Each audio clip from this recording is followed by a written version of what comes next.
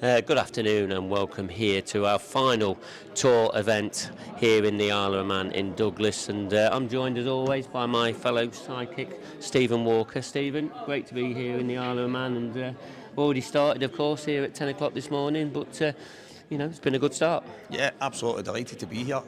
It's one of the big events, the festival as we call it. It's absolutely phenomenal, the buzz around the place. So yeah, it's been 10 o'clock this morning, it's been on the go, it's been non-stop as you can see in the background. So yeah, really enjoying it so far and looking forward to this weekend. And a lot of us, we've been here since like Monday, Tuesday, yeah, that's right. And a lot of the players they arrived Wednesday where we started this festival event. Just talk a little bit about some of the events that went off, because it has been a lot of fun. Yeah, well I think that's the big thing that makes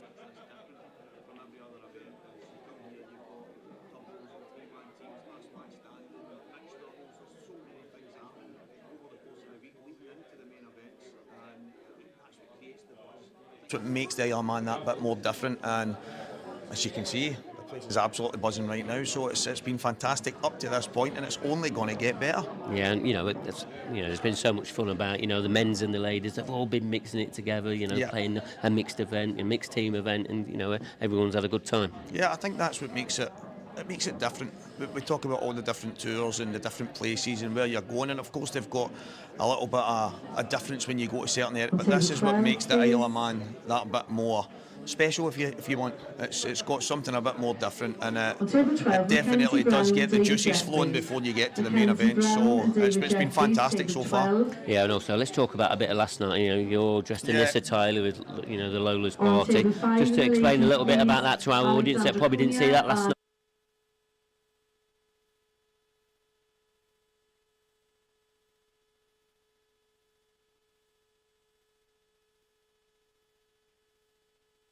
Here, but we ended up breaking a record last night. 91 players. The place was electric. It's like a random draw, one frame type shootout. Loads of tables in play. You get down to the main table. It's the music's playing, the people are dancing and singing, and it's trying to bring a bit of fun into the game of pool, as well as a massive prize at the end of it. And obviously the grand final next year, it's got a £40,000 prize fund, 25 grand to the winner. So it really is ticking a lot of boxes. As I say, it's fun. That's probably the biggest way to describe it, up until it gets to the serious part where Craig Marsh was last year's winner. But it's absolutely fantastic. It's definitely something that has got a big future, I think, in the world of pool, but it needs people to support it, just as these events do. We need the people, we need the players, and it was fantastic. Last night was absolutely electric, and again, it's another thing that sets us up for a brilliant weekend. So yeah, it was good. And let's talk about a little bit of the last tour. It's not too many moons ago, but some of the players that won the titles that weekend. Obviously, we'll start with Mark Boyle. Obviously, with that one, he won the title. Can he go on to win these two titles? Because these are important titles to win this weekend. Yeah. But over the last tour, does it make much difference about who was the winners on the last tour? Yeah, well, Mark, I remember going into the last tour, and we had a bit of a chat where he wasn't, not saying he wasn't feeling himself, but he'd lost that, what he would call the edge. He wasn't really on the practice table. He wasn't giving it as much as he would normally for certain events, and then he comes into it and wins the pro event, and in great fashion. And he said at one point, I think he was it maybe 4-1 down in one of the matches. I don't know if it was the quarterfinals or something. He found himself behind and then found another gear, and all of a sudden he goes on to win the tournament, and in pretty good fashion as well. Again, it was Gav Robinson he beat in the final. Yeah. I think obviously the rankings and stuff, as you mentioned, certain players in certain positions. I don't think these tournaments, some players might come into them and suggest it doesn't matter too much. I'm already in this position, and if I do well, I do well, but I think these mean a lot to all of the players, and especially Mark Boyle. And a little bit about the ladies' elite. Deb's won the double last tour. She's not here for this tour. That just opens it right up, doesn't it? It does. She was absolutely ruthless. She played Tilly Edwards in the elite ladies final, and Tilly had watched her semi-final match where she was fantastic in full flow, really attacking, but Deb just had another gear. And I mean, she's been the dominant force in the elite ladies this year so far, and her not being here, I would imagine that some of the ladies' eyes have lit up, and there's a chance there for somebody else to go and take down a massive title over here. and a lot of ranking points into the bargain. Yeah, and a little bit about the amateur event. It's really important about how these players, accumulate the points this season, at the end of the season now, because they're the places that they're playing for a pro event, or sorry, a pro place or an elite place. Look at like young Gio. He's very clear at the number one spot, but there's so many more places up for grabs. 16 places up for grabs to be the pro. It's all to play for. Well, that's the thing. There's a lot of players that are maybe just on the outside of the 16, even outside of 20, 25. But this event this week, I've spoke to a lot of the players, and there's that thought process that maybe if they can get some kind of run, they can maybe sneak into that 16. There's a few guys that are so far out, they're probably going to take pro status, at least be offered it, and there's a few that will be automatic, but there's still so many places up for grabs, and I think that the extra emphasis on the upscale and the rankings and stuff like that over this weekend, it's absolutely massive. But there is a lot of opportunities, but you need to turn up, you need to play your best stuff, and who knows, there is 16 places up for grabs in the pro status next year. There's a lot to play for. Yeah, and here in the Isle of Man, this is the grand finals. This is where the enhanced points, the enhanced monies, this is what the players come here for, to try and win some of that. We look at these ranking points. They're going to be very important come the world sort of placings. Yeah, well, it's massive. I would be lying if I hadn't had a look at the rankings every now. It's not been my best year on the table, but you have a look at it and think, if I could go and win that, if I could get to semi-finals, I could maybe sneak in. And every single player here that's just on the outside, looking at the top ends of the rankings in the ladies and in the men's, there is a lot to play for. And as you say, the enhanced money, the enhanced ranking points, it is absolutely massive. And again, the Isle of Man's a bit different to the rest. It's a bit special in its own right, but those extra points and the extra money available, it is absolutely massive. And a little bit about this match, obviously we've got Stephen Ellis against Cian. We always spoke about Cian being one of the class of 24. Yeah. We've got Stephen, he's played his part in a lot of that as well, and probably got a fantastic match first in store. Yeah, I think both of them are really attacking. They like to go and try and take the match to their opponents. You won't see too many safeties from these two guys. If there's a chance to go for a finish, they'll go for it. They're very exciting to watch. A fantastic match to have your opening match of this weekend on the pro event. I'm really excited about it. I must admit, these two guys are absolute quality when they're in full flow. Well, thanks very much, Steve. No doubt we'll be catching up, throughout this weekend. Well, we're already now. I'm going to hand you over to the commentary box, and it's Dan Fairway. Thank you, Mark. Yep, good afternoon, everyone, and welcome to Douglas for the IPA Professional Grand Finals. We're here at the Palace Hotel and Casino, as always. A wonderful venue. I'm sure you'll get to see bits and pieces of it as we go through the weekend. And it's time for our first stream match of the weekend. Cian Monaghan there on the left, Stephen Ellis on the right. It's England versus Wales. And looks like everyone's ready in the arena, so we should be getting underway any second now. Tom Goddard, the man in the middle for this one. Just stepping into shot. As I'm joined in the commentary box by Walker the Talker. Fantastic to be up behind the camera again. This is going to be a cracker. Yeah. Yep, so a little word about these two. Cian, not perhaps the youngster he was when I first met him, but still a young man in pool terms, has sort of burst onto the scene. He's had a really good season this season. And Stephen, again, he sort of burst onto the IPA scene a couple of years ago at the Worlds. He had a terrific run. That's right. And, well, I spoke to Steve just before the start of the game, and he said he asked me to be nice to him. I don't think he's feeling full of confidence. He's been playing a lot of, what do they call it, Hable, Chinese 8-ball now. And I think that might have... I think he's thinking that might affect this, but we all know what a talent he is. So it's just about him getting back into the rhythm of the smaller cue ball and the smaller table. Yeah, I think that's exactly the case. He's such a talent in any cue sport. He's fantastic. He's got so much ability. He's very attack-minded, so it'll suit him to just open the balls up and have a go, but he's... I don't think he has to worry too much. That's a bit of a...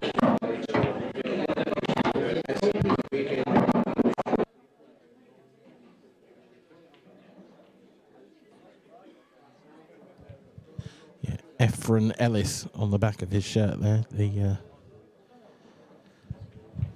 Efren Reyes, of course. That's Steve's hero on the pool table, and many other people's hero on the pool table. I mean, you could probably fill up an entire year's worth of minutes in Efren Reyes highlight stuff. I mean, the guy was just legendary and still is to this day. Yeah, absolutely. And there's worse players to have a hero. Yeah, if you're going to have one as an idol, he's definitely up there, isn't he? I think Stephen's probably doing himself a disservice. Probably the one thing will be getting to grips with the pace. They're playing a bit different. They've obviously had a lot of play this week, which is fantastic. The festival's been unbelievable. But I think that'll be probably one of the big differences when he's playing with the smaller balls, the lighter cue ball and stuff like that. But I think he's a potting machine. Yeah, I think that shot there actually showed it a lot. I think you've just seen a lot of players stun down table from that, and he's topped it through and round the angles, and it's much more of a sort of Chinese 8-ball shot.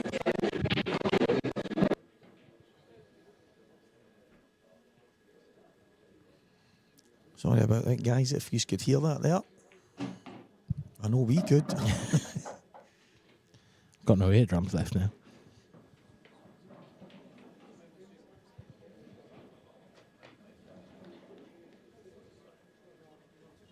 It's not been pinpoint perfect here, but he's in great shape going into these last few balls. Yeah, if he's dead straight on that one to the left centre, he'd love to screw back and finish where he is now, but he doesn't want to risk that, so he's taking this one first. So this is a positional shot that just needs a bit of care. Yeah, I mean, he could come round the back of the black and red and leave the cue ball roughly where it is again, or he could just drop it in and leave it. But he is coming round almost exactly. Lovely shot. Yeah, that's one way to settle down. Nice breaking dish. It was just one of those where you had to judge the pace. Yeah, that's it. And I think that's the big thing for a lot of people. I noticed it in my first match this morning. I was caught out a bit by, I think the tables are just over this week. They're played in a bit more, so you just need to take a bit of time just to get that feel. And Stephen, for me, is one of the best potters in the game. And if he can get a feel of the table, he's a danger to anyone he plays. Yeah, does not miss many. That's Stephen Ellis. This is, of course, the first round of the professional event. We've got plenty of pool for you coming up this weekend. 3 events in the ladies, 3 events in the men's. What happened to the purple table? Ah, well, that'll be to do with the deal we now have with Supreme, won't it? I did like the purple table, though. I'm with AJ there. Yeah, I mean, that had a bit of snazziness to it. It did, yeah. I mean, you look to stand out from the crowd and be different. But I have to say, the deal with Supreme, these tables that we're using, are definitely a step in the right direction. And if what I'm hearing is true, there is a brand new version of these tables that we will be using next year. It's an interesting one.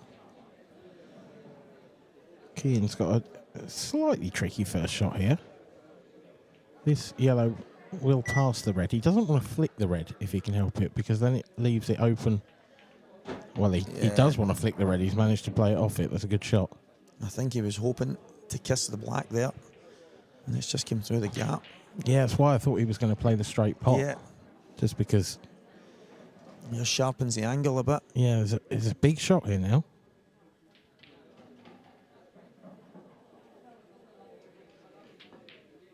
Yeah, and that was tight.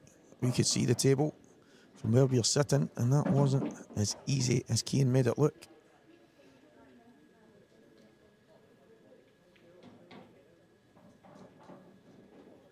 One more good shot here required, I think, and then the clearance really should be on.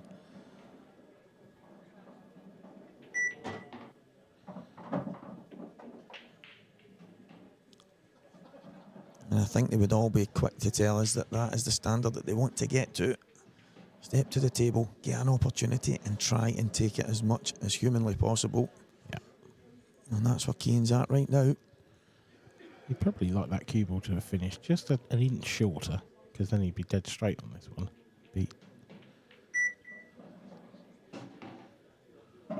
Now he's just... I mean, there's no problems here at all, but... He's just got to be careful not to finish sort of betwixt and between on the next shot. Yeah. You don't want to be going away from from what will be the last yellow. Yeah, I think if he could, he would push through here, maybe a few inches, leave himself the right side, but it is awkward. He's doing the right thing here because they look easy, but he's taking his extension to work it out.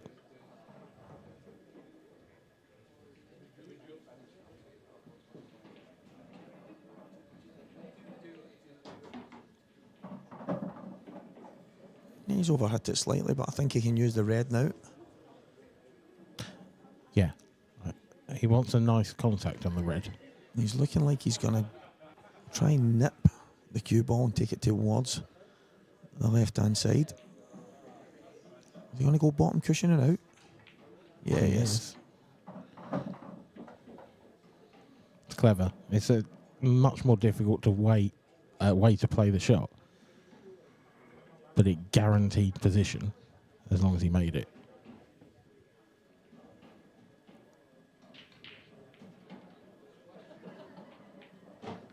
Yeah, he's taking these well.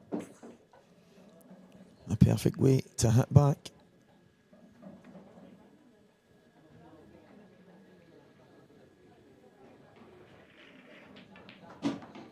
Very accomplished start from both players. Kean Monaghan levels the scores at 1 frame apiece.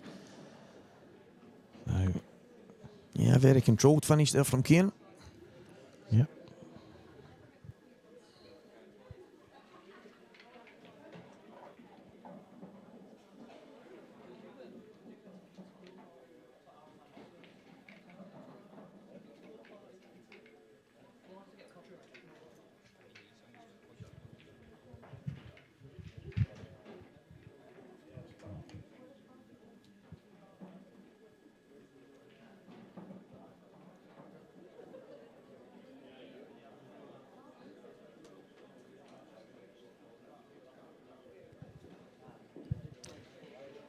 Question from the audience there, Steve. From AJ. Who would you say has the best break in pool apart from Mark Boyle? Gareth Hibbett. I mean, that is a very unequivocal answer. That is straight in there. Yeah, I mean, I've actually said this a few times when doing the commentary. When I was doing the breaking disc challenge things, they run them like a tour now online, and you go and do the 50 breaks and stuff, and I have never seen anything like it. Gareth Hibbett's break is just unbelievable, and I've noticed it even more doing the commentary, getting to watch him a lot. His break is just an absolute weapon. Yep. So for me, there's obviously a lot of really good breaks in the game, but it just stands out for me. Hard to disagree with that, to be honest. It's a really boring answer, but yeah, I think I'm going to go with it. I think I'll give an honourable mention, though, to Ben Davis. Yeah. Ben's is quite... It doesn't even look as if he's hitting them. No. It's like a lazy swing, and the balls just seem to explode. He's almost standing up straight when he hits it. Yeah, I think his is one that I've tried to copy. And actually, when I've tried to copy the way he does it, it's quite hard to keep the cue ball on the table. So that's there's the thing. a lot more technique than it looks. Yep. That's the thing. I was doing that very similar to Mark Boyle's. Every time I was trying to hit it as hard as he does, I was having to walk between tables to get the cue ball back because it was travelling through the hall. Now, Kean Monaghan in a spot of bother here. Is he on this red next to the 8 ball? Yeah, you can still see he it. is. Yeah, the overhead clearly shows that he is, and that has not come out. Left himself the angle as well. But he's digging a real big hole here. I wonder if he can cross double it. The double kiss has got to be very careful.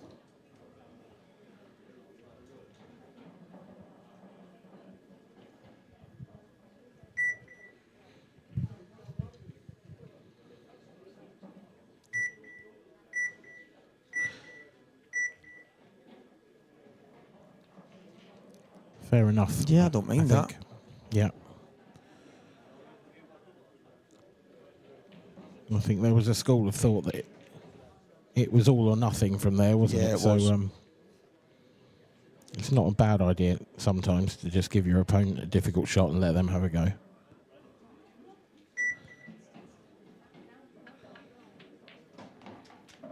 However, Yeah, and that is a stunning shot. I just think that's one of his biggest strengths, is his ability to find a pot from anywhere. And although it was on, he played it controlled. He didn't just go down and try and slam it in. He knew exactly what he was playing. And yeah, I was going to say the pot was difficult enough queuing off the rail, full length of the table, but the position as well.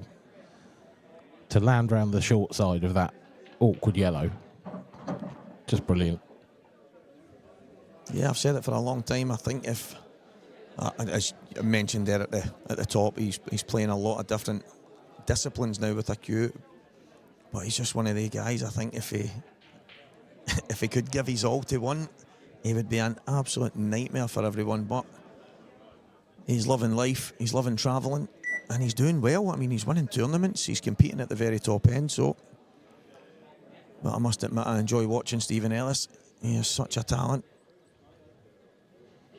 Yeah, he really did raise eyebrows a couple of years ago at the World Championships. There's obviously a few who'd known him. He's not, new to the Cuesports scene by any stretch of the imagination, but he was new at the time to the IPA.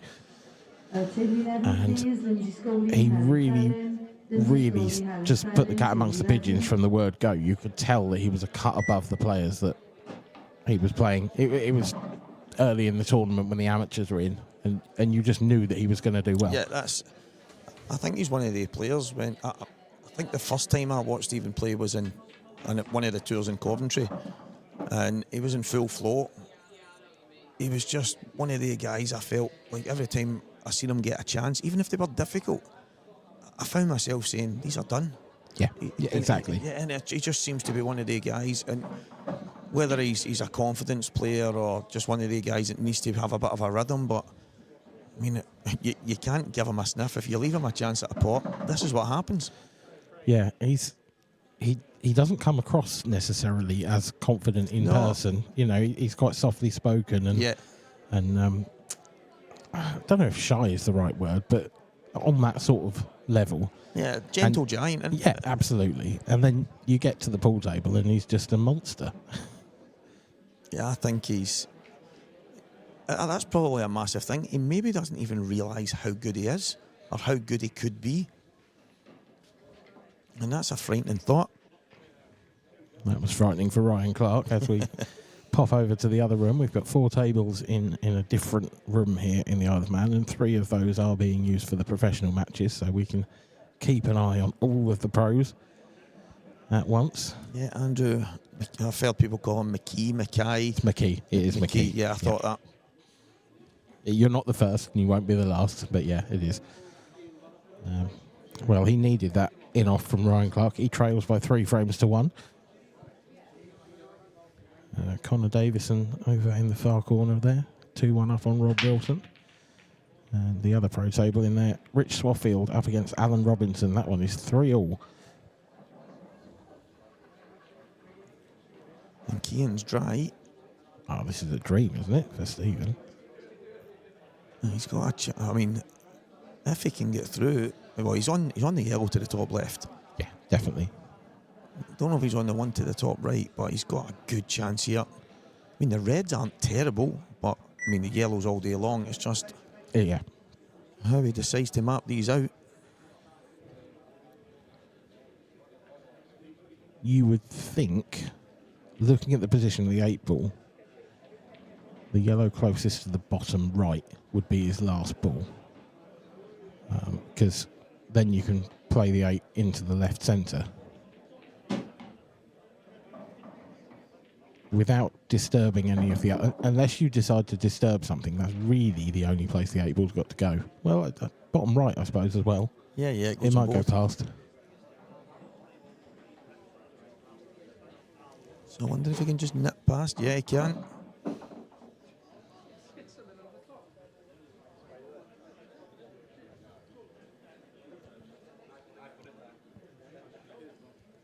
I think there was a small creature of sorts on the table. Maybe the cue ball rolled over it, I don't know, but I was going to say, you can't call Kean that.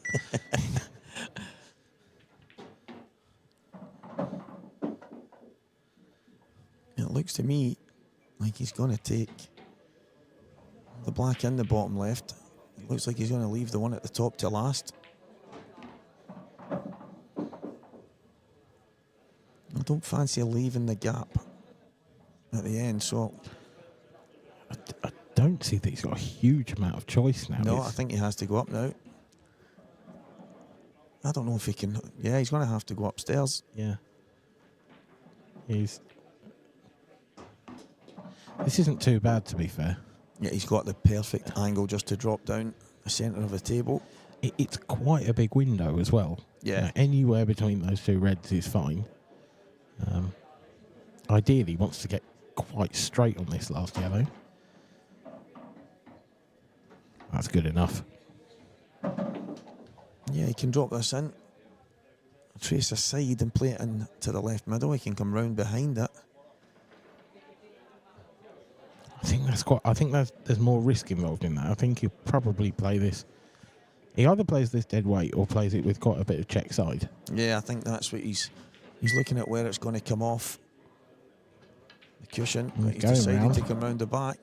Oh, look at that. That is perfection. Yeah, fantastic. He is a man possessed right now. Yeah, he's on a mission, isn't he? This is phenomenal stuff from Steve Ellis. Kean can't lay a glove on him because, well, he can't get to the table. It's such an important part of the game, the break. And if you give guys of Stephen's ability chances, he's obviously had two himself. Kean's broken dry, but he just doesn't look like he's going to miss. Good black there from Andrew. Yeah, that brings him right back into the game. Ryan Clark still leads that one, but only by the odd frame in 5. It's 3-2 in that one. Swaffy and Alan Robinson over in the far corner. They are really locked in at 3-all. It looks like quite an awkward frame there. And Connor Davison at the table on table 2 as well. And he's gone for an outrageous double there. And I tell you what an unbelievable shot that is. That was some double, and he's got a long black, but we'll find out how that goes on the scores in a moment. That was, what a shot. Yeah, that was unbelievable. Fantastic stuff. I've played Connor in a couple of more local tournaments, and I have to say, he is a shot maker. He's got a way about him. He knows how good he is. Yeah. I wouldn't call it arrogance, but it's on that line between confidence and arrogance. He's got a bit of a swagger, but yeah, he's not exactly overdoing it. He's a talent. He's a top talent as well. Now, this is an interesting table for Stephen Ellis to come to. You'd think he's got to go reds here, which he has. Oh, what a shot. So this is still open. It is. That is. And these yellows. Yeah. Wow, what a shot. That's so clever. Because the problem always was the yellow in front of the 8-ball, no matter which colour set you went. Yeah, that is absolutely unbelievable. He's not only opened the table up, he's given himself a fantastic chance from one of the shots that we're likely to see of this day. Oh, what's he done here? Well, he's all And right. he's okay. That was the one thing I mentioned earlier. Just the pace. Will the pace catch him here and there? And it did there, but I don't think he can get through to the top of those two that are close together into the centre. He'd love to have been able to take that now. So there's work to do here yet. He's used all the pocket there. He's not in any kind of position here. yeah, I thought he might play that. Maybe a bit more soft, try and get on, maybe playing the same yellow at the top, into the top right corner as well, but... Yeah, I'm not entirely sure what he was playing because he caught it so much thicker than he wanted to as well. Yeah, never went in clean, so... yeah, he's tried to hold the cue ball there, try and miss the reds, and in doing so, he's like keying back to the table, but I mean, there's nothing easy here. I mean, that first shot was so good, but then that second shot was so careless. Yeah. He had a huge area to land in. Question now then for Kean. Well, I was going to say, how do you approach the red next to the 8 ball, but he's probably not unhappy with that. Yeah, I mean, that could have been worse. I think Stephen's still got a chance here. He's not afraid of a big shot, and that red is right in the heart of the pocket. He's going to double this over the middle. Yeah, I thought that might go in. That's going to... It's in. It's in. Keane was already on his feet heading to the table there. But the thing is, I don't think it's done him any favours here. No, I mean, can he go off cushion first into the 2 yellows? Maybe it goes in the middle. I think he's going to play the yellow onto the other yellow and try and somehow come up with some kind of double. Yeah, what he's done. No, nothing doing that time. Stephen Garfit, the draw is on Cuesport. If you go into Cuesport IPA pool, you will find the draw for all the events that's currently happening with the men's and ladies events here.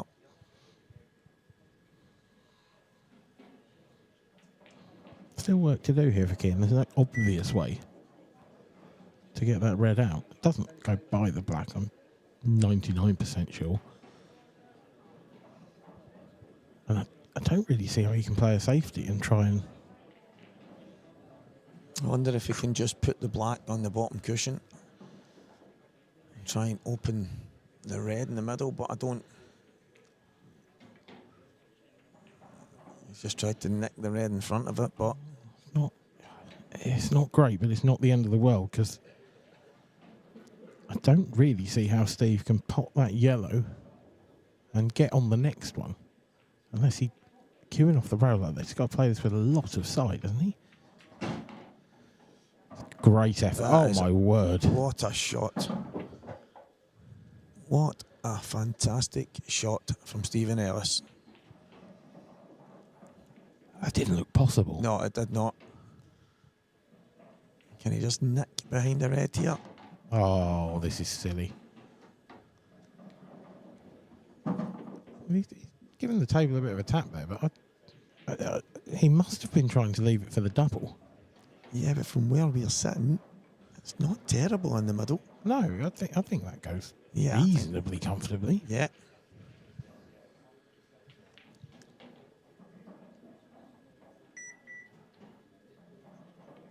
Yeah, he's got it. Yeah, fantastic stuff, Stephen Ellis. I think Kean can rightly feel a little bit sickened by that one. Because although Steve made a couple of mistakes in that, but he sort of got away with them. He never really left Kean. The first shot again. That was a great shot. That was absolute world class. And then this is quality as well. Yeah, he controlled that fantastically well. And I mean, I know he made a mistake at one point, but that 4-ball finish, it's as good as you're going to see. The 3 yellows and the black, that's just absolutely first class. He's definitely someone who's feeling it. Yeah, it was actually the shot before the one we saw on the replay. Yeah, the one at the top left. Yeah. I mean, you said he's going to have to play it with so much. I didn't think that he could come that side. Yeah, exactly. It looked to me as if it was too thin. He's maybe going to have to play it hard, maybe kick something here. It's here. Here we go.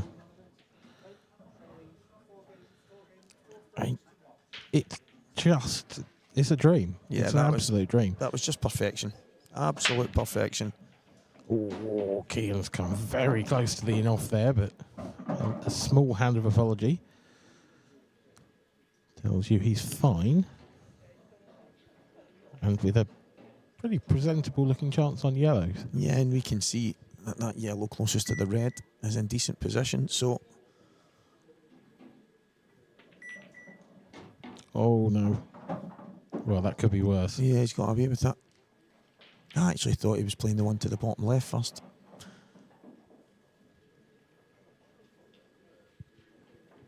It was a risk to play into that yellow, and it's a risk that's come off. Yeah, it's okay.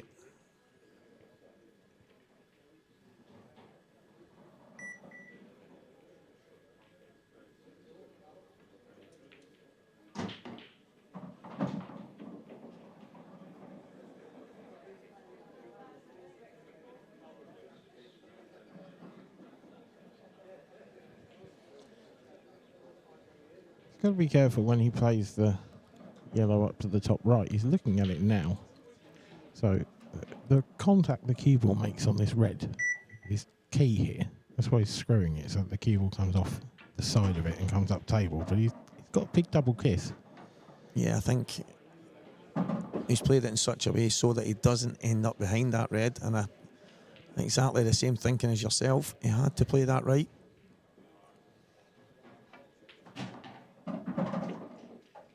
Oh, this is still awkward.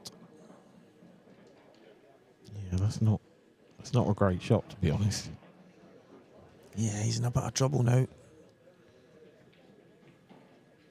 I don't know if he can cut this in and check it up so that the cue ball comes back into the red and yellow. Might be his best bet. Well, he's cut it thinner than that, and that is a great effort, and it leaves him a chance. He's actually played it even better. To catch it so, maybe playing ball was coming towards the red. And just checked it too much, but I think to make sure of the pot. Big shot this. Nailed. Yeah, first class key in Monaghan.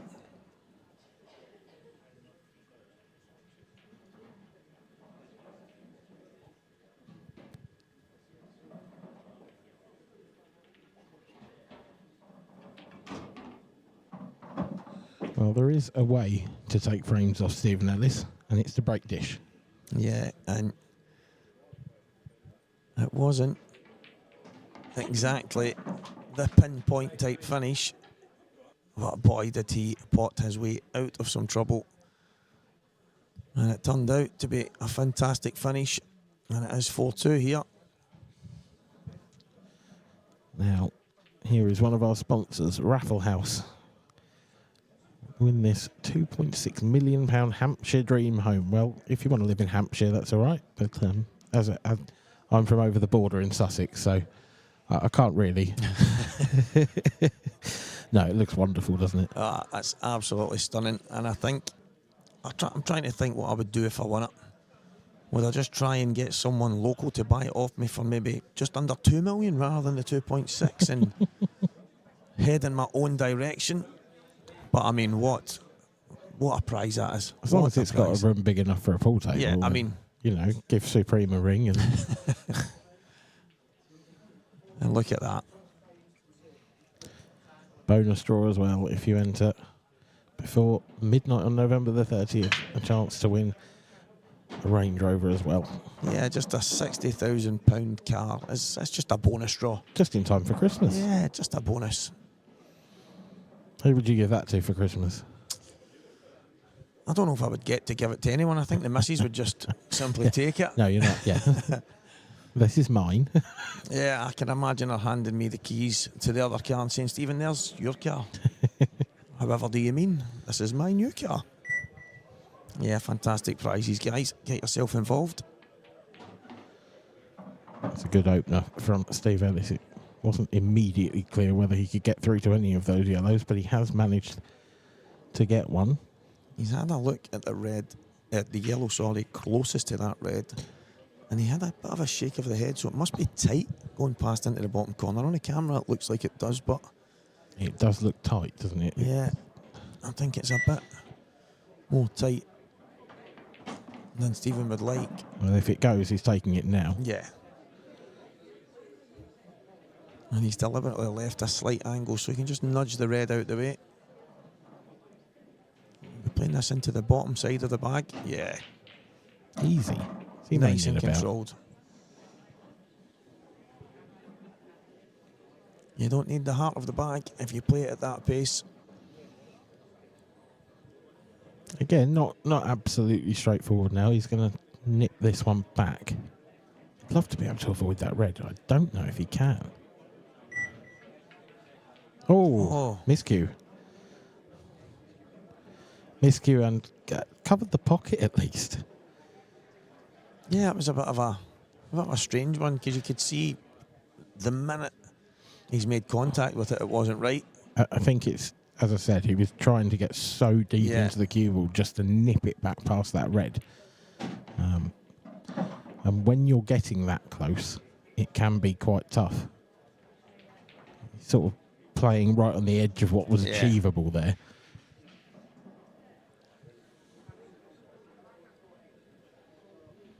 Keane's got a big problem with that red. He's looking at the double. It looks really tight past the 8 ball. Yeah, I think it is.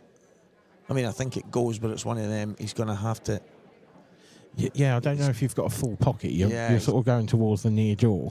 He's going to have to absolutely nail it perfect. The pace is going to be pivotal. And he has to leave himself on one of the top 2 reds at the same time. So, yeah, position's not easy either. Yeah, not the easiest double he's ever going to play. So he's going to have to play this quite soft because you can't really punch this round. Or if you do, you are bringing into play the possibility of ending up behind the black and the 2 yellows in the middle of the table. It looks like he's playing this with pace. Does. Oh, and he did, and he absolutely nailed it. Is it going to slow up? It's almost too good. He's hard done by there. That was a fantastic shot from Keane. I think he's just about all right. I think he can just drift this in and hold.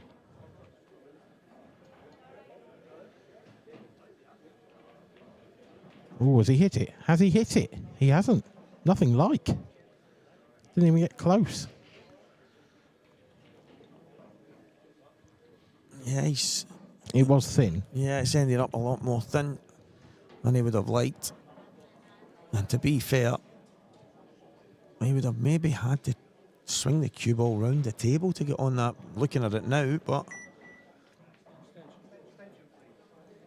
it's maybe one of the, like Stephen just played, when he's taking it in off a certain part of the pocket just to widen your angle, and I think that was in the heart of the pocket there with Keane, so he's played it a lot more thin. Maybe could have.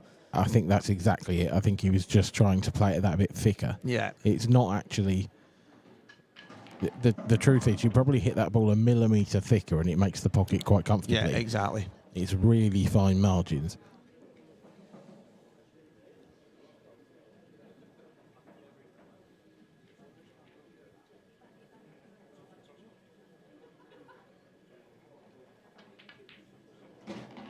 And just a nice angle now. It's a let-off, though. That's what it is for Stephen Ellis. This game, assuming he gets these, would have taken on a very different complexion at 4-3 than it will at 5-2. I mean, Keane was in a lot of trouble. He's played a fantastic double to get round the table. The pace he's played at as well, as you said, that was not easy. And he's been a bit unfortunate. Stephen, he's not going to mess about when you give him another opportunity, so. Where's he going here? Where is he going here? Wow. Well, that is careless. That is commentator's curse at its best. Wow.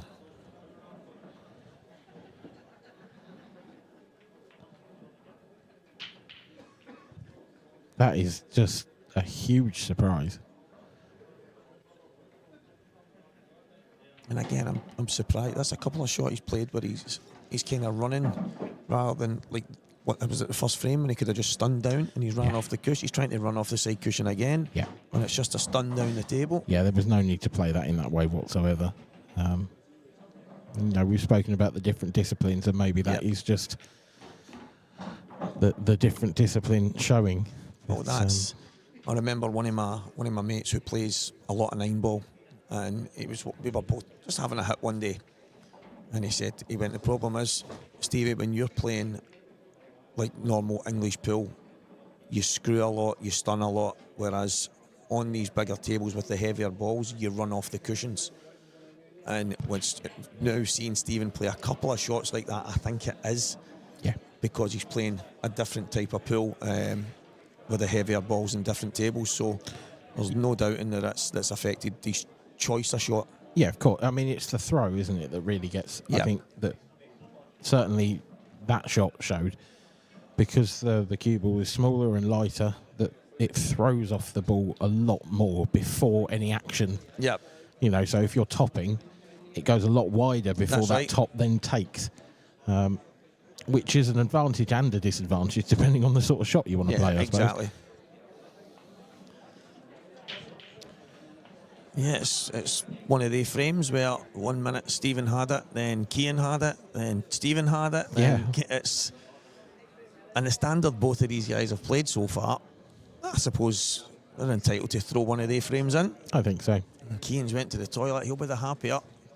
He will. Said what a difference it would have made. Yeah, despite being behind in the match, he will be a lot happier. Oh yeah. Right 4-3 when it was looking down the barrel of 5-2. 4 games underway in the professional ranks, and we are looking at 3 of them. Andrew McKee, closest to the table now. He still trails Ryan Clark, and now by 4 frames to 2, and it looks very much like that's going to be 5 frames to 2 because he's missed that yellow in the centre.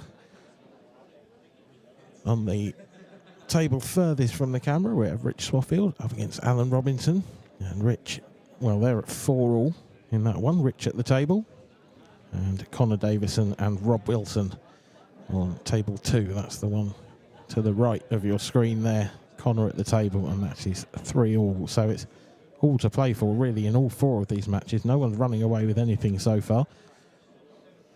Yeah, some really tight games in the pro ranks right now.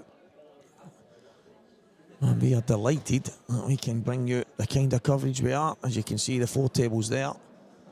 And the camera every now and again in the main hall as well, showing all the matches that are on. There's such a buzz around this arena right now. And you see some ladies' matches on as well just now.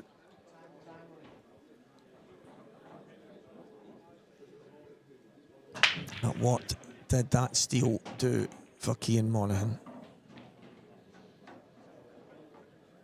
Well, this is not a bad opportunity, but it's not absolutely made. Going to be reds. Doesn't really have a starter yellow, you would think. I suppose he could drop that one in the centre, but I think the key to this frame is going to be the red and yellow that are together near the 8 ball, or near the spot, rather, I should say, near the black spot. Yeah, I wonder if the red goes into the right middle. I reckon it does, and I reckon it goes in now. I don't think he has to move the other red either. So that does make life a lot easier.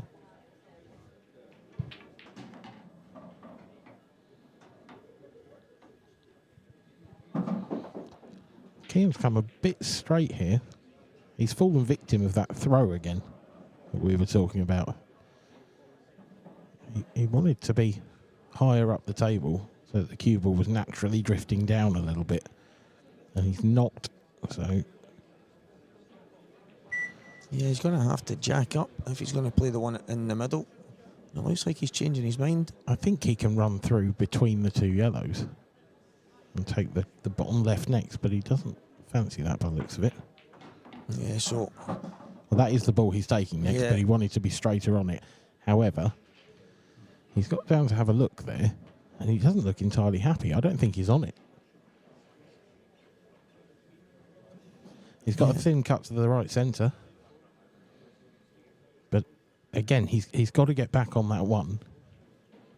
Down to the left. Now, can he play this? Play this with some side. Bit of swerve. Nailed it. How's it come out? That's pretty good. It looks like he's on this red.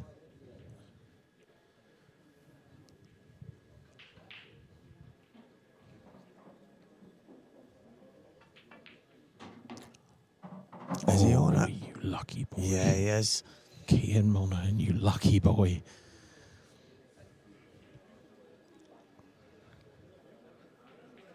He is on this.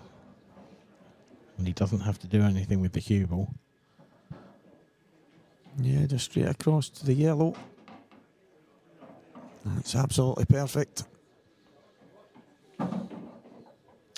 There's a wry smile on the face of Stephen Ellis right now, as Cian Monaghan levels the scores. Yeah, he had an obvious route that he had mapped out, but he ended up with a bit more work to do. And he got over the line, and it just shows you how massive the previous frame was. He was looking at 5-2 behind. It's now 4-all here. Yeah, I mean, just that's it. That's exactly it. A few minutes ago, Stephen Ellis will have been walking around the table thinking, right, this is 5-2. And the next time he comes to the table, it's going to be 4-all.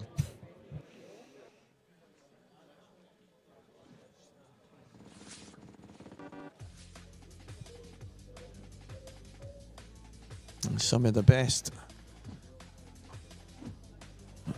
material stuff that we're getting in the world of pool right now on board Sportswear. Invest in your performance. I quite like that. Yep, absolutely. And most of the... It is an investment as well, Yeah. buying one of their shirts, actually. It really is. It is so much more comfortable to play in than pretty much anything else I've tried. Oh, wow. And these are dry. It's like someone's flipped a switch. It's just so incredible how often stuff like this happens. And as you say, Stephen's not done a whole lot wrong. A big mistake in that frame, yeah, it happens. But the swing in the match that's happened from there, and it's just amazing how often it does happen. And unfortunately for Stephen Ellis, it's given Cian a bit of a shot in the arm. He is starting to play really, really solid stuff. It's not nailed on this finish. Yeah, he's played that gap fantastically well. I think if he drops through for the one over the top pocket, he can swing round the back of the red at the left-hand side. And I think that'll be his plan. Does it go to the centre? I don't know if it's a full pocket to the right centre, that red. He's got a kick, I think. Has he just not played it proper? I'm not sure. I think he thinks he's... Well, I was going to say I think he thinks he's got a kick, but having said that, you'd have the cue ball cleared, exactly. wouldn't you? So perhaps he just thinks he's hit a bad shot. He's having to go about this a bit different now. Chris Brown, Thomas Pamplou. Chris Brown, Thomas Pamplou, table 13. The problem now is because of that shot, he's now had to clear a few more of these reds. Yeah. It's now absolutely pivotal that he gets on that red that we're talking about in the top half of the table. I don't know if he's looking at playing a double-typed plant. He had a look at the red off the cushion there, or is he going to run into it from here? Can he run into it? I was going to say, I think he might be looking at topping through into it.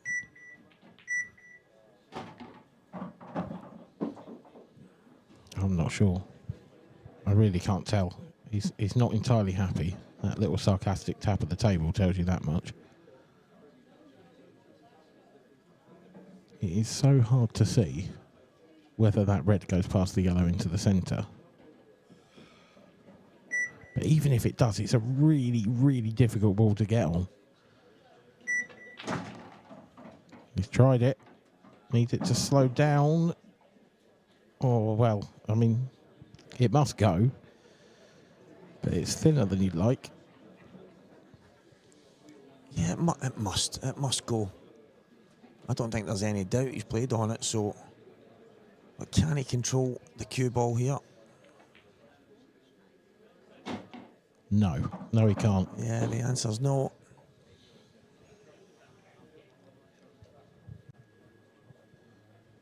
Well, attentional pockets a little bit. I mean, he's going to try and play this off the bottom cushion, you would think, and then try and pot the red in the centre.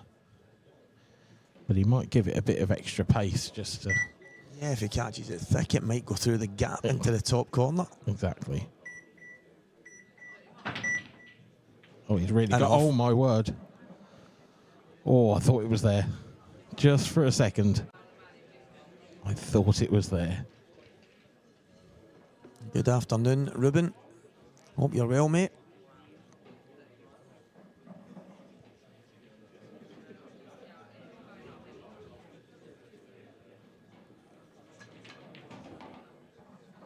No, the thing is, we know that red did go. I'm surprised he didn't play on it a bit more early rather than leaving it when it became a problem. I think he had every intention of playing on it earlier, but he played that shot where we weren't sure if he got a kick or not, and I think that was what killed it. Because all of a sudden, he then felt like he couldn't get the angle to get round on it without clearing those other two first. Yeah, I think when he's played the one to the bottom right corner, I think he's got a chance then, and he's still got the red kind of closer to the right middle. He's played in the left middle. He's dropped that in with 1 second to go. But I think if he leaves that there, it gives him options on the last two reds. But it was tough. He started to run out of time. He started to lose the cue ball. And I'm not trying to cuss him, but I don't expect Stephen to make any mistakes here.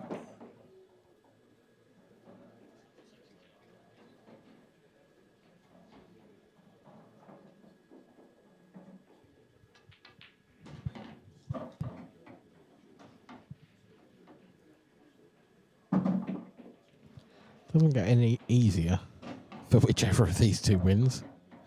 Just had a quick look at the draw, and whoever wins this faces Mark Boyle in the second round. Nice and easy then. Yeah, absolutely.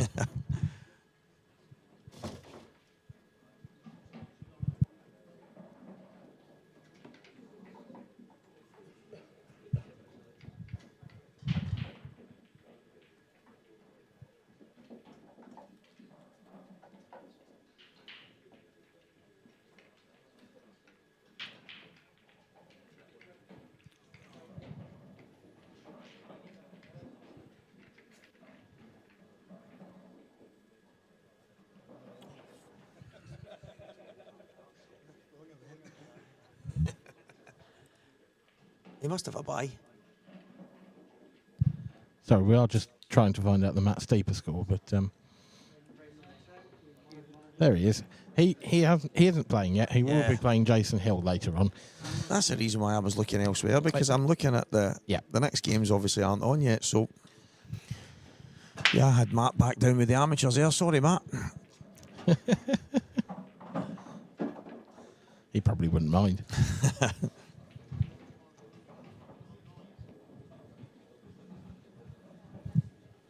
Now, this is one of the messier tables we've seen in this game. But there is an opportunity on reds. This isn't a great first shot from Kian, although he's left himself... This isn't the angle he wanted, but it's the angle he's got, and he'll take it. He can run into the back of those reds and yellow. Unfortunately, he's moved the one he didn't need to move. Yeah, again, he's had a tiny trace of left-hand side on that there. And I think playing ball was coming towards the yellow and red, but a slight reaction. As I say, the tables are played in a bit more this week, so they are coming off a little bit different to what they normally would. Oh, what's this? Trying to cut that? I think he was trying to Just sneak a safety. down. Yeah, trying to sneak down inside the two reds at the bottom left. It's not bad. He's not really left anything nice. Whatever Stephen does from here, he's hampered. Yeah, the black is well and truly covered up as well, so I think you've got to take the yellow closest to the baulk line, try and cut that back. If you don't get it, you might get the pocket. At least you're causing a bit of a problem for Kian. And if you play it at the right pace, I don't think you're going to leave Kian a pot on. Oh, can you get through to the one in the middle? You can. yeah, he's played a bit of a billiard. Trying to bring the yellow across for an opportunity, maybe a couple of shots down the line where he can open the black up. But Well, that's kind of what I was saying about the other shot, in that if you leave the cue ball on the right of the table at the moment, it does leave Kean no shot. yeah, that's a decent shot from Kean. There's a big target in the top left-hand side of the table, but can he just go one cushion? I mean, I think you can go one with a lot of left-hand side, and then if you don't get the one cushion, you might get the two cushion. That's what he's done. I'll take that. Yeah, it's not a bad result. Ali McCoist in the commentary box again. Cheers, Brummy.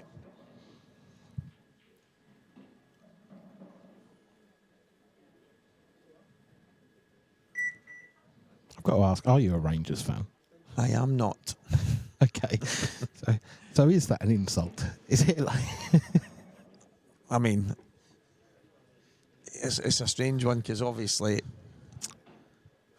Ali's a big Rangers man, and he's got a huge history at Rangers, and I mean, in the older days, he maybe pushed a few buttons that weren't, but he seems to be a bit more honest and down the line these days. I've been called worse, put it that way. But I can't imagine you celebrated too many of his goals. That's what I'm... exactly.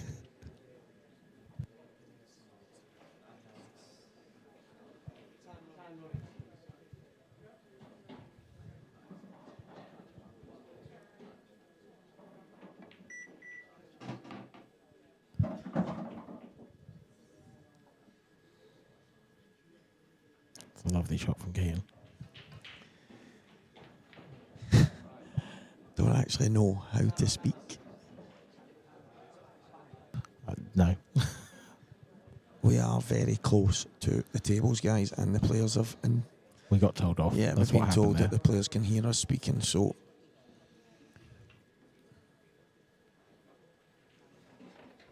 It's not going to be easy throughout today unless we can get everyone in the venue to talk a lot louder than they maybe are. Maybe turn some music up loud.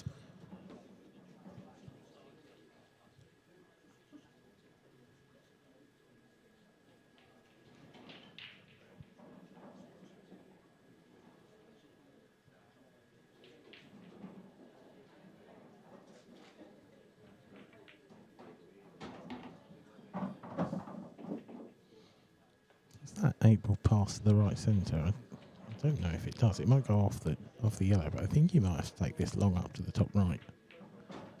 That's what he's played. He's overdone that fraction.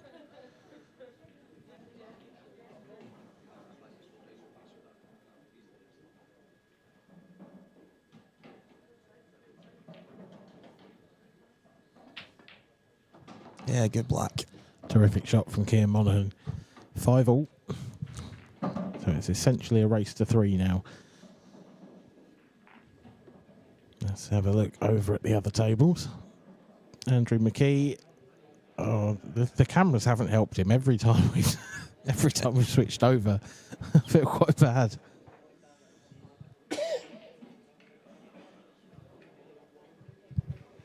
Rich Warfield has raced away with that one against Alan Robinson. That was 4-all last time we looked. 7-4 up now, Rich. And at the table. Yeah, Lee Shepherd and Evan Parry-Williams have started as well. Yeah, they're in there too. We've got 5 pro games on at once. Might be a record. Yeah, it's all go. 0-0, Lee Shepherd, Evan Parry-Williams, and not to forget Rob Wilson and Connor Davison as well over on the right-hand side of the screen. Rob Wilson at the table, but he trails Connor Davison by 5 frames to 3. Johnny Flanagan. Johnny, if you want the draw, it's all on Cuescore. If you want to know who is on the TV table, it's on the IPA Facebook page, and it's got a list of all the players and matches that are on throughout the day on the stream.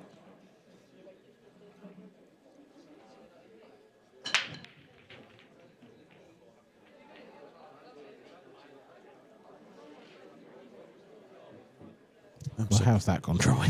That's incredible.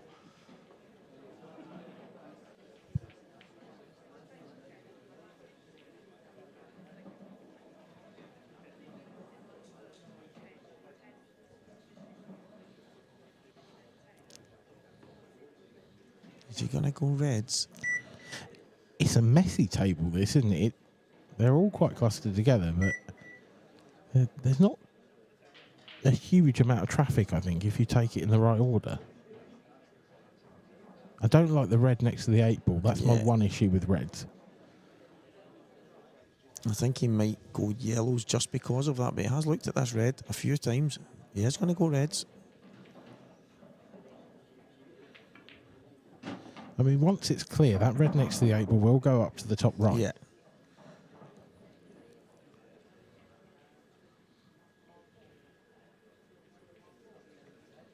A carbon copy of the previous shot now, basically. He might decide to leave it to last, the one closest to the 8 ball. Yeah, I think that might be the shot. Because if you can leave the bottom of the red second last, then that's your ball to get on that. Then you don't have to disturb anything. And if you don't have to disturb anything, I think most players would prefer not to.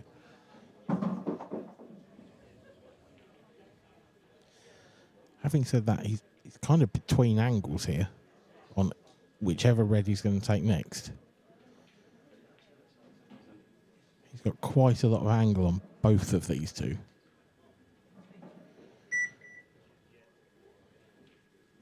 Yeah, he needs to hurry up, yeah.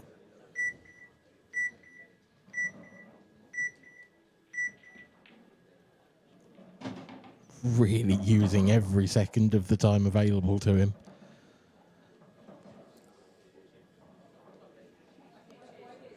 That was borderline for Kane. He's very lucky there.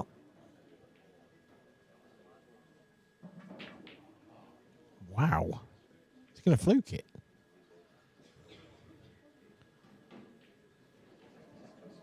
What's he done there? It's almost like a miscue. Yeah, it came off dead straight. It was about 8 inches from the pocket, so... He got closer to the cocked hat. Yeah, exactly.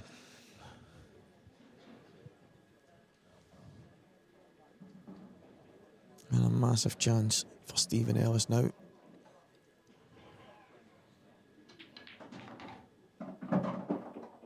Ooh. No, that's no good at all. He's on absolutely nothing, is he? I think he might just have to hide the cue ball here. I think he can play off the one on the side rail. Can he get through the gap? We can. Oh, that's fortunate. Very, very fortunate. He still hasn't got this back yet, though. Yeah, he's still kind of chasing the cue ball a bit. Oh, is he going to play the safety? That's really risky for me, this safety. It's tough. I think it's just a touch far away from the cushion. It's not easy to play this. You can make yourself look really silly here if you get this wrong. This has got to be so pinpoint. Yeah, and it's not. Oh, you say that? He's left Keane on the bottom red, and maybe the one through to the middle. If he's through to the middle, then yeah. Oh, he's on it. He likes it. Yeah, it's a massive mistake. I don't think it was on. Yeah, I think it was just too far away to control it. I can see the logic. To be fair, it's easy to say, but it is. As a player, I don't know how you feel about it, but personally, I hate going down to a failed safety shot.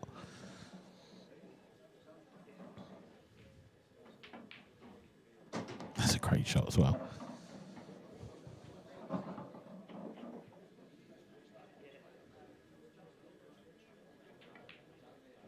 Yeah, brilliant from Keane. But it's a chance, you feel. He's been fortunate to get. Uncharacteristic mistake from Stephen.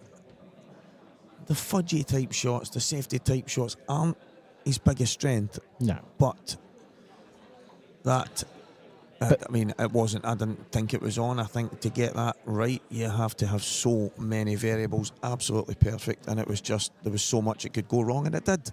Yeah. When you travel to the Isle of Man with us, the action starts the moment you step on board. Get fueled up, arrive fresh, and raring to go. We take you there.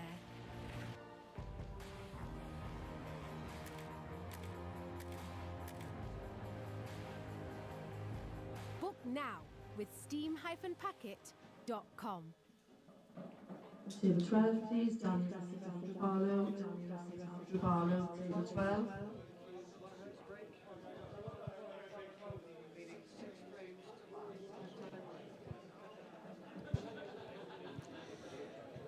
Massive break for Keir Monaghan. Has pulled himself back from the brink in this match.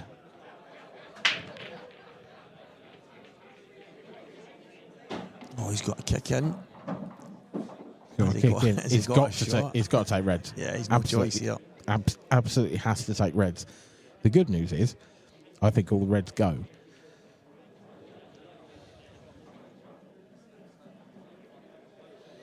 A bit of a buzz in the arena right now. If they keep that up, maybe we can talk. Shh.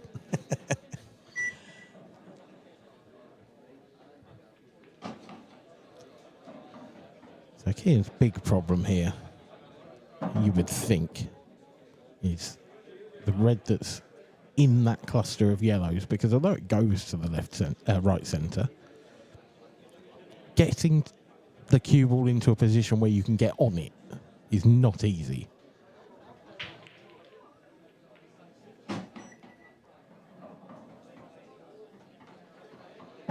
Like, really not easy. Yeah, I mean, he's tried to drop on it right now.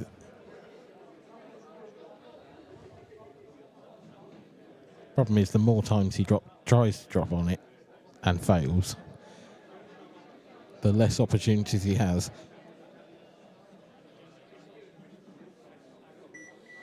I think he's got to throw all of his eggs into one basket here.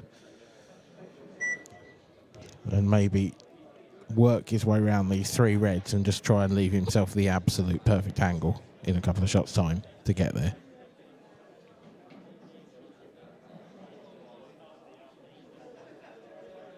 He might decide. Oh, he's done that again. Oh, and he's fouled. It's even worse. I mean, he's staring at his tip. Yeah, something's not right. That's a couple of times it's coming off in a totally different direction. It's bizarre, isn't it? Yeah. I mean, because it doesn't look like a miscue. No, it's. Has he not lined up? I seen him pointing. He's speaking to someone out in the arena, and he's pointing up to his tip. I think there's a problem with Keane's tip. So.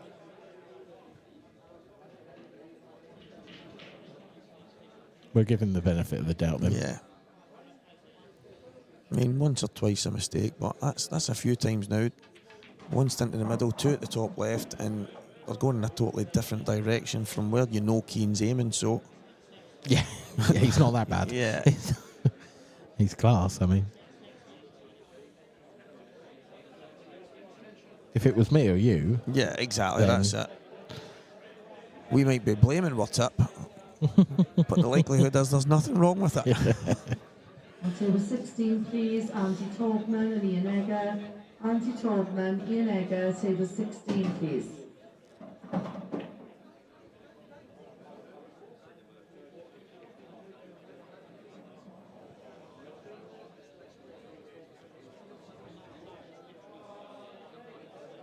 Was always going to be a tough escape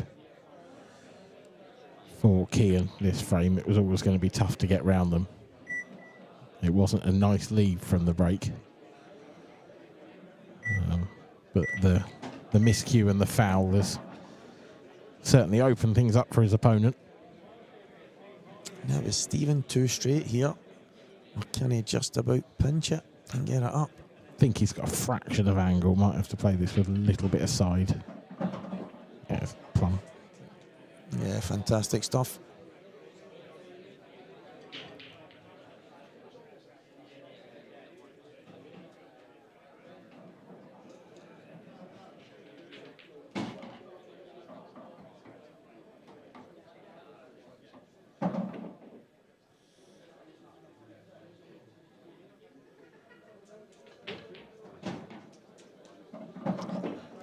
Six all. Time for a best of 3. As Stephen just takes a small trip out of the arena. So we'll have a look and see what's going on out there in the main table. When you travel to the Isle of Man with us, the action starts the moment you step on board. Get fueled up, arrive fresh and raring to go. We take you there.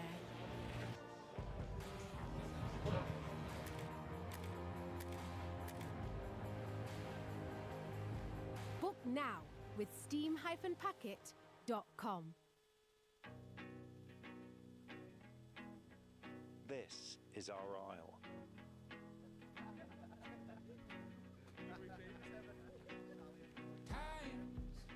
I'll rise.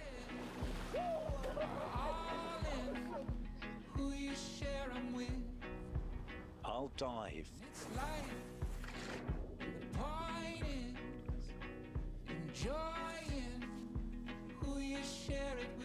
I'll breathe. I'll dream. I'll glide. I'll climb.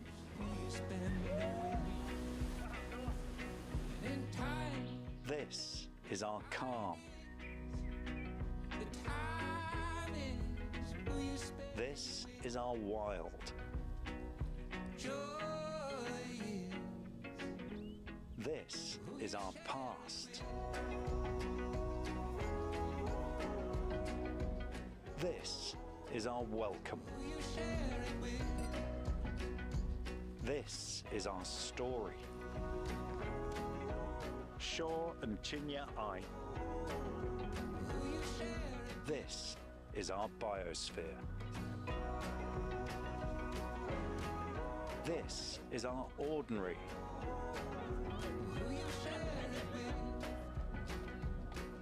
And this is your extraordinary isle.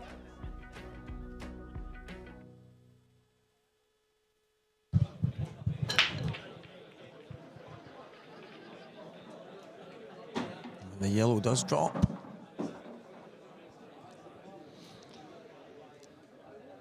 Does the yellow to the top left go? That's...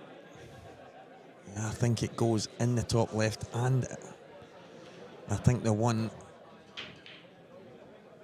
closest to the red in the middle of the table as well, I think that goes into the middle. So I think he'll pop that in the top left and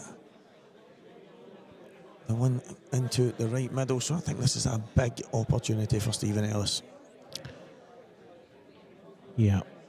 So assuming he's going to work his way down table, then I suppose the key is leaving yourself the right angle on what's going to be the second last yellow, because where that red is almost just in front of it, you kind of need to be that side for the angle to sort of punch across. So you don't have a huge window of opportunity there. This is the key shot. So actually, the line he's on now is probably plumb.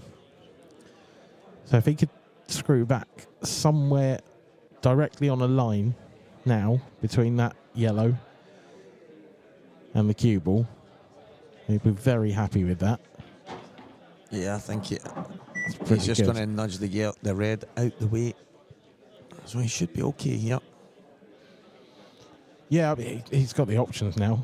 The way this has turned out, he can either run into it or he can just stun past it. I think the fact that he's digging down, stunning past it is the shot. perfect. That is absolutely perfect. Now he can run into that red.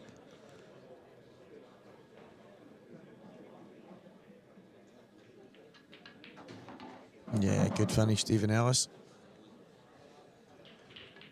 And what a time to do it. 7-6 up in a race to 8.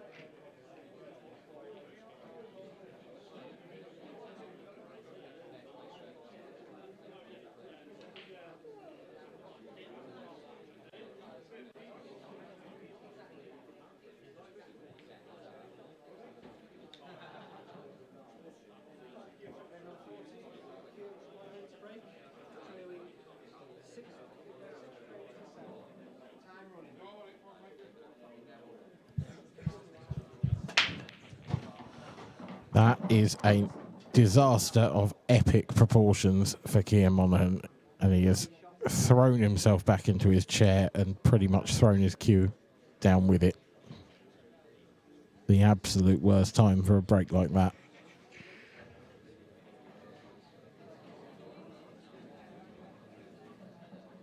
Stephen Ellis, 1 frame away, has got a free shot here, and if he can make it count, then you really would expect game over.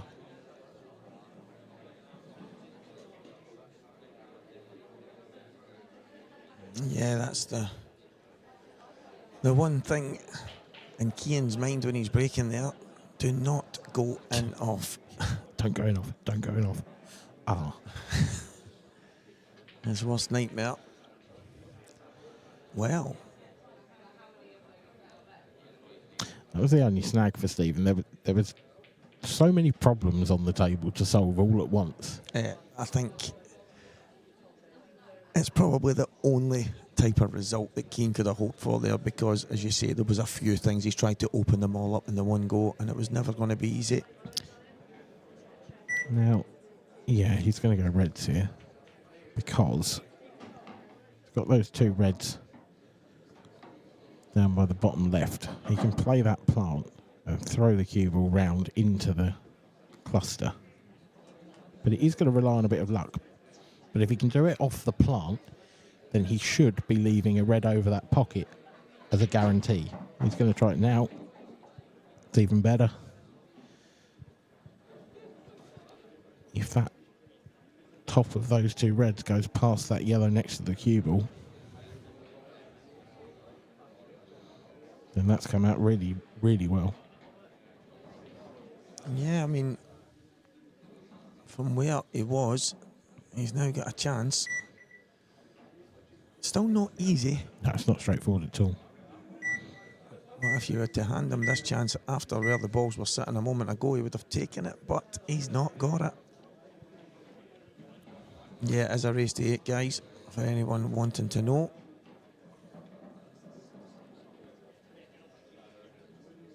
Well, the alternative for Keane was he was beat. So, Yeah, Kean will take this. yeah. Kean will be very, very happy to be at the table. His face doesn't tell that story, but he will.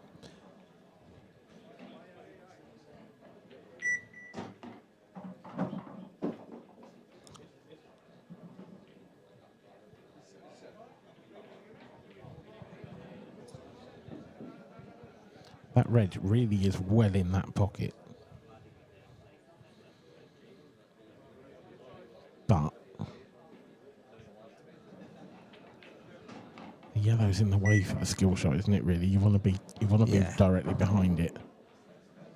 But I mean, what else do you do? How else do you solve that problem? Is he maybe going to play a double inside the 2 reds? Does it go? I'm not sure. I just seen him having a point with the cue there. It made me think that's maybe on his mind, but again, That looks super tight. The two yellows in the bottom of the table, I wonder if he can land on the top of those, up to the top left, and then play the skill shot. He's got the right angle to do that now. He's looking at your double. Yeah. Is it a big pocket? Is it one of those? It's hard to tell how far away that red is from the cushion.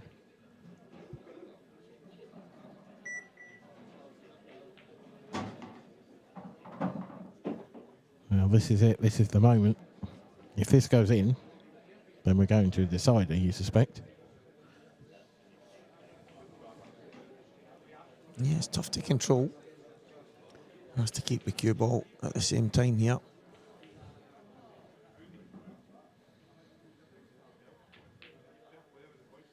No, that's not got it. That's disaster, actually.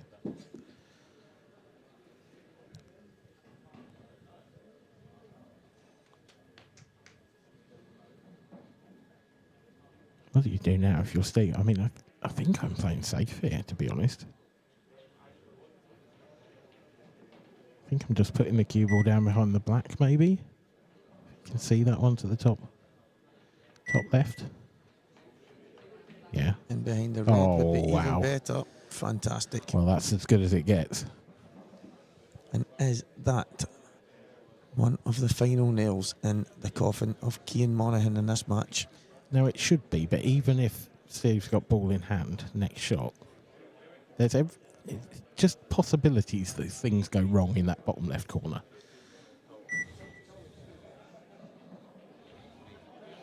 Everything's so close together and so clustered that if you played something there and got a little double kiss...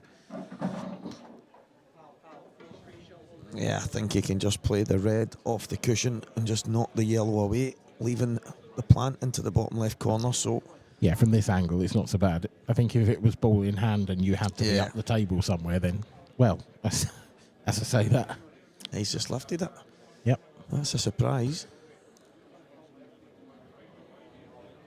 I'm genuinely surprised by that. Is he coming off the back of this and moving the yellow out? Looks like he's playing the same shot, almost the same shot, but yeah. Why would you not play that from there? It's worked out right. But you're spot on. He was in a better position to play 100%. £10 stake available at the top table. £10 stake of 500 cash to the winner. Thank you.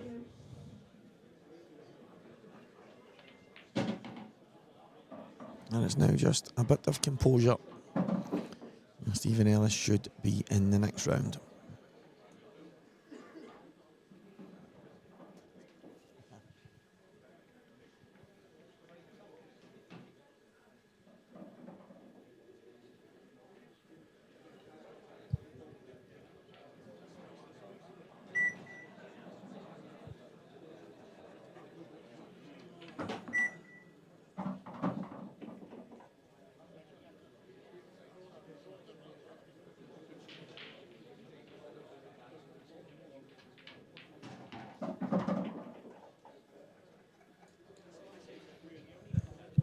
Going to be a bit of distance on this last 8 ball, I think. Yeah, it's a bit more awkward than I think he would have liked, but he can maybe go 2 cushions just inside the yellow. But yeah, but then you bring into play the possibly ending up behind it and clipping it. You don't want to really dig into it because then you bring the in-off into play. yeah, he's took his medicine. Yeah. This for the win. And there's the 2 guys who are going to be leading the IPA in the future. Paul Corrigan and Santa. The Mitchell brothers. You can tell them which one's which. I'm not that brave. Fantastic stuff, Stephen Ellis. Well done. A massive congratulations. That was by no means easy. No, it's a tough match for both players, and both players acquitted themselves really well at times. I think Cian might have something to say about potentially his equipment. Yeah. Because if there's something wrong with that tip, it definitely cost him potentially a frame or 2. And that could have made all the difference. Yeah, so I mean, He's had 3 massive, call them miscues. It's tough to tell what happened. We've seen him messing about with his cue, with some of his equipment, but it was one of the matches. He got off to a flyer, big finishes, some great shots, some of the lightweight and chase, but I think in the end, Stephen was probably a worthy winner. Yeah. I would agree with that. So we'll just give it a second, and then I think Steve Walker is making his way. I say making his way, it's literally 5 feet away. Over to Stephen Ellis for an interview. So that'll be with you shortly. And then after that, we'll be back for the next match. And we'll see you shortly.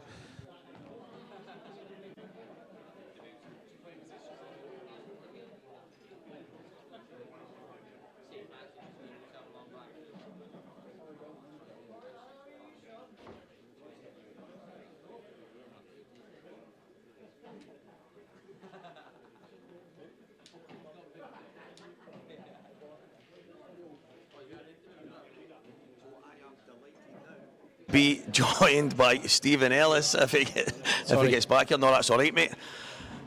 Tough game to start with, but you seem to get there in the end. You got off to a flyer in the very beginning, but then a few mistakes here and there. But how did you feel? I felt pretty good, yeah. Every game's a tough game on the pro circuit. You know, you ain't going to get an easy game. And Kian is he's such a good young talent with so much potential and a lot to prove. And well, you know, obviously he's proved so much, but he knows he can compete with anyone in the world. And I beat him 7-0 last time we played, and I think that hurt him a bit. And so he was coming out to get me today, I think. And I didn't have great expectations, so I just tried to relax, and it got me off to a good start. I think if I'd have put pressure on myself before the match with expectations, then I may have had a bit more of a rocky start. But yeah, it helped me relax a bit, I think. Well, that's it. You've not been playing a lot of this game over the last while, and I was speaking to some of the guys beforehand, and they were saying to me, we knew you were on first, and they were saying, well, he's actually feeling a bit apprehensive because he's not been playing as much. But you got off to a flyer, you took a couple of good finishes, maybe lost the cue ball a bit, but that's probably to be expected. But every time you had a chance, you looked so composed. No, I didn't feel it inside, I'll be honest with you, but no, I appreciate you saying that. And yeah, fair play to the IPA taking a chance on me on the stream first at the moment. So I appreciate that. I think I'm not, obviously next year's future has been uncertain for me, so you know, I appreciate Bron putting me on here as well, you know, because it could be one of my last times on the stream, but we'll wait and see. But yeah, I felt good. Where you say my white ball, you know, I played a big match with Craig Marsh last week. 49, best of 49, so that really helped me actually get a feel for the game, because the first half of the match I was clueless, and now I don't feel like I can compete, but I feel like I know what I'm doing a little bit more than I was last week. But the shot where I went in off, to most pool players, yeah, that's so obvious. You think, what on earth are you doing just going straight in off? And because it's a huge swing, 5-2 or 4-3, it's monumental in the match. And for me, because I'm used to a heavier white at the moment, I really thought he wasn't going anywhere near the middle. But because the ball is so much lighter and smaller, I thought, you know, in hindsight, if I'm questioning it, I should have just stunned it anyway. But I did question it. And the conclusion I come to is if I put top on it, it's still going nowhere near the pocket. Yeah. So it was a great surprise to me, and that was a huge swing in the match, because, you know, you could literally see the fire light up in his belly, because up until that point, I think he was thinking, because the way I was playing, he might have been thinking, what have I got to do to beat this guy? Yeah, exactly. And I went in off, and all of a sudden it's 4-3, and you could literally see his eyes, he just come alive, and he showed it on the table then, and I really had to dig deep from there. Yeah, that was massive. We were actually speaking about it in commentary, about the difference with the weight of the ball, thinking maybe just a stun down. Obviously you're trying to run off the side, and then, but you could see that I didn't want to lose the white on the stun as well, but, you know, I could have just stunned it up for the black, but I'm thinking I need to stun off the cush and back up, because I'd completely lose the white. So I thought to keep the white under control, kind of just roll it in and come off the cush, but yeah, it just shows how far off I am. All of a sudden it's 4 each. Yeah. Well, that was my next shot from 5-2. my next shot was at 4-all. I'm breaking off, and yeah, huge. Yeah, but you've dug in. As I say, you got off to a right good start. Cian as well, you were kind of firing back and forth, but then it got a few scrappy moments. You just seemed to get the better of them, and then I think in the end, we were speaking about it on commentary, everybody watching, you just seem to have that little bit more. I don't know if Cian had a few miscues. I don't know if you've seen him messing around with his tip, but it just felt over the piece. You just had that bit more, and you're talking about not. You might be on the stream by the end of this event. Who's to say you can't win it? Yeah, cheers, no, I appreciate that. I think I've got more confidence in me at the minute, but we'll work on mine. But I'm getting there. And yeah, Cian mentioned at the end of the match, I think, about his tip. I think he was a bit upset with his tip. I had a miscue myself. My tip's a little bit smaller, my cue at the moment, and it's causing problems. But I think obviously Cian had some, bad miscues. So hopefully he can sort that out and not dent his confidence going into the Open, because he's such a good kid. I love Cian to bits. So I think I'm right in saying you play Mark Boyle next. Is that right? I have not got a clue. I'm sure Dan pointed out the winner of this plays Mark Boyle. I could be wrong, but I'm sure he said the winner of this does. But if it is, massive good luck in your next match, Stephen, and congratulations, mate. Thank you very much. Cheers. Take care. On table 11. Thank you. Sorry, ladies.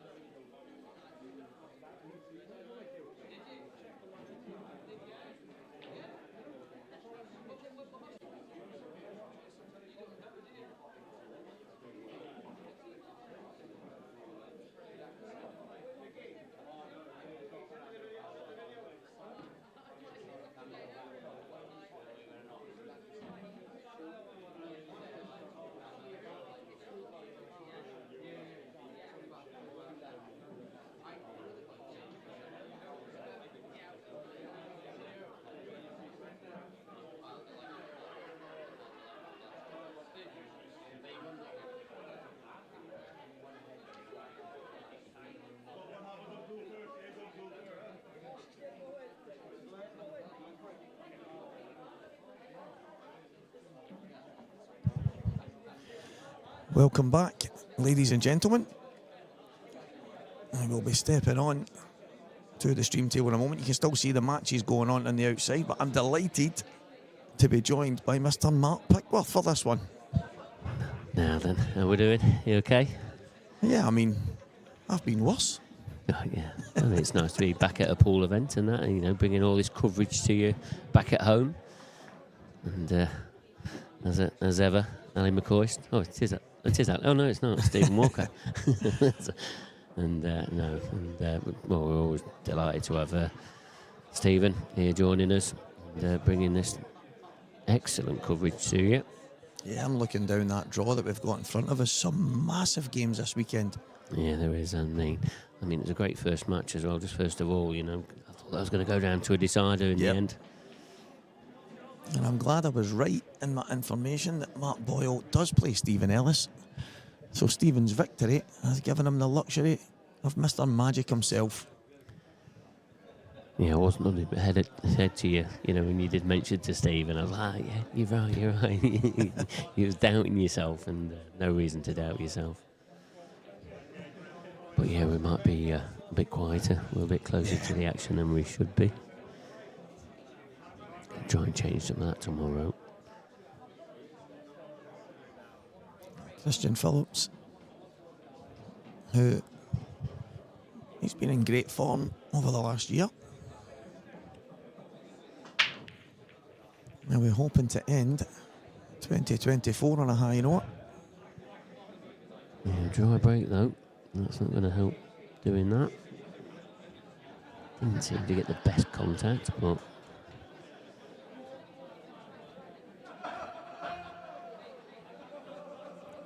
a little bit of a tricky table here for Darren.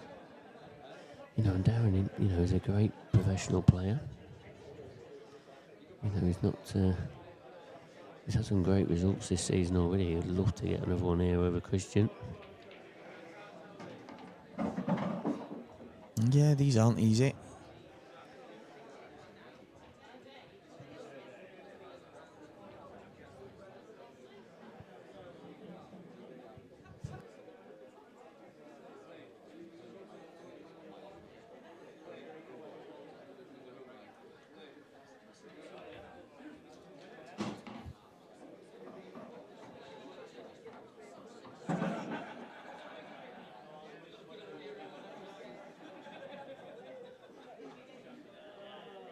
Yeah, it's not going to be easy to get the yellows here. So you're looking at some kind of plant where he cuts the yellow into the middle and then opens everything up at the same time. Yeah, needs quite a bit going from here. I've seen players with quite a bit of pace. Tried to play it at a controlled pace. Didn't ever see that coming out, playing it at that controlled pace, but had to make sure the pot keeps him at the table. He's going to have to get into that problem area probably in this next shot. He maybe play a double right now. And obviously the one in the bottom left-hand corner, depending on how straight that is, will depend on whether he can just draw that back. I'm not sure. It's hard to see the angle from here. Looks like that's a shot though.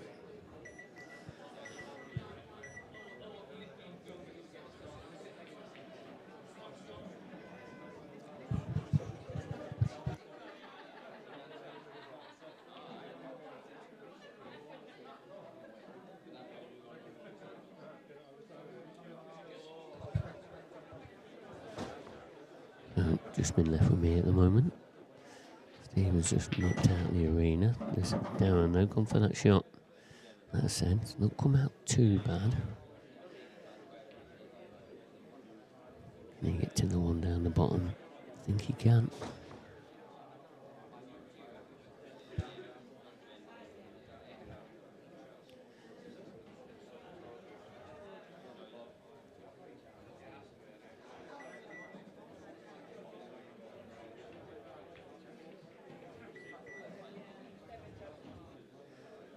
Just missed it near knuckle.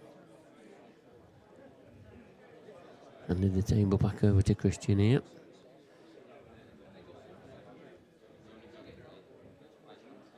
Just the red on the left hand side. That looks the problem area.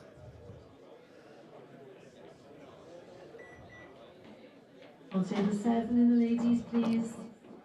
Rachel Sherrett and Audrey Darcy Fryer. Rachel Sherrett, Audrey Darcy Fryer, table 7. On table 5, Nessie Smithson-Paul and Tara Johnston. Nessie Smithson-Paul and Tara Johnston, table 5.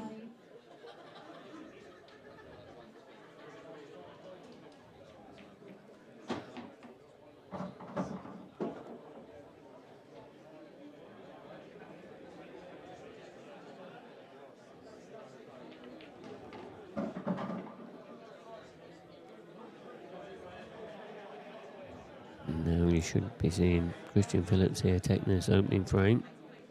Results on table 6, please. No reason he shouldn't be taking these out. Want to be on the cushion.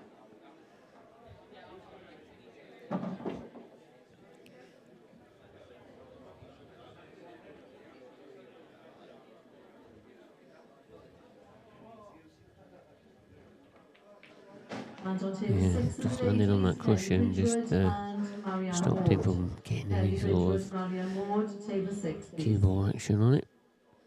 Any action on the cue ball. Taking it long, big pocket. Good enough. Opening frame now then.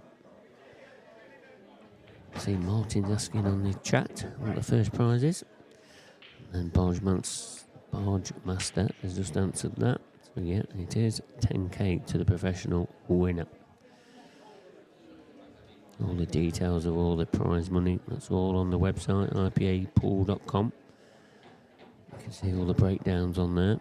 Remember, this is the grand finals.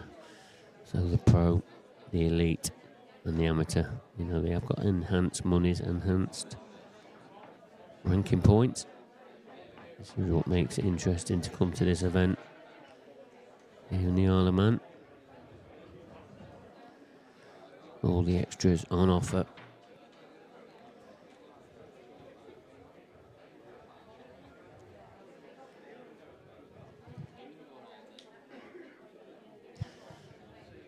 So, frame number 2.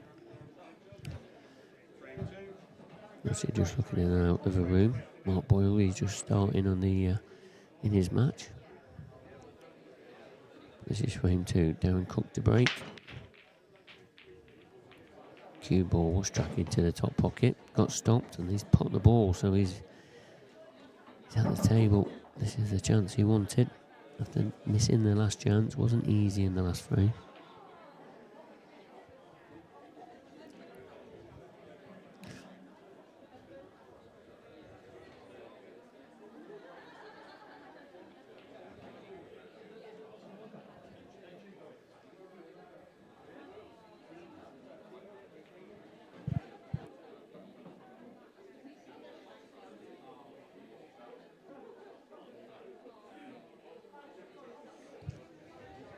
Obviously, a lot of matches going off in the outer tables.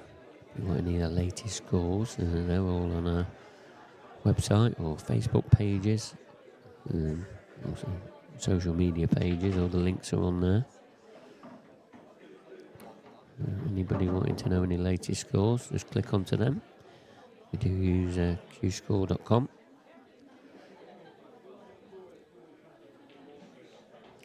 We'll try and keep you up with a few of them that are going off, mainly in this professional event. You know, this is our focus for today and tomorrow. Also, there'll be the Ladies Elite final here on this TV table tomorrow.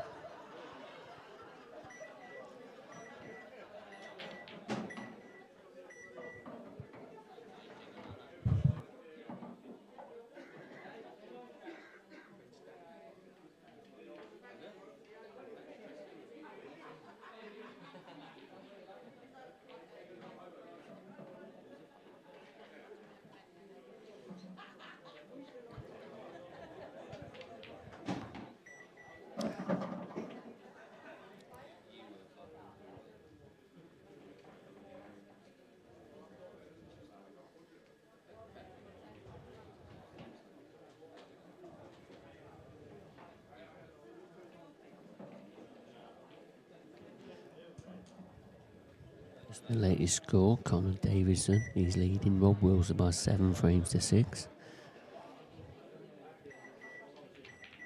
I think it was 7-4 up in that match, and Rob Lee's had a little comeback there, putting a bit of pressure on.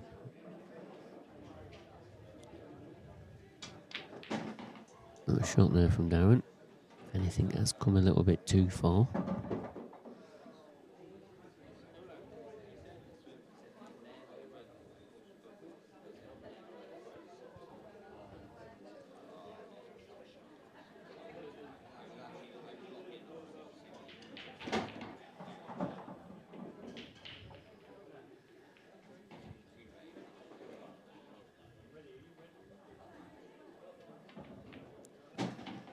Yeah, been a good clearance this one, Darren.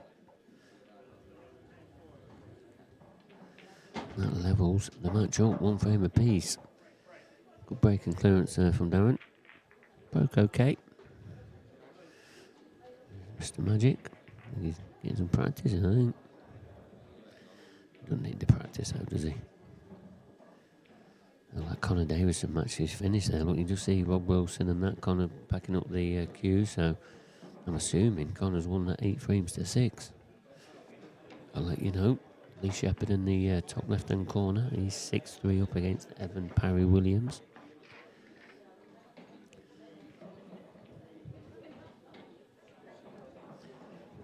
Some of the games going off there in the back tables.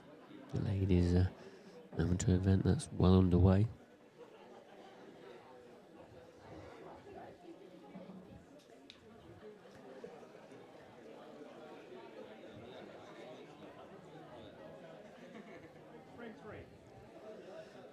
Never look at the Christian break.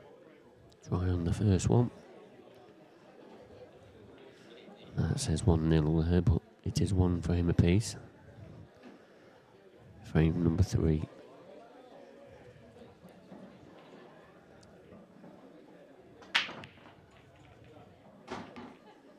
It's a better break there from Christian.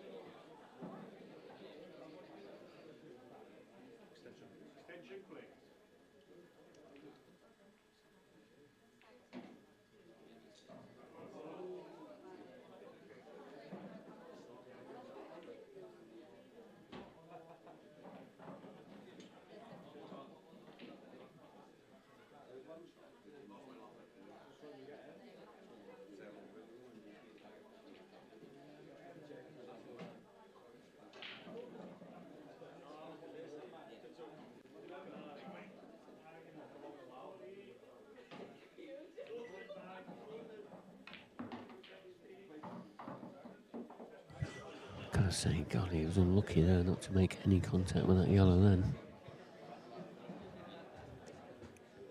Really need to open that pocket up. Yeah, the reds were a bit more trickier. Especially with that corner blocked off. The question is now, is how does he clear that pocket?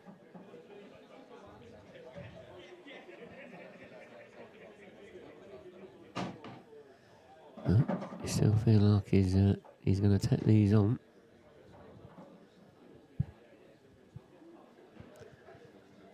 Key shot.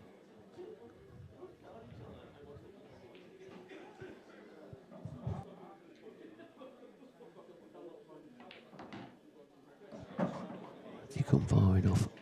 I'm sure he has.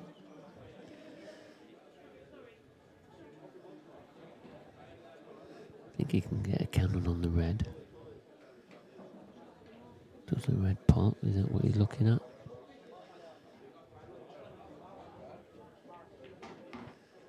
This must go. Christian obviously thinks there's a bit more room than we can see.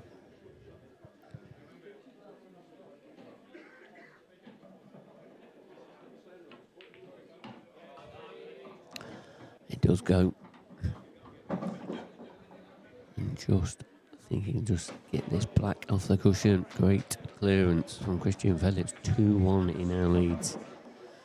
Yeah, that was a tricky old shot. Just trying to come off the jaw and the ball in the cushion. Here's one of our partners, Raffle House. Gotta say, not a bad place to win, is it? If you wanted to live there.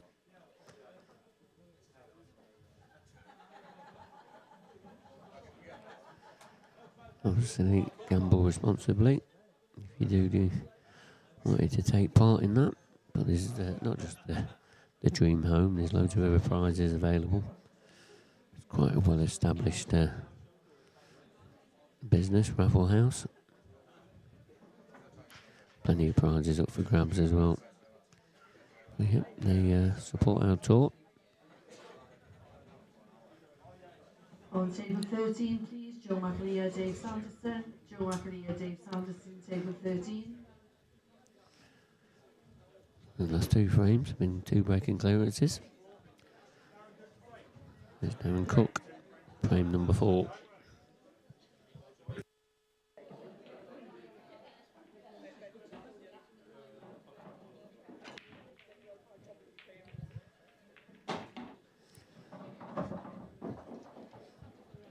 He's putting the ball again off the break.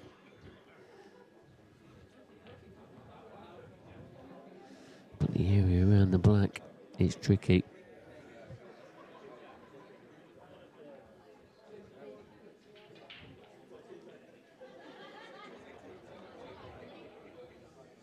He's probably going to have an opportunity to clear that area. As in, you know, with that yellow over that middle pocket as well. It's all about the angle now.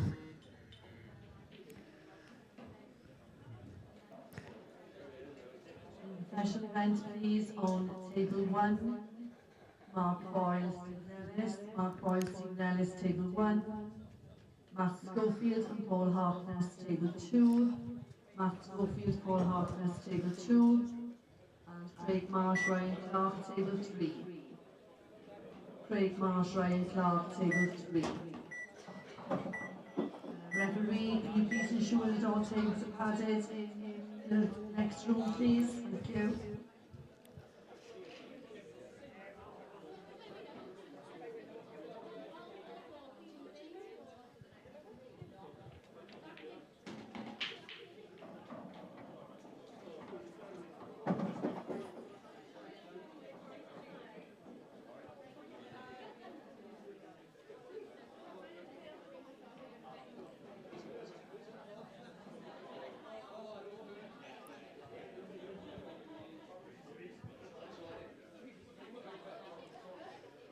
Yeah, so he's got his yellows out here, but it's not ideal on this one that he's going to cut back. But look where the black is. So him just covering that pocket probably might help him out a bit.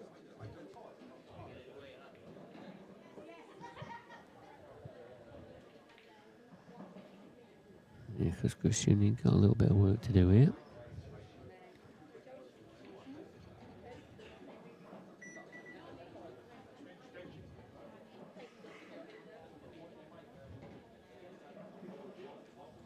On table 10, please, Michael Howe, Wayne Fryer. Michael Howe, Wayne Fryer, table 10. On table 9, Owain Ellis and Dave Stratford. Owain Ellis, Dave Stratford, table 9. Table 8, Corey Williams, Aaron Thompson. Corey Williams, Aaron Thompson, table 8.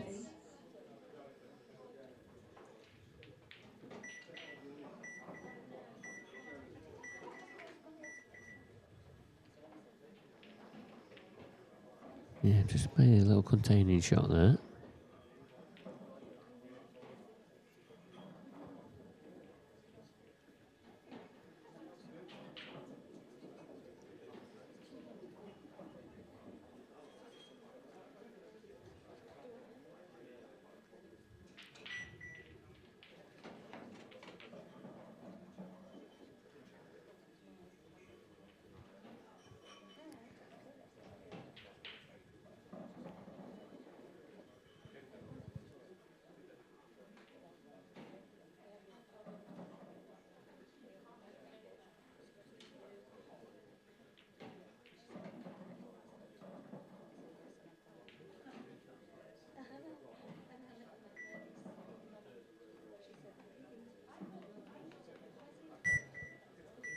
Yeah, so it was Connor Davison that beating Rob Wilson.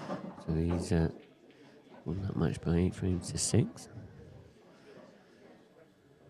Stephen Ellis, who you saw here last week, beats Keane Monaghan. He's playing now against Mark Boyle.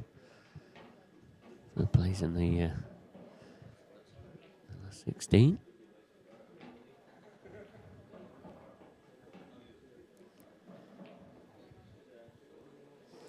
Two more matches of these round ones or prelims, whichever one you want to call it. There's this match here. And then there's Lee Shepherd against Evan Barry Williams, and that's now gone to 7-5 to Lee Shepherd. So Lee is only requiring 1 frame. Remember, race dates in round 1 and round 2. And the last 16. And then we go to race 9s for the quarters and the semis, and the race to 10 for the final, which will be Saturday night.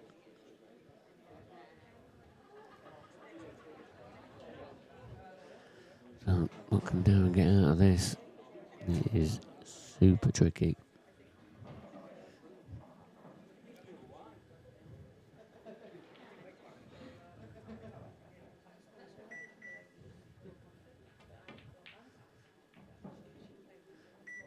Don't want that in. It's fine, played it well.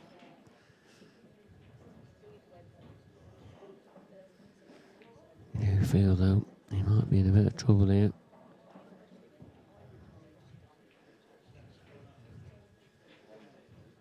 Just going to attack that red near the black. The one that's glued to it. That'll probably stop him. No, he's electing to a couch, trying to get this red out.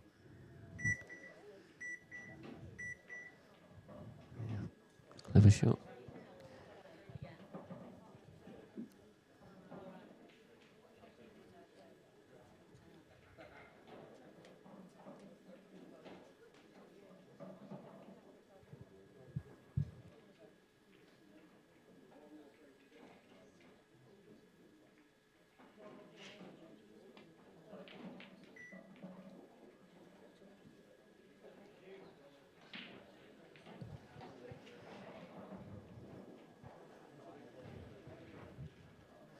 I think, Darren, he's going to have to get this black out. So I don't think Christian's going to be doing it anytime soon. No, that red stuck on top of that yellow.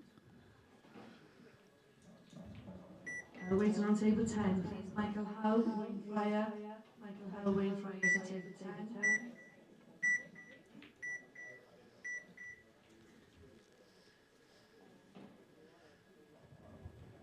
Yeah, so just I'm going to put his cue ball in a difficult position.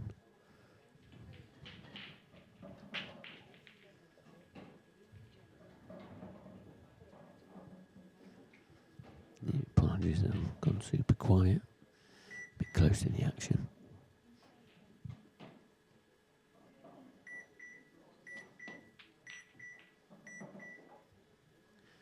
Yellow striking. I'll say a bit of fortune that yellow stayed out, but that's definitely helped him.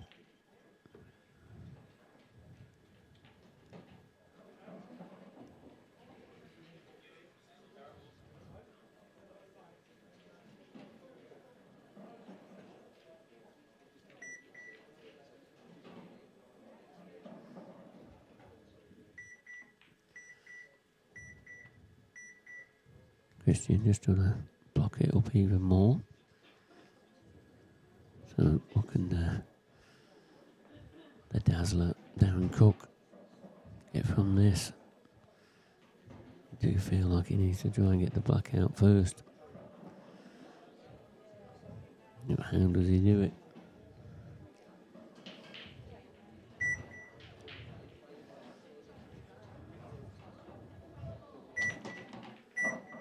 Trying. Yeah, it was hard to see how he was going to get the cue ball out into the open from there.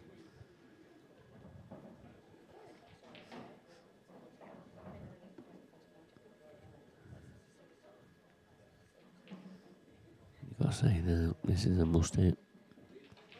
He must hit these yellows. I feel like if he doesn't, it'll cost him this frame.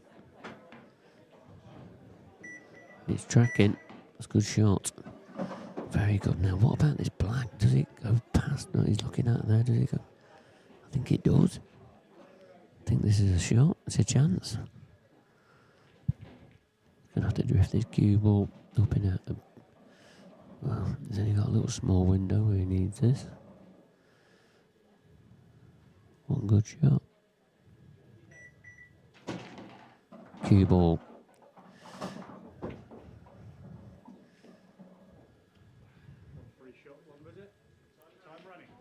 Yeah, he's under a bit of shot clock pressure there as well. That didn't help him. But you gotta say, it weren't a bad chance.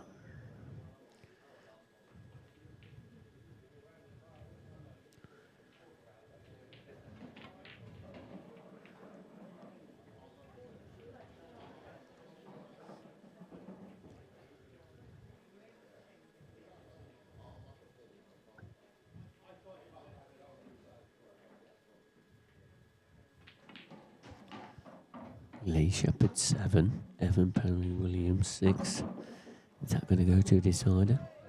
We've not had one in round 1 yet. Might be able to get a sneak preview of that. Maybe after this frame, we'll have a look. Christian, no, he's looking like he's going to extend his lead now to 3-1. Gotta say, you expect him to take these reds out now.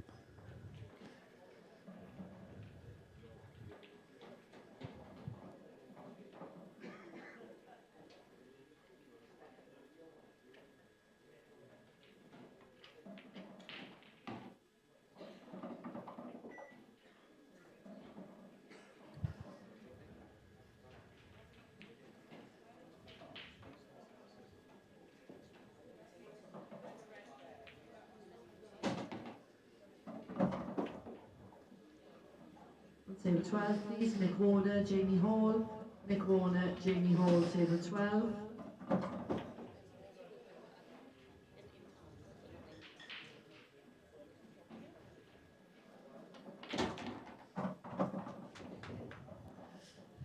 Nice little clearance again from Christian. But yeah, maybe Darren, even though it was a tough clearance, missed the trick. Now this Lee Shepherd game. It's Evan Powell Williams on that one in the top left hand corner. Evans at the table. Don't look too bad for him. His nearest table to us now, that's Stephen Ellis. Playing Mark Boyle. Currently 0-0 at the moment, and he's just started. Paul Harkness, he's playing Matt Schofield top right. And then Ryan Clark, who's at the table at the top part of your screen, he's playing Craig Marsh. And the matches have just started. But the Lee Shepherd one, that's one of these round 1 matches, prelim. He's one frame, Lee Shepherd. He's at the table now. Looks like he's in a bit of trouble.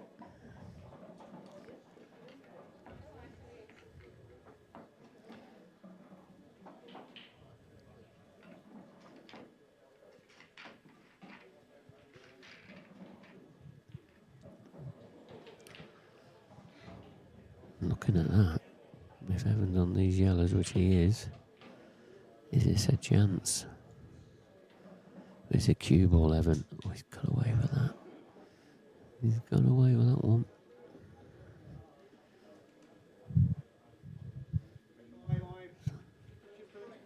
Try and keep you up to date with that one. It's got a decider written all over it, that one has, I think.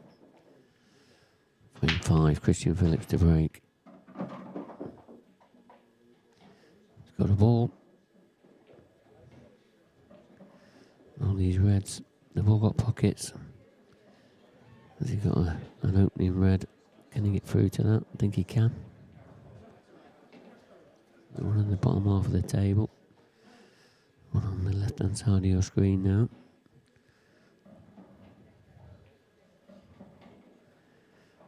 It's tricky queuing.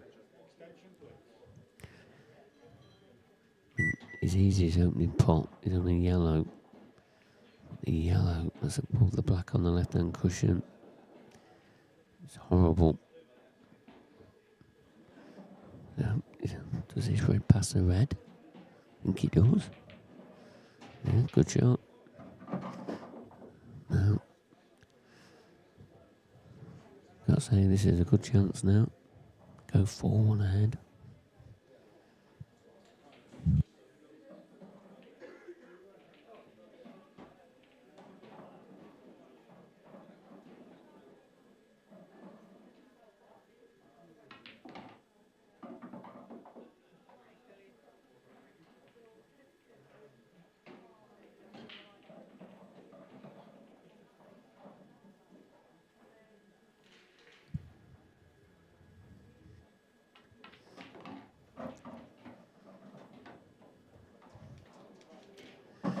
Going down a little bit too much, but he's okay.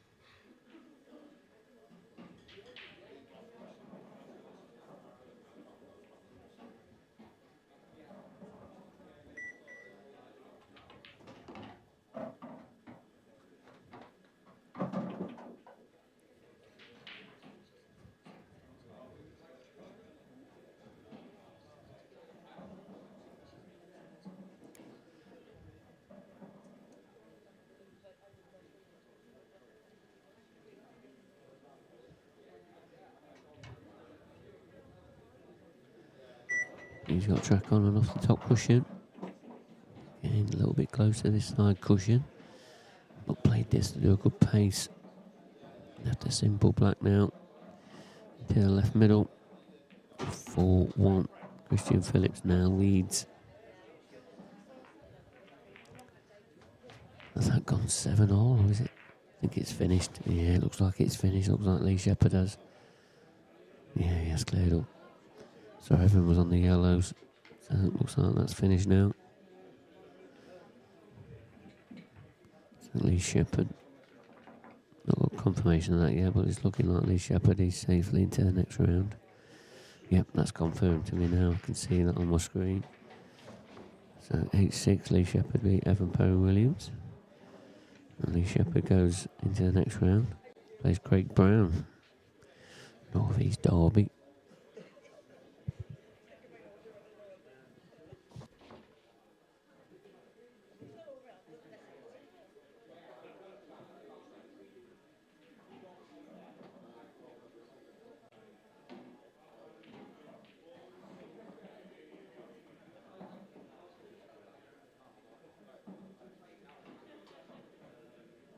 On table 16, please, Nathan Lee and Ryan England. Nathan Lee, Ryan England, table 16. So just as we just see Lee Shepherd win on that outer table by 8 frames to 6. Kev Barton, he's jumped into the comms box, comms table Comms area. Kev, thanks so much for joining us. We always like to hear your insight of some of these matches and that. So, but I mean, it's been a good start. Obviously, Stephen Ellis had a good win over Keane. Thought that was going to go 7-all.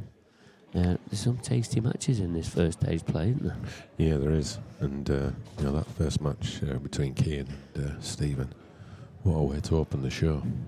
And, 2 of the class of 23, getting things underway. And I think Keane will probably rue some of the missed opportunities he had there in that match. But, yeah, Stephen Ellis, he's on this table now that you can see on your screens playing Mark Boyle. It's not going to be easy for him there, is it? Don't get easier than that.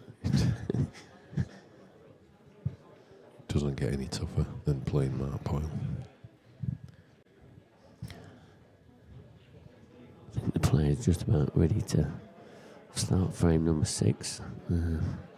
Be underway soon. We'll get back to this match very soon. Yeah, and good start from Christian, 4-1 up. Yeah, Darren's had a chance really. Didn't take it, went in off. It wasn't easy. And maybe it should be one frame closer, but Christian definitely deserves his lead. Yeah, it's had a pretty decent start to his second pro career this year. Like the way he plays Christian, really punchy type of player around the table. Darren, completely different, a bit more sort of snooker style. Yeah, he got to a final of an IPA event as well, Christian, this year, hasn't he? So, he's no stranger to it. Yeah, I'm just looking through some of the results here, and there is a bit of a shock, I think. I mean, based on the year that he's had this year, Rob Wilson, he's lost 8-6 to Connor Davison, so good result there for Connor. Yeah, I mean, Connor, you look at a bit of an upset. Rob's had a very consistent year, but we know how well Connor plays. This last couple of tours, he's sort of showing some of his true colours of how he can play on the pool table. Yeah, he's played a lot since Wednesday. He's been here a few days playing in the other events, and obviously got his arm going. But that's a good win for him there. Good win. I was talking earlier to Stephen at the table side just as we were starting the show, and a lot of the players have had some really great fun, haven't they, over Wednesday and Thursday, and hopefully they'll continue to support this festival of pool. Yeah, it's been a great few days, and thoroughly enjoyed it. Yeah, it's been loads of laughs, haven't there, throughout the week, haven't there? Not many tears, just loads of laughs. And if you're wondering why we're talking quite low in sort of in a Ted Lowe snooker type manner, it's because we're very close to the table here, and tomorrow should be a lot better because we are moving the comms into a different area, so we'll be able to talk more freely. But today we're just going to have to be not much more than whispering. Yeah, we're going to have to be very selective, unfortunately. But we are going to try and change that for tomorrow, so fingers crossed that all goes to plan. We think it will. Well, we'll make it work. We always find solutions. Yeah, we do. So we've just got a bit of a problem with the shot clock at the moment. They're just trying to reset it. It's just not behaving itself at the moment.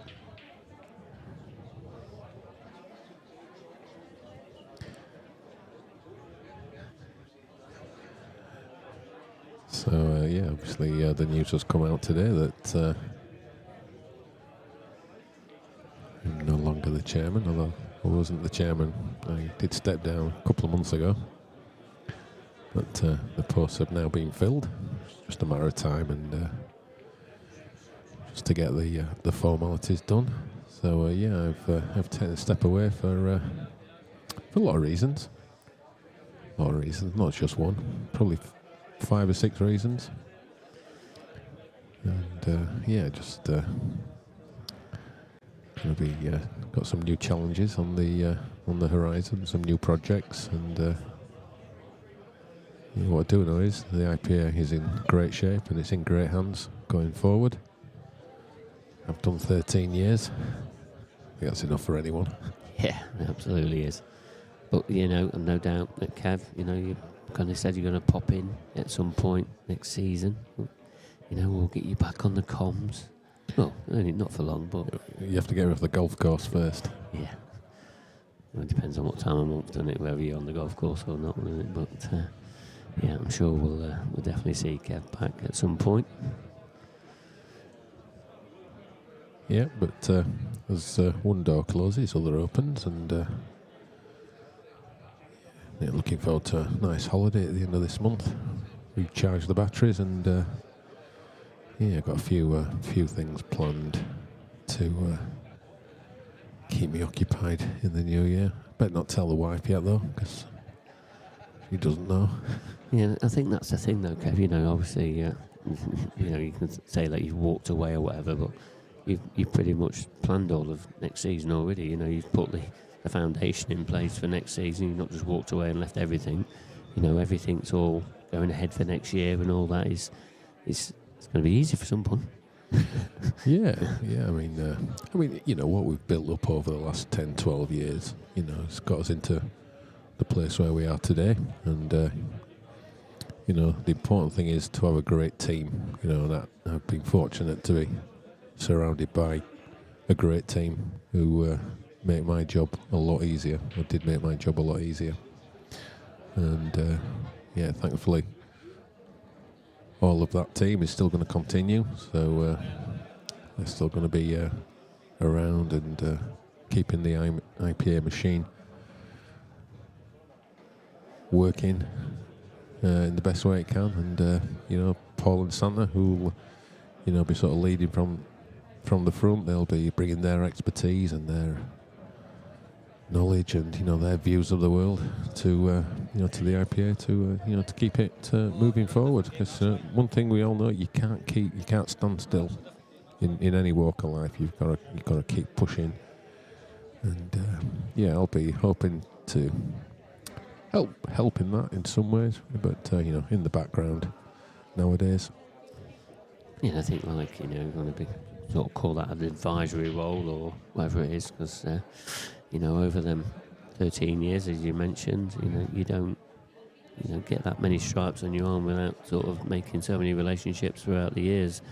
And you know, them foundations, you know, they've got to continue with you, you know, for the future.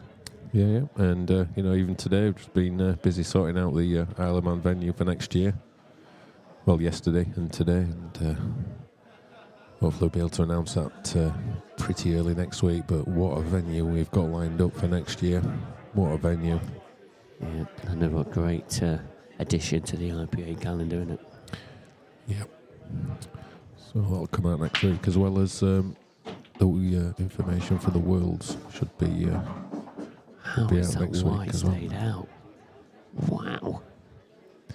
Well, that had to drop then. I'd have been screaming about that in a proper commentary booth. Yeah.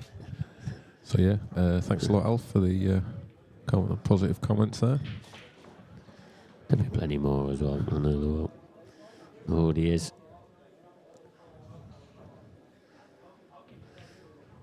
Darren Cook, he's going to need, you know, every ounce of luck if he is going to get back in this match, because we just know how much of a good front runner Christian Phillips is. Very experienced player, isn't he? Yeah, as we know, 4-1. Can soon turn round.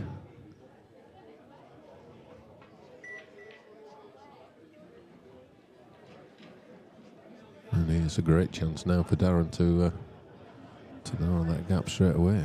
There's really nothing to do here. This is pretty much dot to dot stuff. Yeah, you got to say probably the black's the toughest ball on the table, maybe. But with that red in the top corner, it's a perfect one just to lay straight on it.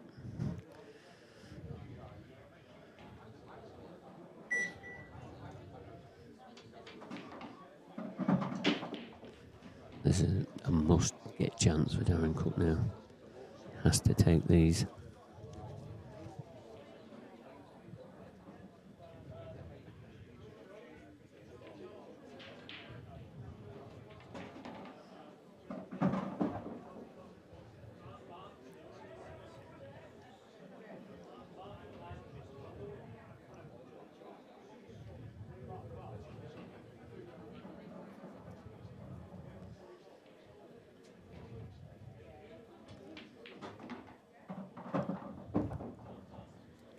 A bit surprised at that. I thought he might have run the white through there. Leave himself a choice of either red into the right centre or red into the top left. So this has got to be pied. Well, Potted it was. pretty much answer your question there, didn't he? That was a great shot. But yeah, he definitely had On options. table 11, please, Laura Gillett and Sarah Broadway. Laura Gillett and Sarah Broadway, table 11.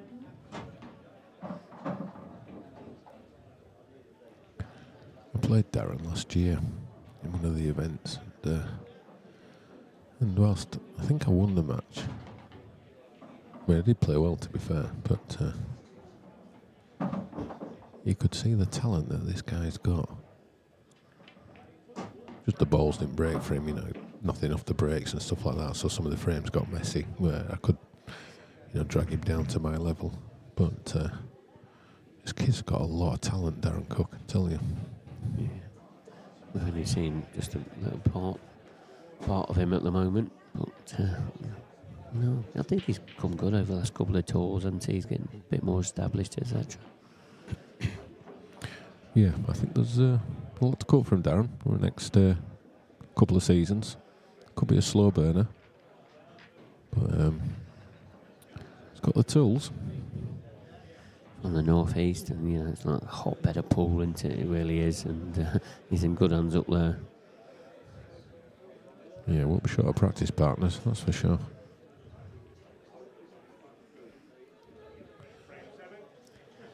So according to this marked ball on the screen there, I mean, it looks like, is that still the first frame? It says 0-0. No, I think there's been one or two frames. there's been a frame since then, definitely. Oh, black's in. A little bit more time to have a chat. Yeah. Back to Mark Boyle. So yeah, if you're new to blackball rules, watching for the first time on our YouTube channel or Billiard TV, if the black's potted from the break, we simply rack them up and start again. No daft gimmicky rules that you win the frame or you lose the frame if you pot the black. Just proper rules. Start again. Yeah, there's been a lot of talk about potting the black off the break with our rule set. You know, players have said, you know, why don't you just put it back onto the table? You know, but, yeah, it does save time, but It's a foul break. it's a bit. It's not a legal break. Yeah, it's a bit cloudy, isn't it? You know, where would the black go if the black box, you know, the black spot's covered? Yeah. You know, I think the re-rack's the right answer for me, but Well, it's the only answer because it's not a legal break, so you can't start the frame. yeah, I'm sure it'd be a debate for years, won't it? But there's no debate, is there? Because the rule set is, That's the rule. yeah, it's simple as your re-rack. After that, it's just opinions.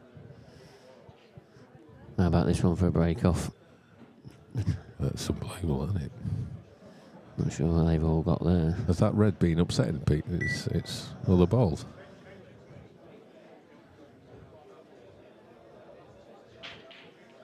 Yeah, you've got to say this is a horrible layout, really. Yeah, I don't think he can see the yellow direct, can he? To the left middle? Don't think so from our camera angle. Not sure Be about tight. that one either. Oh, he's swerving. Is he going to be on another yellow after this? He is. Oh, that's a nice shot.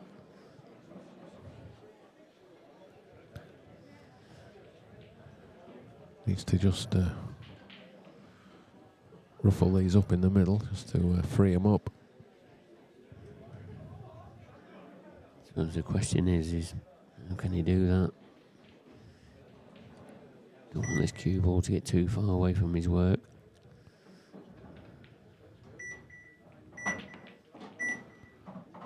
Played that very confidently. That was a nice shot. Yeah, Christian would have seen that as well. Probably sent him a message. We do it rolling that in dead weight. Yeah, and most players would have, I think. This is a big shot. Yeah, definitely needed a lot more than that. Trying to play it very controlled. Yeah, I think he needed to put his arm through that a little bit.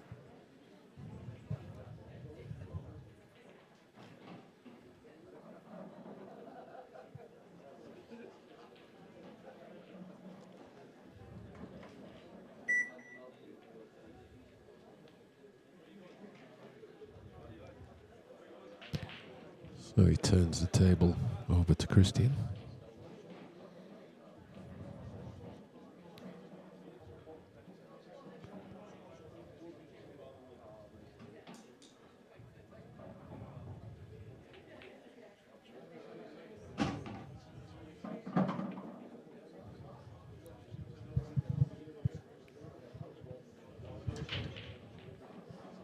You've got to say, Probably not a bad chance here for Christian.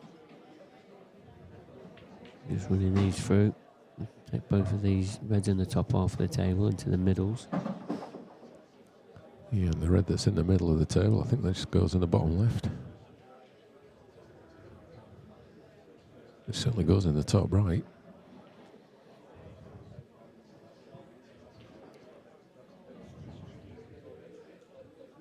Yeah, I think with his clearance though, Kev, it's all about the angles he leaves.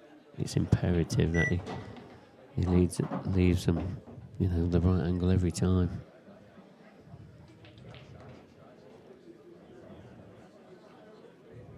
He's walking confidently around the table.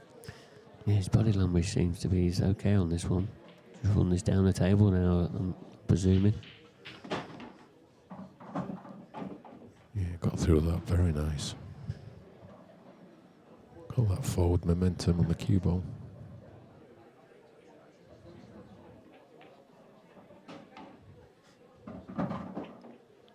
Just a little trace of left-hand side there, just so that once the cue ball hit the cushion, it just moved to the right, away from that red.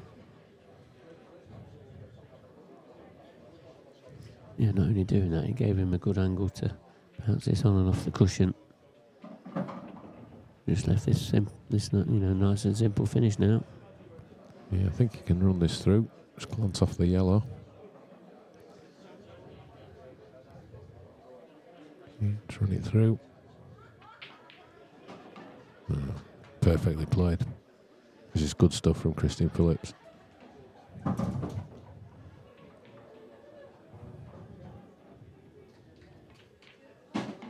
Yeah, very nicely done. 5-2 he now leads. Yeah, it's a bit of an awkward break off there from Darren.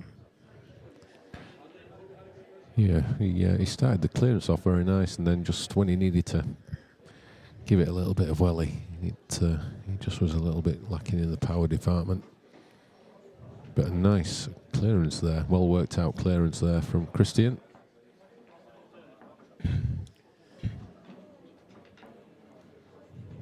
3 pro matches on. As I said, this one in the corner. Not sure what score it is because there's been no update. Mark Boyle against Stephen Ellis. And Matt Schofield against Paul Harkness, top right. And top party screen, Ryan Clark against Craig Marsh. That is 2 frames apiece.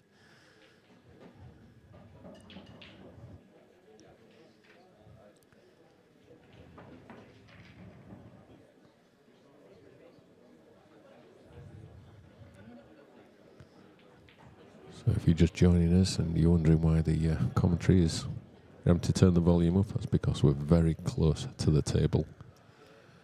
Unfortunately, just for today. But we'll be back to normal tomorrow once we move the commentary booth. We need a booth, don't we? We need to have a portable booth. Soundproof booth. Could put it anywhere then, couldn't we? We could be in the arena. Yeah, they wouldn't even know we're there. No. Like just one-way glass. Sneak up on them. You know that one-way glass? Yeah, yeah. Could pull faces out of them and everything, couldn't we? We'll have to check with the new treasurer if there's anything in the budget for a soundproof portable booth. Maybe they might not let us out. No, that's a good point. Somebody's bound to lock us doing. Yeah, the locker's in.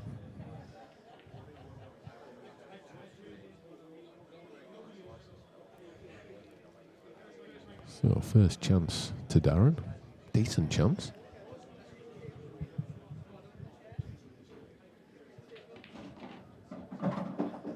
Needs to get up. He just about got there. I think he'd like to have been a bit straighter on this one. But I think he can still navigate this pot here and get himself back in position. Yeah, I think he wants to leave himself straight. The one into the top right hand corner. It's gone wrong, isn't it? It's not there.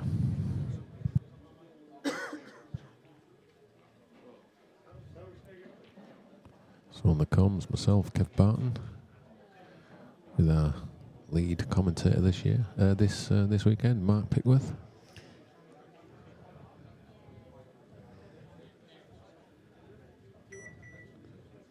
That's all I could find, wouldn't it, me and you? Yeah, That's what it was. struggling. Now we're going to mix it up this weekend. It's another chance for Christian, the way he's been playing. I'll be surprised to see these all disappear in the next couple of minutes.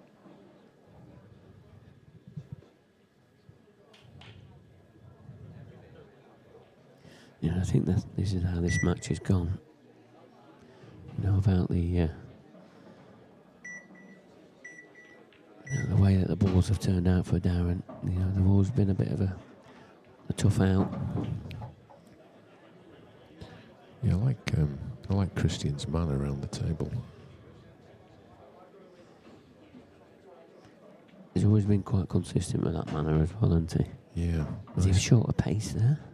Is he okay? I think he can just swerve it around if he needs to, I think. But yeah, it's got a good pace around the table. Very well controlled shot, that. Looks very comfortable. Not phased playing in the arena at all. Obviously very experienced player.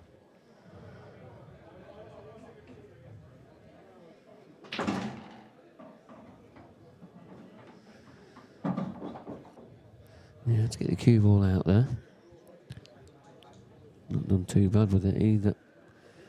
Still a chance. Yeah, so you don't have to do too much for this one down the rail. They just stun the white, run the white through. It's got options either way. Ladies event, please. Table 8, Caitlin Heptonstall, Lana Cowley. Caitlin Heptonstall, Lana Cowley. Table 8. This is the big shot of the frame.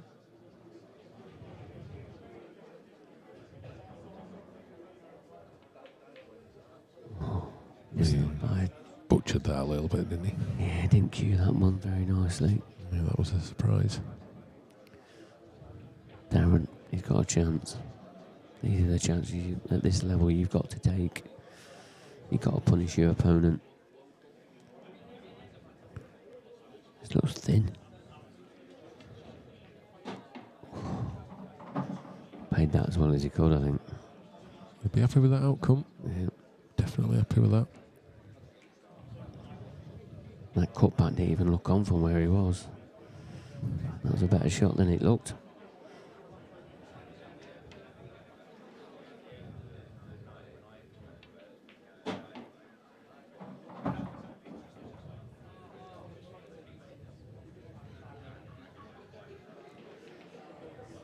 Just needs to work out where he wants to pot the black. He's got a choice of 3 pockets. Yeah, you feel like he's going to just track down the left-hand side of the middle pocket. That's the obvious one, because then he's got 2 pockets, hasn't he? Yep. That's the favourite. I think I like the aim for the yellow that's over this corner bag at bottom. Well, that's good enough. Pretty perfect. Done it straight. Played it well. That's a good finish there from Darren. So he pulls one back against Christian. Both players just going out for a little comfort break. We can actually talk in a normal voice. Yeah, we can now. Probably audience might tell us to be quiet. Yeah. Yeah, Darren needed that frame, didn't he? And, and took a good chance out, because he knows if he misses, the match is probably beyond him. But 5-3, it's only two frames, isn't it?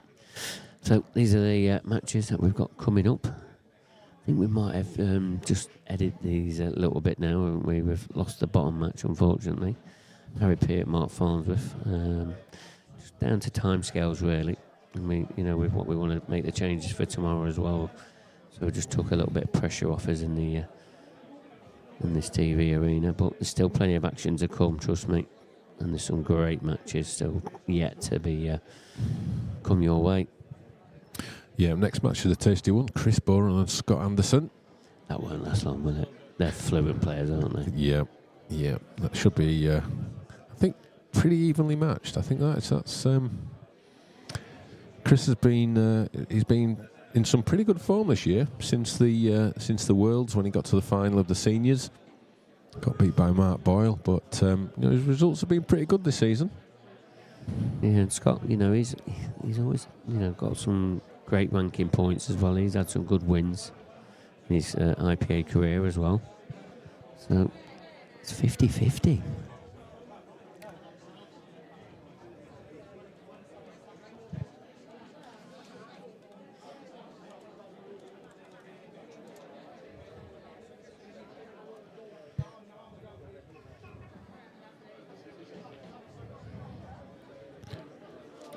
Yeah, Scott Anderson up to 14 in the rankings.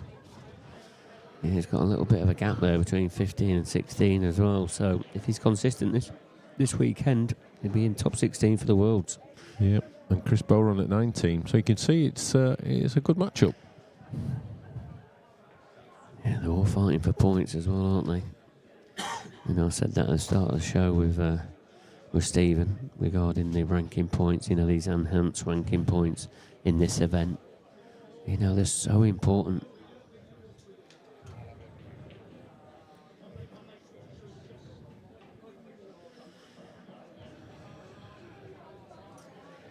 Yeah, as in anything, when you put these events on, you're only as good as the weakest link. And when you've got an issue with the hotel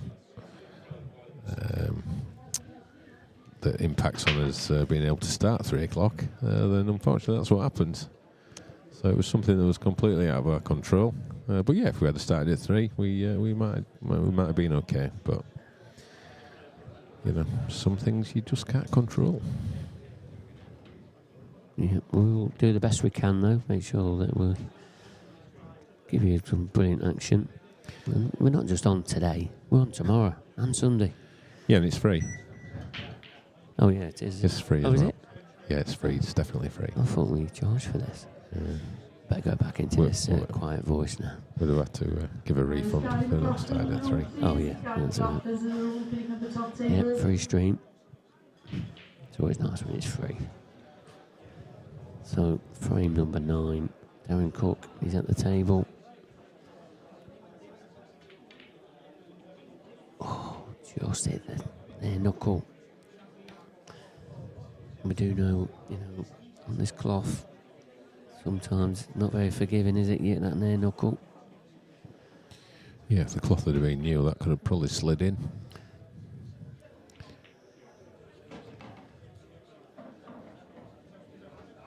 But this is a pretty tasty chance for Christian. Yeah, an important frame for both players, this one.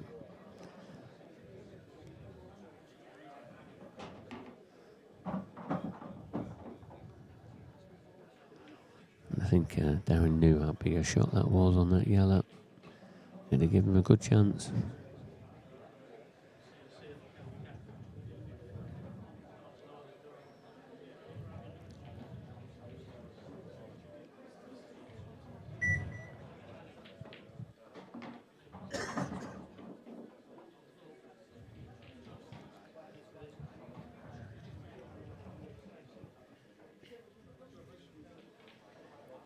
I think he'll be taking the one into the left corner, then the 2 yellows in the middle. I think he'll take the top one of them, for the left-hand side one first, into the right centre. Yeah, it just looks like he's got a nice angle here. I mean, that black is protected a little bit, but there is a big enough gap.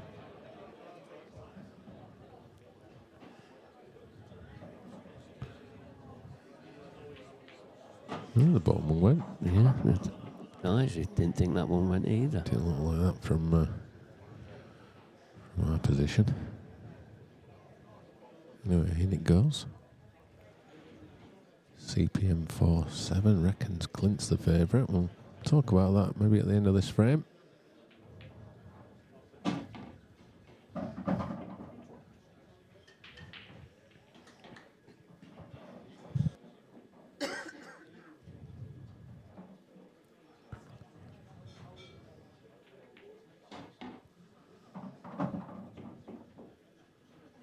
Okay. Big shot.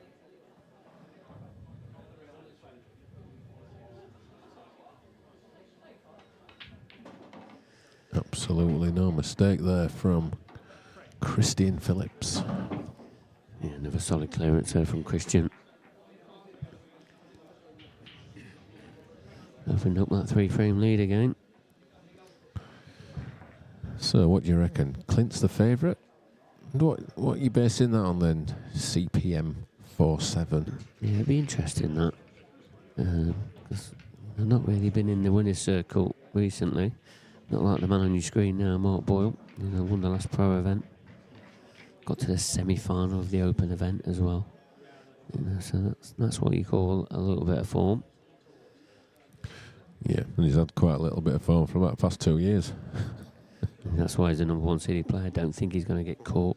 You know, we was talking about rankings, you know, maybe Mark Boyle and Gareth Ibbott is number 2. You know, they're pretty cemented there. I'd be surprised if they, you know, lose any of them positions, you know, come the end of this tour. That'd be some final, wouldn't it, if the seedings held firm and it was Boyle and Ibbott in the final. And Ibbott being a 2-time world champ. Well, that's the best break of this match so far. Darren Cook, but still got work to do. It's never fell nicely, has it? Does he attack? He's got to. In the first shot. Red left centre, send the white into the cue ball and red. Into the yellow and the red on the right hand side. Wow. Wow, how's he found the gap there? Things aren't going for Darren here.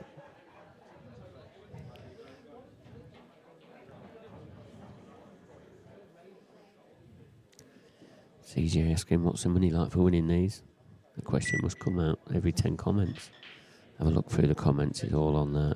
And if you can't see it on the comments, have a look on the website. But I can tell you, £10,000 for the winner for this tournament. Only a small 10 grand. It's not a bad weekend's work. No, it wouldn't be. But yeah, this professional event, £10,000 to the winner. Was it 40 ranking points as well, was it? It is. For the winner? Enhanced ranking points. Yep.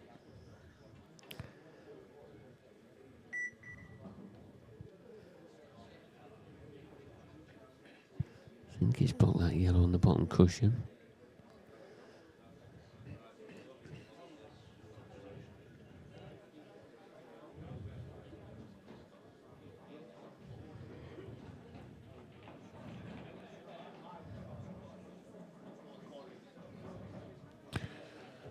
So have you got any questions you want to fire our way whilst we're here? Yeah, might get asked to leave soon. Yeah. Just put them in the chat. Anything you need to know about maybe the IPA or if you want to get involved next year. World Championships or anything. What the weather's like. Yes.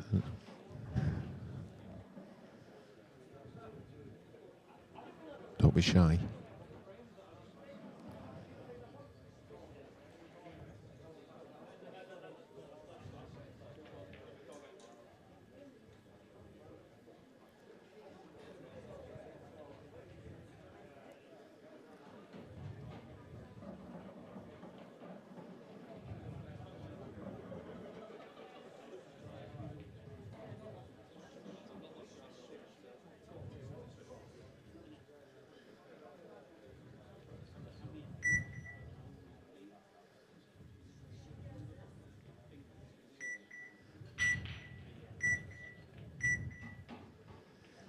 Yeah, Danny couldn't really do a lot of that.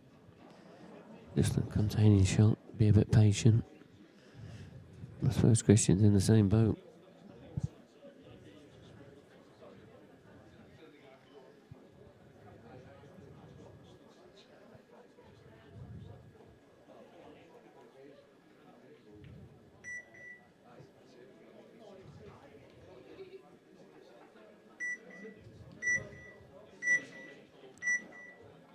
One second. Just got the shot off in time there. Yeah, the players, you know, you can hear the beeps at home. Trust me, the players can hear exactly what you're hearing. Didn't seem phased by it, though, did he? So, I mean, that was Dunster-esque, playing it down to 1 second.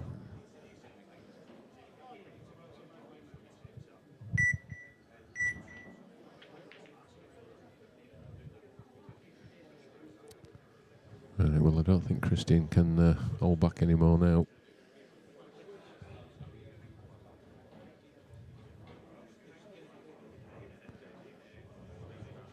The Reds are all out in the open, so Christian gets first go. Needs that white to slow down. It's going to be in no man's land. I think he's still got a shot. Top left. Not easy. But he's still going to have the problem in his right-hand side of the table.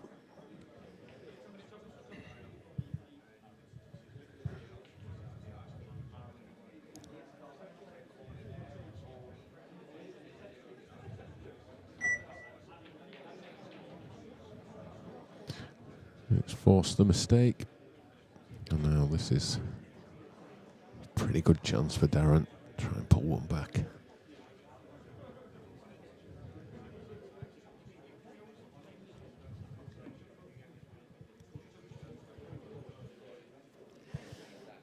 Yeah, late score in that Mark Boyle match, 3-1. He leads Stephen Ellis.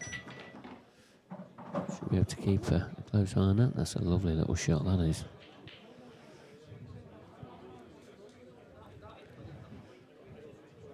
Has he been rewarded?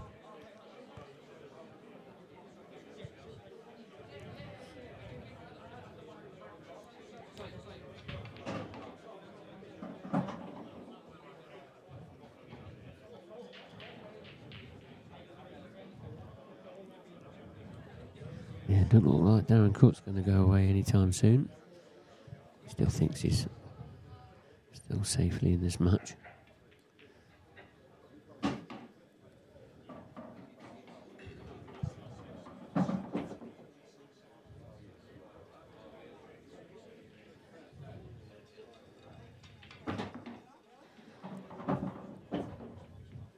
Just a little bit far there.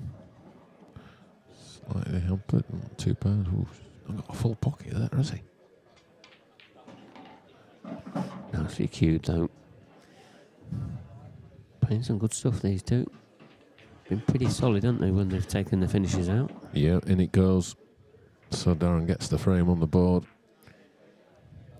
Meanwhile, Mark Boyle 3-1 ahead. Looking to make that 4.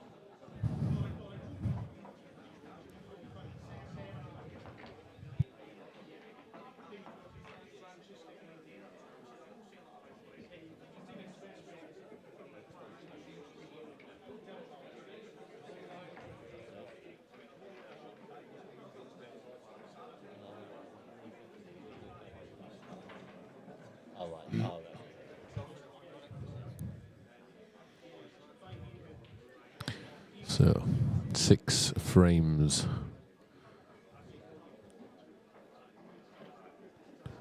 to 4. Christian Phillips from Wales. What's his nickname, Christian Phillips? His nickname?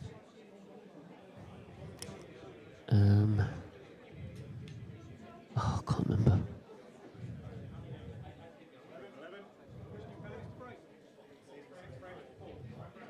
It's going to bug me now, so that is. What is it? It'll come back to me in a minute. Anybody on the chat that knows, let me know, because that will be bugging me until I can get to have a look. Philly.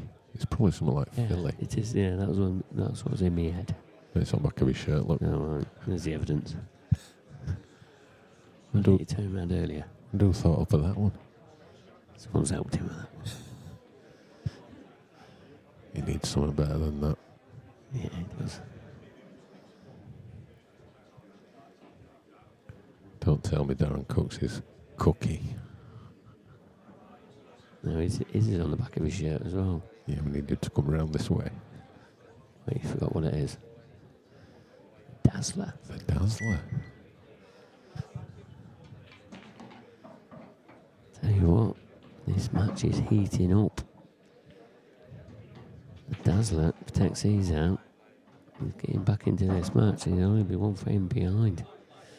Got to say, there's a bit of pressure on this though. But looks pretty focused.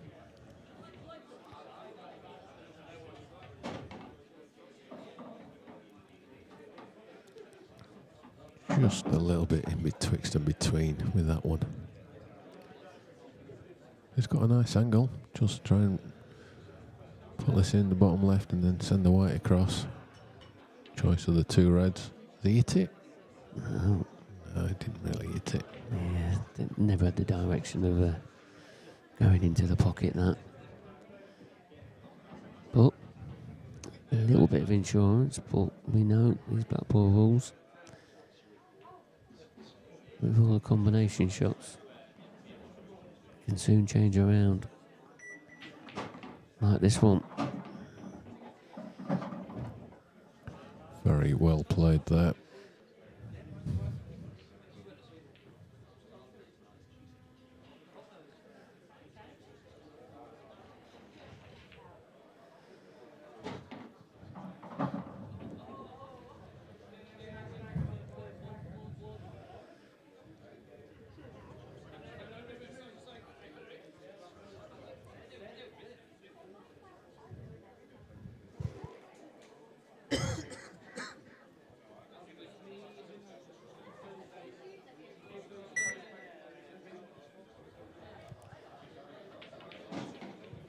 See, we've just got a couple of yellows on the cushion here. Probably going to take this first one away. So it's just about how close he can get to the one on this right hand side. Oh, he's missed that yellow though. Yeah, missed it. A little bit of pressure. Yeah, I feel like there is quite a bit out there. Big frame this, 7-4 or 6-5. Wow. If he's in the club, he's never missing that shot. He's just completely cued down the wrong line. Yeah, be disappointed with that. Disappointed. Wow.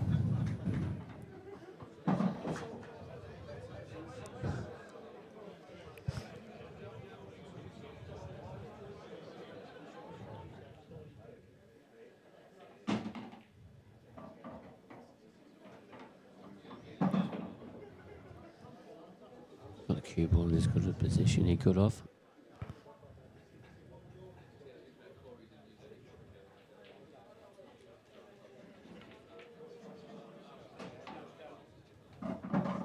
Yep, just enough on the yellow then. Pretty much pocket weight. In it goes, followed by the black. And what could have been for Darren Cook, 6-5, has now turned into 7-4. He needs to win the next 4 on the trot. It's a tall order, but we've seen it done plenty of times before.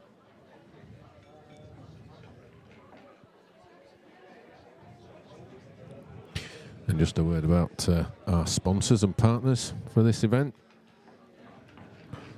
Without them, these things are virtually impossible to do. First of all, our table provider, Supreme Pool Tables. Great new addition to the IPA this year. As well as our long-established partners, Aramith and Strachan, who provide the bowls and cloth respectively.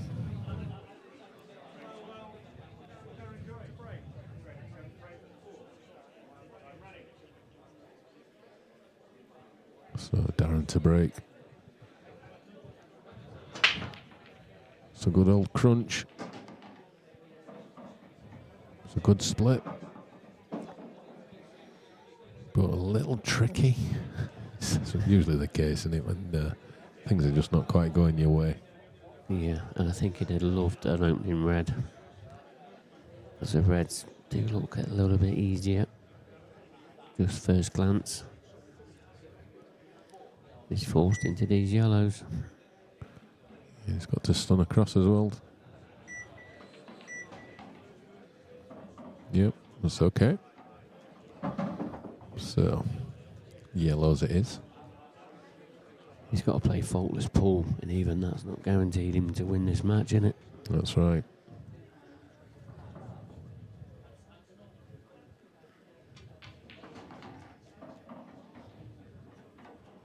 I think he's played for a double there on the yellow, but I'm not sure he's got the right angle. He's going to have to really punch this in to straighten it up off the cushion. Okay, played it well. I think the yellow that's touching the red in the centre of the table, I think that goes into the top right corner. Does it just glance into the middle from that angle? I don't think it does. So it might just go in the top corner, like you said, Gav. It's a nicely controlled weight shot. I think he could be in no man's land. Can he get this yellow into the right corner? Well, the yellow certainly goes into the top right corner because I can see it from where I'm sat.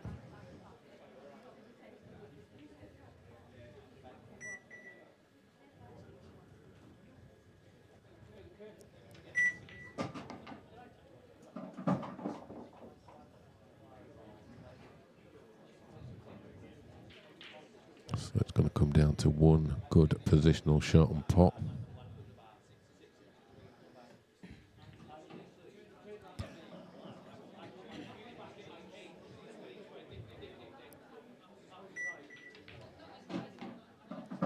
Wow, that must go in the middle. Didn't look like he had the full pocket though, did it?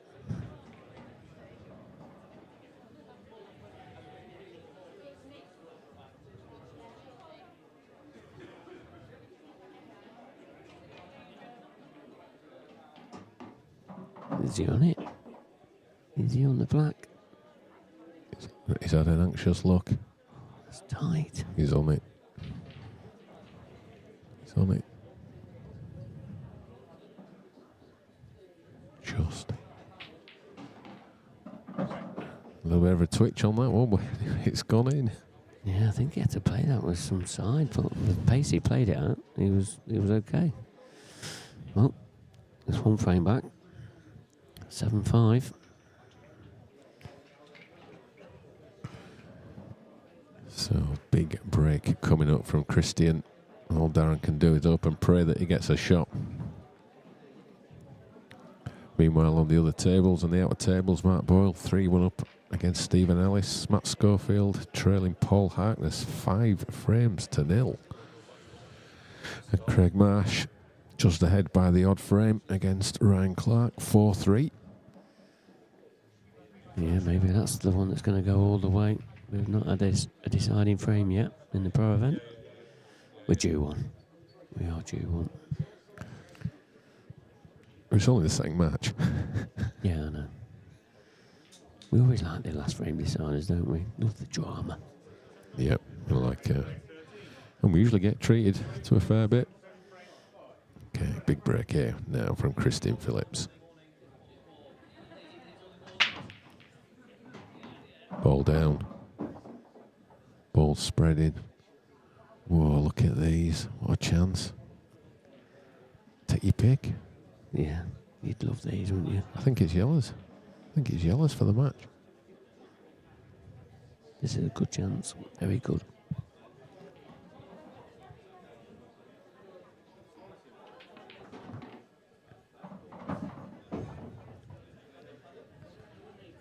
So this is just about keeping your composure, doing the basics.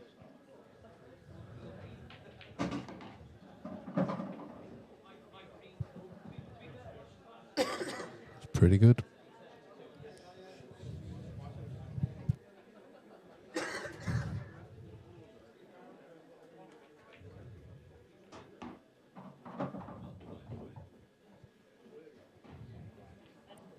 So I'll be feeling good inside at the moment, Christian.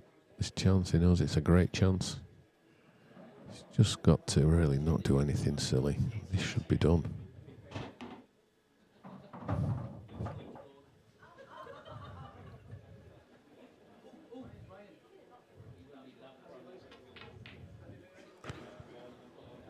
Well, he's put a quick one in there, hasn't he? What's happened there? It weren't tight, I don't think. What has happened there? Rush of blood?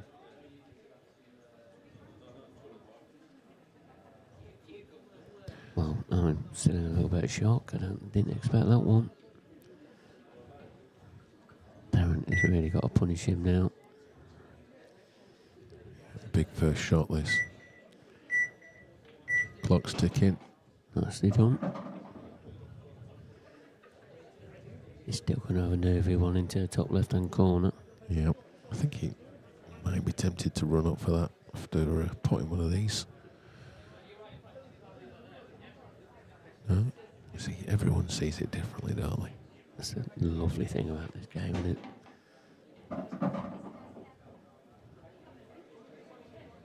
He might go for it now after this one. Or he might not.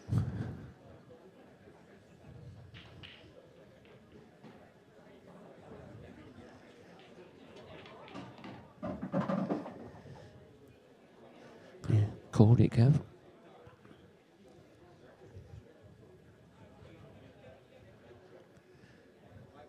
So he can't just roll it. He's got to just hold the white, screw it back a little touch.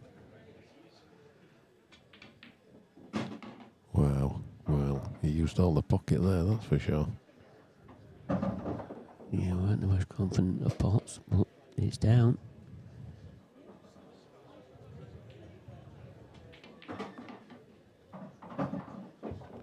So the hard work is just about done in this frame. He's going to pull another frame back. This black for 7-6 and Darren to break. In it goes. This match is not over yet. No, I was expecting, well, I thought they'd be shaking hands now, but they're not. Into another frame, frame 14. Stephen Ennis out, he needs a frame. Is it a cross double? It's a thin one. No, it wasn't. Oh, has he knuckled him? Looked like he did, but I don't think so. Body language suggests otherwise. So, 7-6. It looked done and dusted this match. Done and dusted.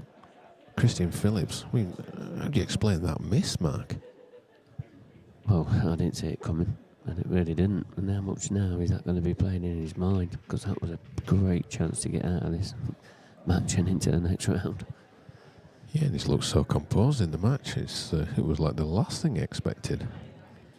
Yeah, Darren knows this is a brilliant chance for him now to put even more pressure on him. Is he go? Are we going to see that last frame pressure? Yeah, and he's been breaking well. Needs another one. Crunches him. Good control off the cue ball. He's got a ball. What's opened up? It's awkward. As pretty much most of it, Darren's breaks have been horrible, but you feel like one good yellow, you might have a shot.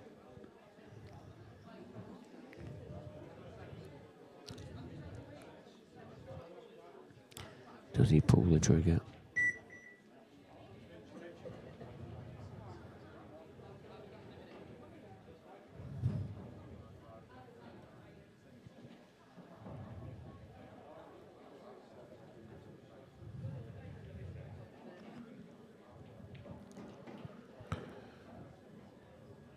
So this is his first go.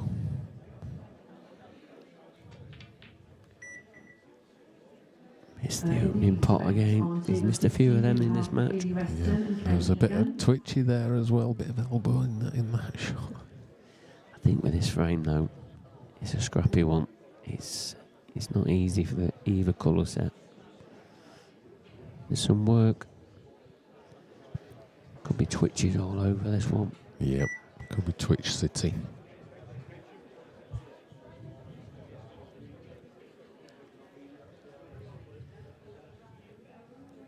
I mean, what's he thinking? Is he thinking reds? Maybe yellow onto red, bottom left corner. Going for the double on this red on the right hand side. Big shot, first one. Misses it, opens the frame up. Gets it, gives him a chance. He's got 10 seconds to decide. He's playing safe. Wow. No wrong with that. Safety shot from Philly. And this is a big shot, but does he play yellow onto red? Into the bottom left. Does it go? Is it a shot? Is it a chance? It's just getting on the next ball, isn't it? I don't think it's on, is it? What's he seen?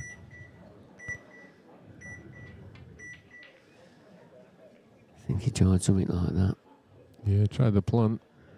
Trying to push the boat out a bit.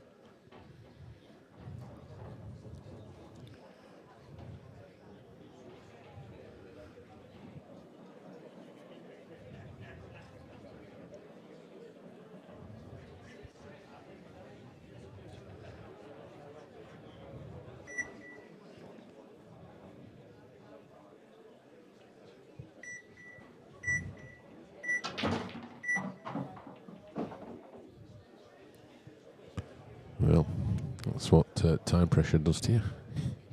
End up thrashing.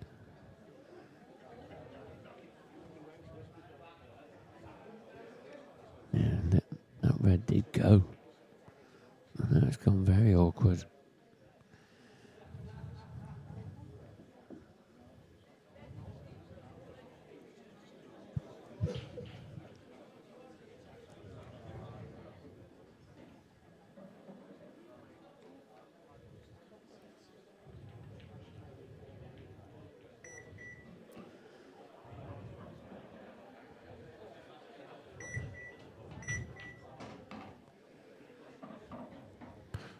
That's a good opening yellow from Darren.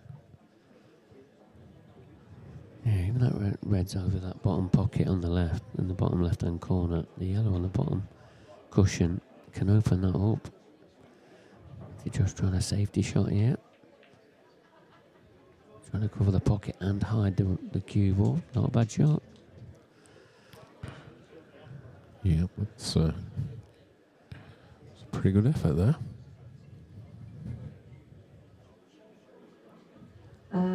On table 4 in a professional event, please. Robert Stephen Adam Griffiths. Robert Stephen Adam Griffiths, table 4. It's not so good. So now this is definite advantage. Darren Cook in this frame. He could almost have a free go at these, you know. He could be tempted.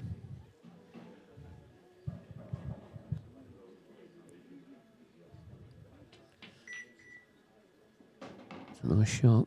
Can he put this down the cushion? Don't look like there's a lot of room there. Sure, that's where he's played.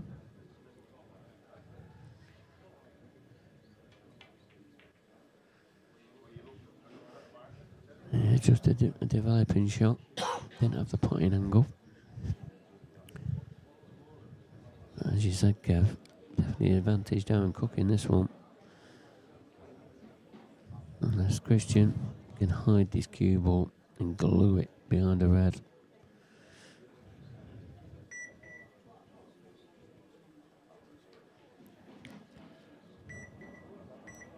He's down to 2 seconds. 1.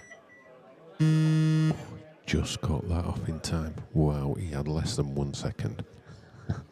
Okay, so on table 6 in the ladies' event, The second time he's done that.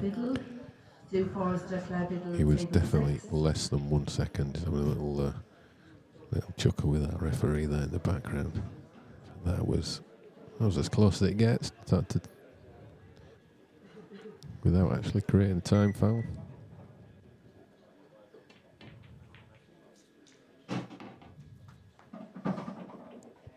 On table 12, Wayne Fryer, David McVeigh. Wayne Fryer, David It's McVeigh, definitely a table 3-ball 12. plant. You take this yellow into the right corner first and then play the 3-ball plant. He's playing it. Table 14, David Callister, Connor Worrell. David Callister, Connor Worrell, table 14. Oh, what's he done there? I don't think that was the right shot. Bobby George and Danny Russett. I Bobby think he needed George, to put the Danny one Russett, table over the 15. right corner first to give himself the Table better 10, angle. Andrew Lewis, Anthony Atkinson. And if that Andrew red Lewis, goes Anthony past those two Atkinson, yellows table into the 10. corner, this is a great chance again for Christian Phillips to wrap this match up.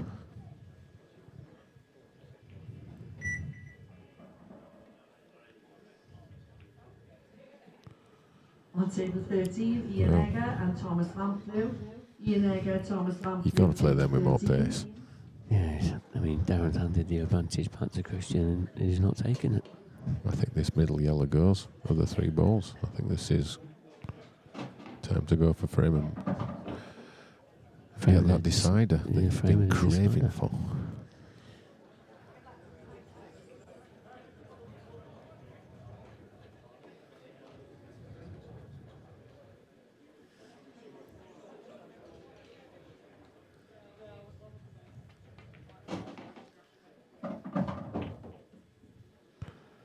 Well, there's a little bit of distance here. You could hit this near knuckle.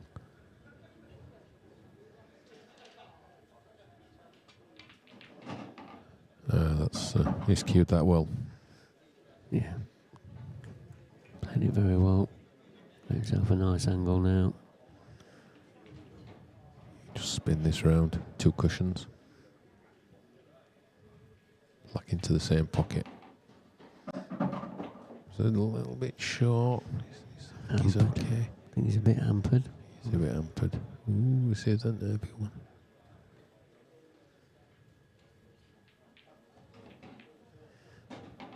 Heart of the pocket. It's 7-all. Absolutely no mistake there from Lee. That was a lovely black. I mean, you expect him to get it, but looked really solid on the shot. So, it is 7-all. It's a decider.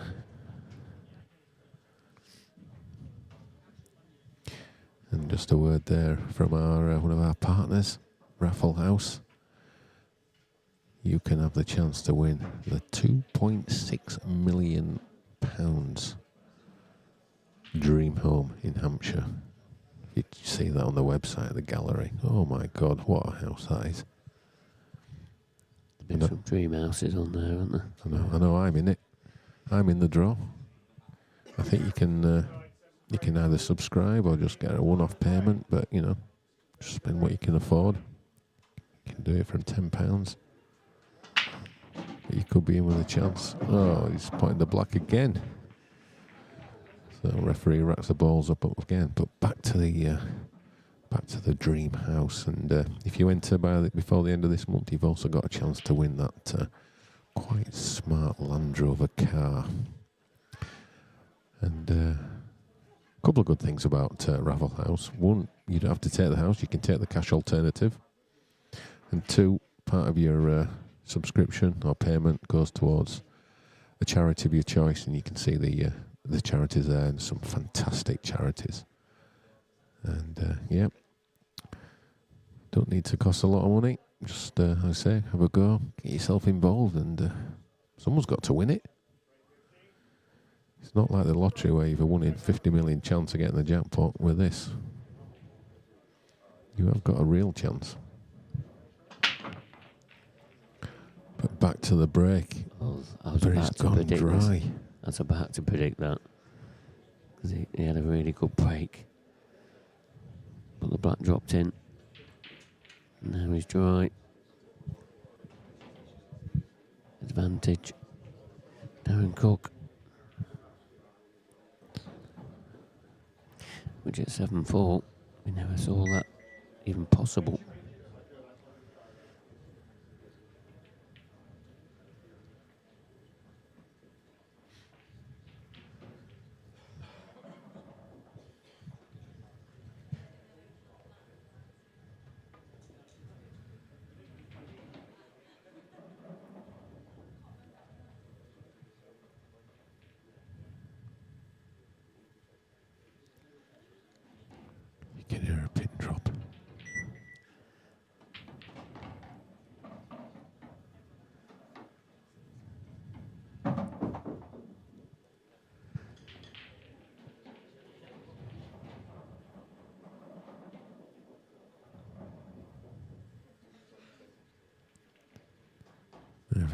try and move this red from putting this one. This is a very difficult shot.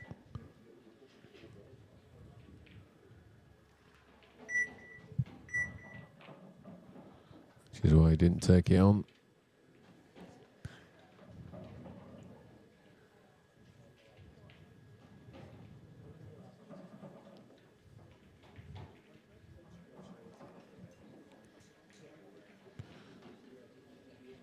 So if you're watching the stream, enjoying it, give us a like, give us a subscribe, get involved, get the notifications when anything new's coming up on our YouTube channel.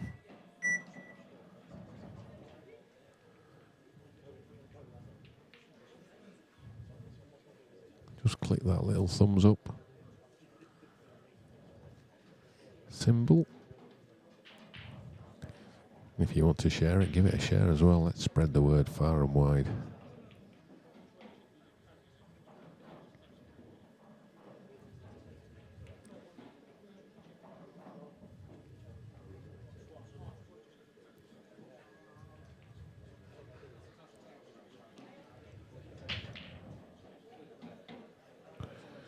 Let us know where you're watching from as well. We always like to know where our viewers are based.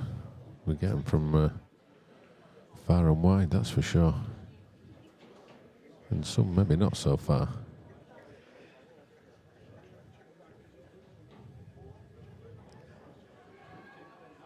Yeah, for the ones that aren't so far, if you are in the Isle of Man, just pop in, say hello. How much is it again to get a ticket to come in and watch? Oh, hundreds. No, it's free. You keep saying that free word. Well, that's what we know. That's what we do. Twice you've said that. Andy wins 5 and Liam Headley on table 9. Just because I've gone now, that doesn't mean everything's free still.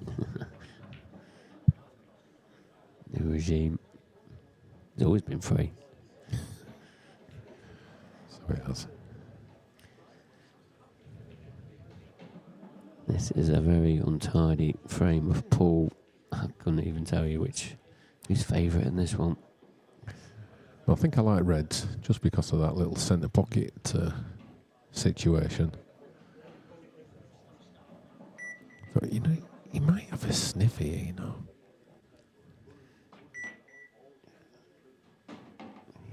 Yeah, he was having a little sniff, and he's a little bit unlucky there. So I think that yellow was always tracking towards that red, though, weren't it? yeah, I think yellows are actually now gone favourite after that shot. Awkward top corner, though. Very awkward.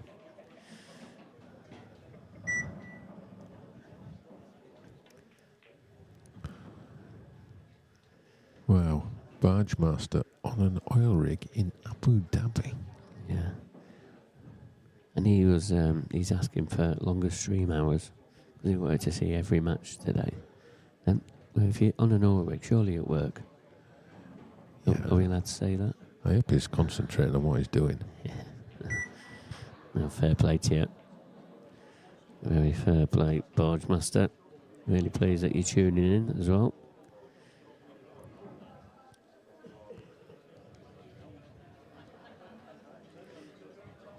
Hope you're enjoying the free coverage.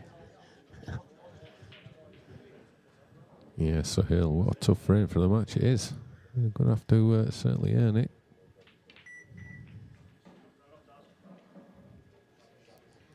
Yeah, I definitely think yellows are... They changed your mind. Well, it was after the pot. I know Darren tried to be positive and a little bit unlucky. Everyone's gathered round as well. The whole arena. They all know what's going off. Bit of added pressure.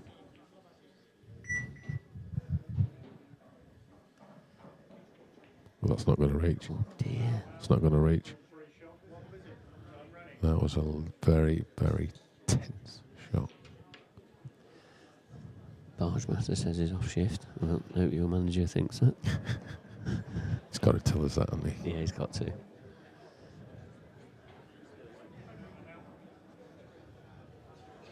So, Darren Cook, what can you conjure up from this chance?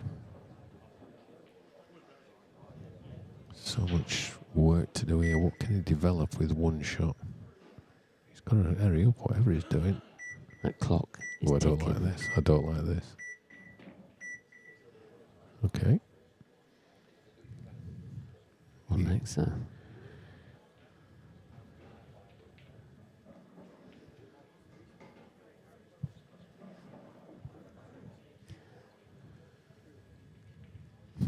The crowd is getting bigger. It's getting more tense. Yeah, even Gregory Feen is on the International Space Station watching. No one's working then, I gather. All on break. Barge Master's claiming he's the manager now, so can't tell his boss.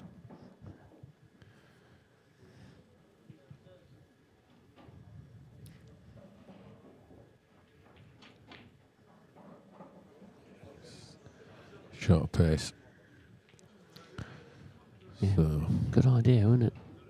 so I think Darren, he just didn't quite manage his time that well. That he ended up, getting the free visit, but not rushing the shot.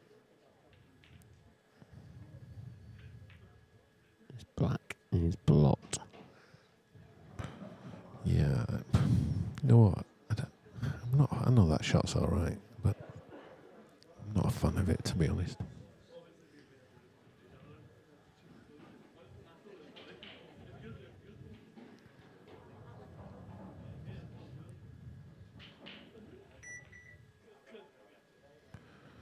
So, well, I think Christian needs to get a good shot in here because I think Darren is going to be looking to go on his next visit.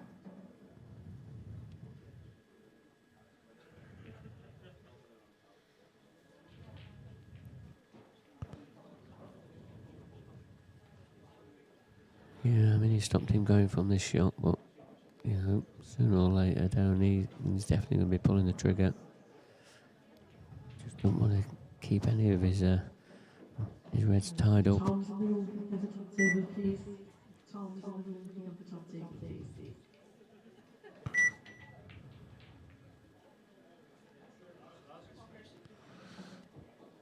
The only reason I wasn't a fan of that shot was because now he's taking that red away from the yellow-red plant in the left-hand side.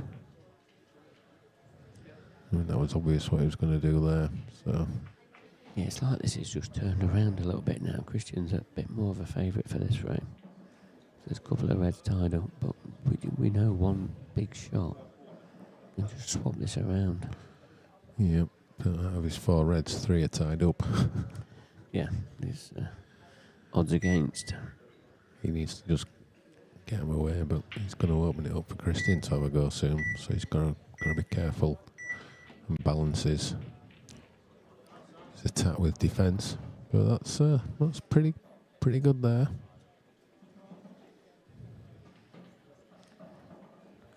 Christian's not pushing any buttons yet. He's not going for these. He might be getting to that though, because the yellow nearest the red in the centre pocket, I think that yellow would go down the rail in off this red that is just blocked. It certainly will for Darren. I think Darren's going to have a go at these. It'll be all down to that black if he does. One good pot.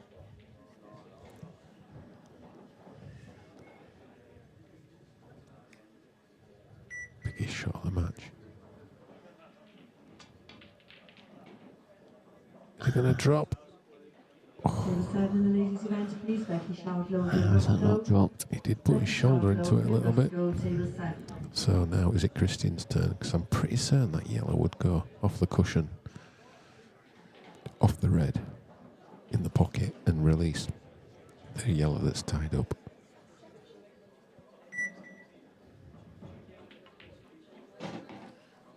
It's not freed it. Oh, there's another twist yet, Mark. We normally get them at 7 hole, don't we?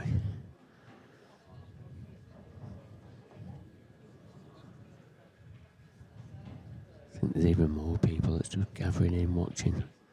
Where are they all coming from? Other man, probably. So a gap at the side. There is a gap, and now a chance. Still work to do at that top left-hand corner.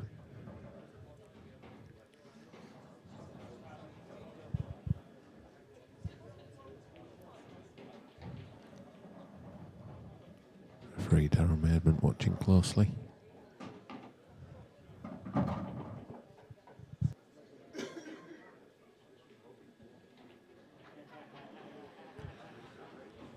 Again, I don't think he can just roll this in because what a position. I think he's got to do something. He'll punch it in.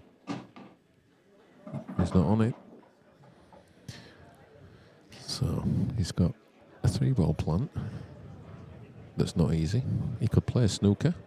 I think a containing shot's coming up. I do. Could play a snooker, I think, off the middle of those yellows. But we know his touch has not been 100%. We know he's feeling it. Big shot this is. He is attacking player, so it wouldn't surprise me if he took this on. Big shot. It's not hit it. Well, Darren Cook, you have got a chance. Does he put all his eggs in one basket and just try and play position on the black, probably off this red that's in the left centre? Tom, if you're in the room, can you come to the top table, please? I don't think he can risk trying to move it. It's like he needs 2 shots to move it out, doesn't it? Yeah. He certainly can't do it from that angle.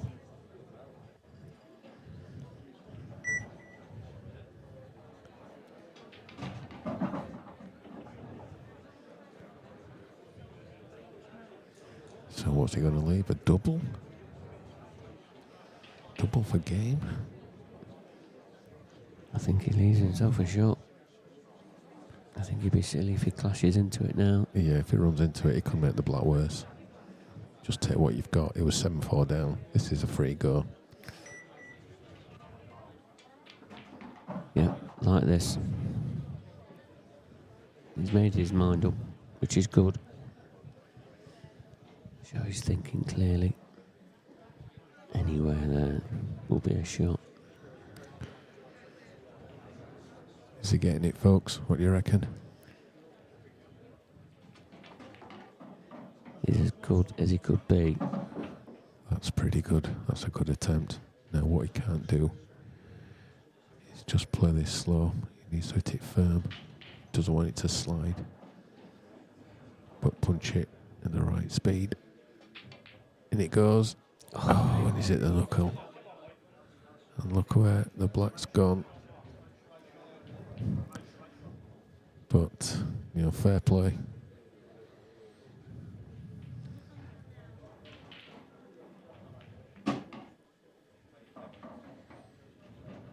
So he was 7-4 up, he was pegged back to 7-all. Is Christian Phillips finally going to get over the line in this match?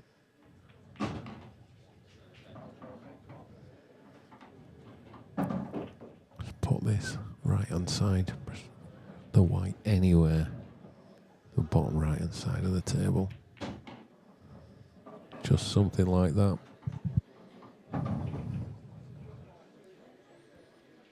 This black, with the crowd watching on. And it goes. Christian Phillips finally gets over the line. 8 frames to 7. It's another classic matchup at unlucky Darren Cook. I mean, he's 7-4 down, pulled it back to 7-all, and did what he could in that last frame. Gave himself a chance. Just couldn't get the double. It was it's a difficult double from there. it was only an inch out. And that's the difference sometimes between winning and losing. So Christian Phillips takes his place in the next round.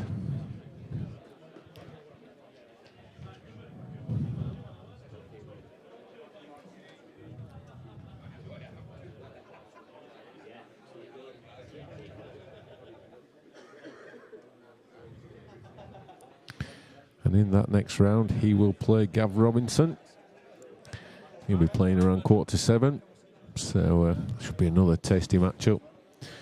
But in the meantime, our commentator Mark Pickworth is heading into the arena, and he's with Christian. Christian, I suppose first things first. I mean, last time we saw you on the stream table at the last tour, you was really struggling with your back and that. How's that feeling now? Yeah, much better now. I think it must have been the dodgy beds in Newcastle, but the Isle of Man beds seem to be better, so yeah, my back's good, much better. And let's talk about this match. I mean, Darren's played pretty well this season. As you have as well, you've had some really good results. Especially coming back into the pro ranks. It's always a tough match playing one of the outer pros, and Darren is, he's probably going to be a force to be reckoned with. Come the end of the season, well, the end of next season possibly. Yeah, Darren's a really good player, and he's a lot better than what he showed with there. He beat me in the first tour as I was in the first round, so I'm happy to get that one back off him. I think he probably deserved to win the game towards the end of the match. I had a few easy chances and he did, and I messed them up. But just really relieved to get over the line in the end. Yeah, I mean, you was ahead in the match 4-1, 6-3, and Darren came back at you really well. But both of you, you played really solid stuff, had some brilliant clearances. I mean, yours were probably a little bit easier, no offence to Darren. He did sort of struggle to get his clearances, but, you looked like you was pretty solid throughout. Yeah, definitely the first half of the match. I played really good.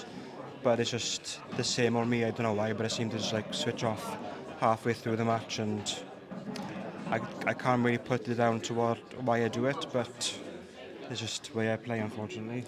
Yeah. And a little bit about this venue. I know a pocket on it, and it's when this match went to 7-all. Was you thinking, no, I don't want to go to 7-all, because you probably should have won 8-5? Is that right? I definitely should have won 8-5. And then I looked over my shoulder, so I have no seen him there. I was like, oh God, here we go. Because normally we've got the surround, so you can't really see what's behind you. Yeah.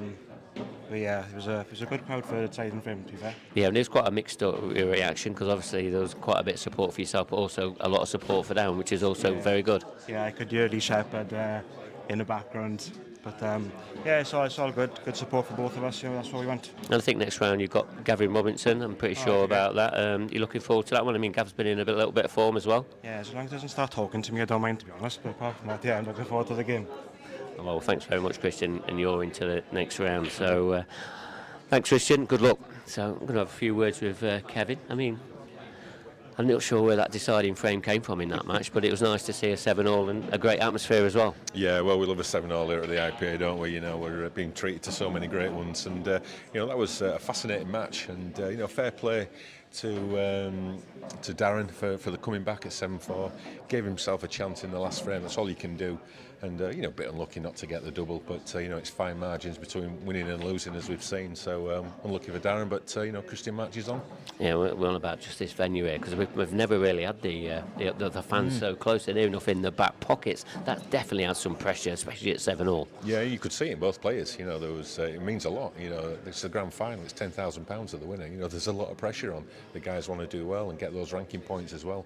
And great to see that support here as it got to the final stage, and you could hear a pin drop, but the crowd were giving every player the best of respect. And obviously this is only like a round one match, one of the prelims in the pro event. I mean, the next match up, it's going to be a good one. Chris Bowen against Scott Anderson. You looking forward to that one? Yeah, I think it's going to be a very close contest. They're close in the rankings. Very similar type players as well.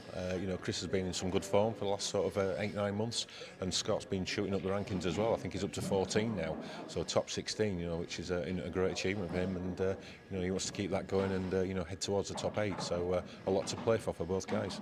Thanks, Kevin. Mark, let's get that match underway, and that next match up, we're going to hand over to the commentary box with Dan Fairway and Stephen Walker. Thanks very much, guys. Much appreciated. And we have got a cracker for you guys coming. Action starts the moment you step I'm going to on get a nice board. advert on for you now, guys. We are here in the Isle of Man. Fueled up, arrive fresh and raring to go. We take you there.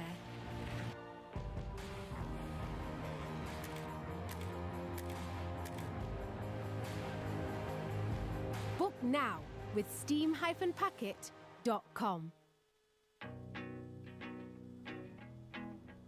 This is our isle.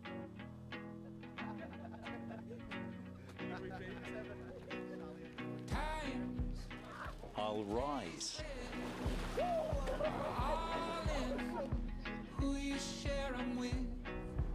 I'll dive.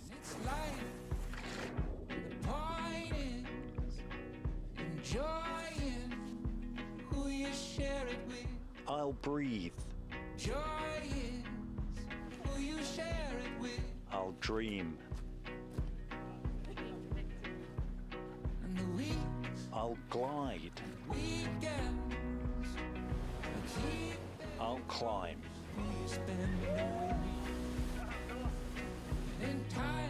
This is our calm. This is our wild. This is our past. This is our welcome. This is our story. Shaw and Chinya I. This is our biosphere. This is our ordinary.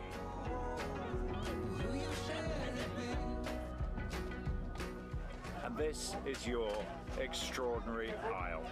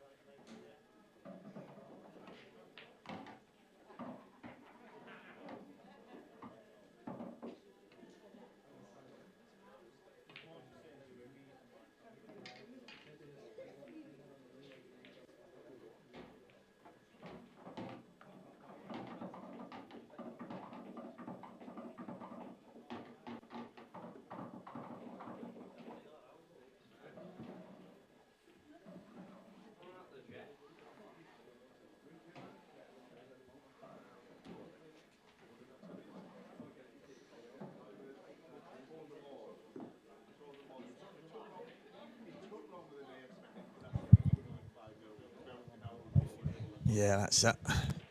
Looking at the screen just now, Stephen Ellis is playing Mark Boyle. 6-2 to Mark. I spoke to Stephen after that match and he was saying about his apprehension before the match. I said to him he looked cool and calm at most of it, but...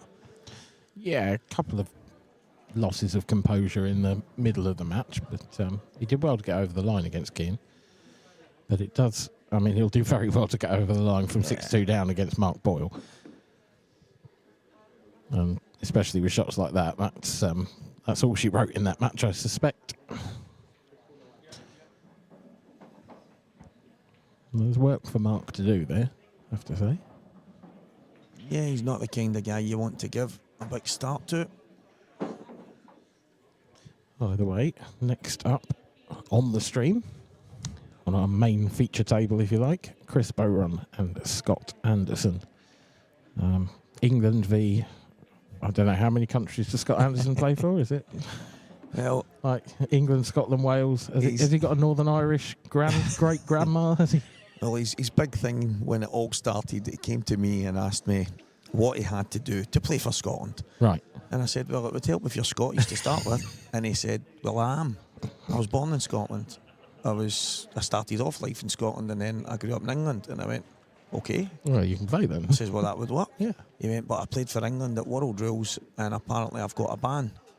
I went, I'm not the guy to speak to about that, but he's managed to get it all worked out and he did play for Scotland. Yeah, he's got a Scottish flag next to his name on Cuesports, so it is England v Scotland.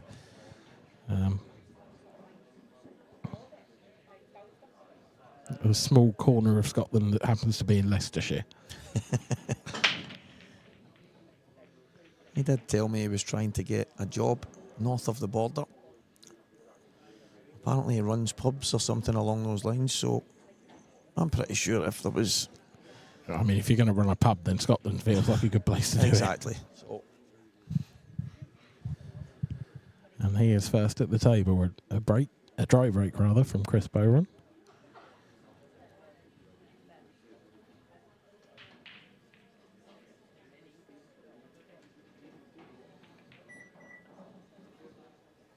That's wide. Yeah. I don't know if it's something to do with that pocket. Every time we're on commentary, there seems to be very wide misses.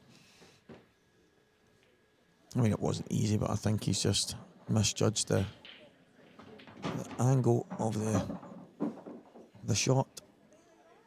Well, I think I'm stating the obvious there, but I'm still in a bit of disbelief. You don't see that's one of Scott's big strengths. He's really the attack minded, the big pots and stuff like that. And just a bit surprised seeing him miss that. Referee to table 7, please.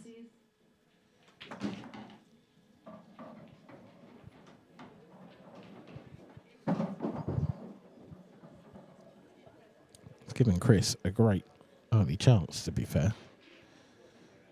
But he's looking at the plant here. I tell you what, this is a massive shot. This is not easy. There's a lot of distance between these balls.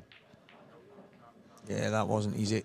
And unfortunately, he's opened I think he can see maybe 3/4 of the pocket, so... Oh, it's tight, that.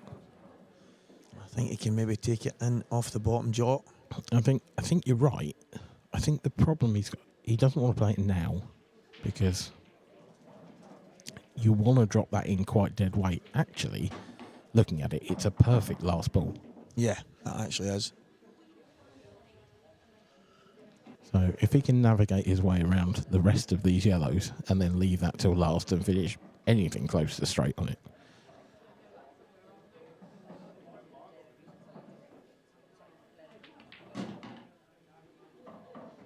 And this is normally where the strengths of Scott Anderson show up when he has to take that finish. I spoke to him before the game, actually, and he told me he'd never won on the stream table. Is that right? So I did tell him that I would tell the audience that in the hope that, from his point of view, the curse of the commentator would work.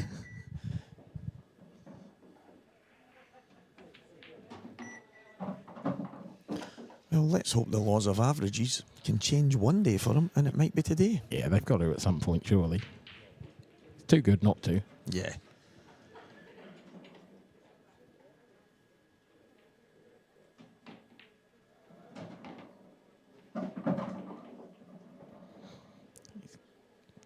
probably got a fraction more angle than he'd like on this. But, he may have to take that yellow we were talking about as his last ball next. Now, if he doesn't have a full pocket here and he's got to hit this a bit hard, this isn't absolutely straightforward. Yeah, so he's going to have to screw up the table. I think it goes in cleaner than it looks. Yeah. It was close to that jaw, but just got by. And this is a lovely angle to just stun across. Oh. Well, they could have done with hitting that a bit. That's well, this is a stretch.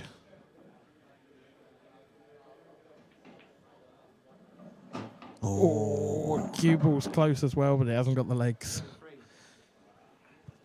Well, he took liberties there, Scott Anderson, and got away with it. He leads by 1-0.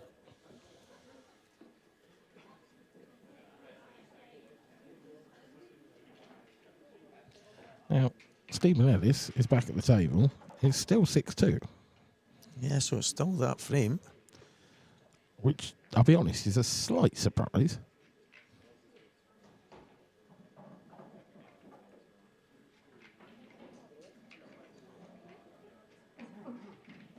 You know, as long as he's at the table, he's keeping Mark Boyle away. And that's as big a bonus as you can sometimes get. Absolutely, although it's hard to say that you can keep him away for the next 4 shots. This is... Yeah. I think this is just containing. Yeah.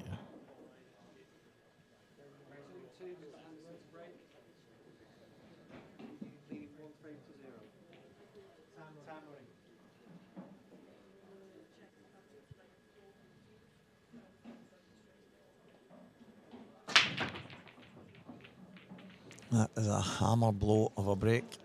And it's dry. Scott just let out a little wow. And yeah, they didn't half explode, but just looking at the way they've come back together over that right middle, it's... You sometimes wonder what you have to do. It's the old hit them as hard as you can and hope.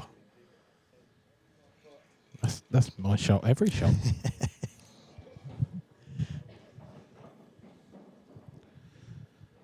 Chris is just looking at those 2 yellows that are welded together. If the left of those goes into the right centre, this is a pretty good chance. Just doesn't want to disturb too much. But that is even better.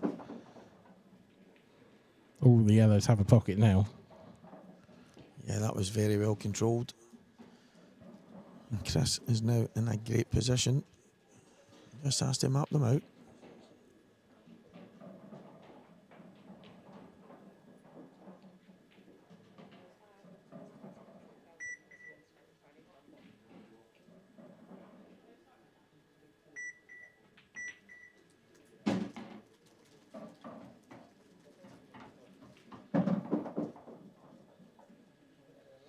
Just got to be ultra careful getting on that yellow beneath the black. Yeah.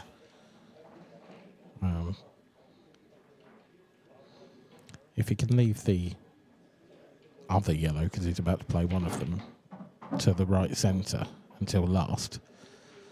Well, I was going to say then, you know, you can punch that in and hold for the 8 ball to the right centre, but I'll tell you what, he's massively underhit that shot. Yeah, I'm not... Or overhit. Yeah, I'm not sure if he's... I think he's overhit it. I think so, yeah. Yeah, I think he's trying to just leave just a slight angle so he can pot that in the top and then get himself out. But looking at a double, is he? Treble. Treble. He's got oh, wow. Oh. Not there. That looked nailed on for a minute. Now, Scott Anderson, what have you got? Yeah, he's looked at it straight away. Plant to the middle. That red might go and knock that yellow in. Not quite. The problem with getting it wrong is it's now another red that needs that pocket. Yeah, I think just a bit thick there. Had to be a little bit more thin. The nice thing, though, with that shot is where that red's ended up is plumb for a skill shot.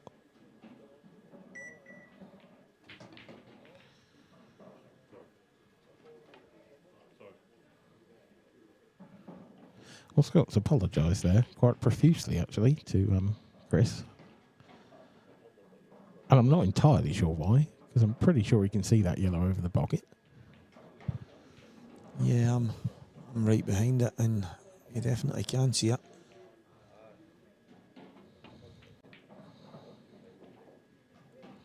So Chris doing the clever thing, getting his balls into position.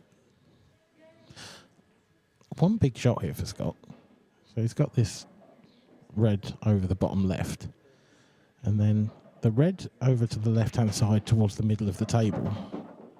Well, I was going to say it had a massive pocket, and he could have left himself an angle to go up to the top, but he's absolutely leathered that and put himself in a snooker. Yeah, I'm not really sure. I think he's tried to just come up past the yellow and leave it thin for the cut into the middle, but he's landed miles away, and this is a massive chance for Chris to get back on level terms here. Yeah, I think he maybe could have done with taking just a couple more seconds over that, because it is a really big pocket up to the top left. And had he just almost dropped that one in over the pocket, it would have been a big angle. Perfect angle, rather. Yeah, I mean, I don't even think he gave it a second look. I think it was just one of the things. He'd made his mind up, and fortunately for Chris, it was the wrong decision, and he's got back to the table. Chris had played a slightly careless one there himself, because he's moved that red out of the way, but he's put it in a position where it might just get in the way of the shot in a couple of shots' time.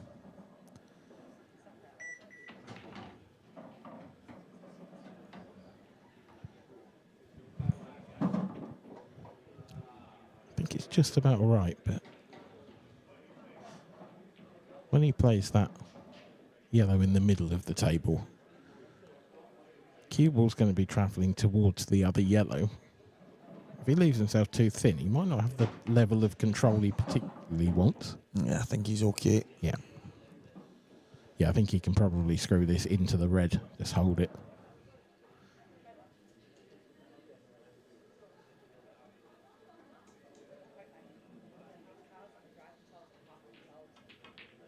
Yeah, good shot.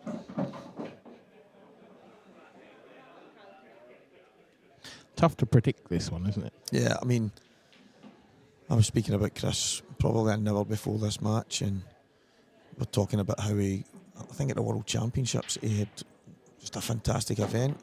Mark Boyle beat him in the final of the seniors. He had a great run in the main event and stuff like that, and he's one of the players when he's in full flow, he can be really tough to beat.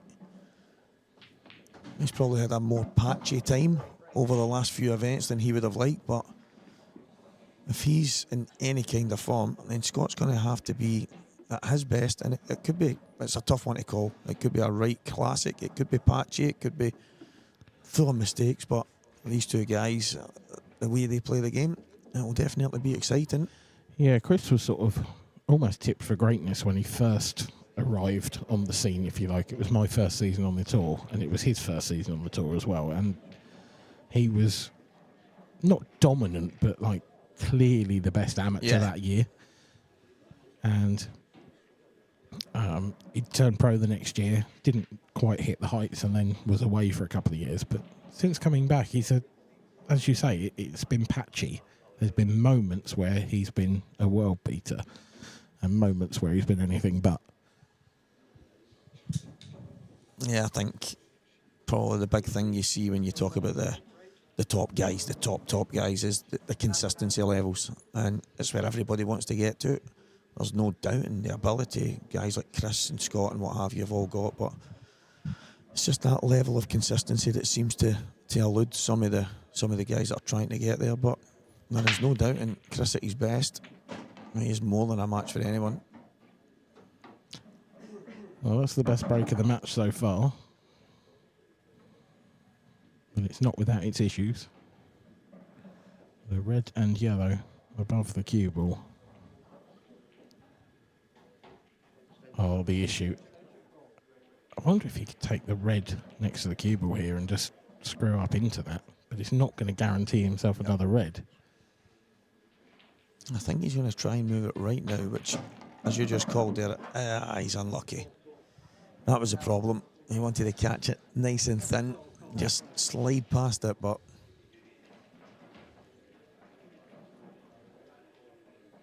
yeah, I mean, he played it in such a way he almost came off the back, didn't he? I thought he might just sort of try and run past it and just skip it open. That is a good shot. That is a very, very good shot. yeah, that was a tough shot to judge. He's played that very well. He's given Scott something to think about here.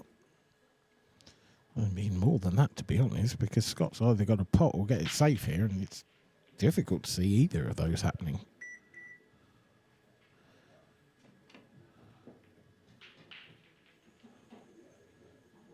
Oh, I thought he almost managed it, you know, he almost got the safety. But he has left a red up to the top left.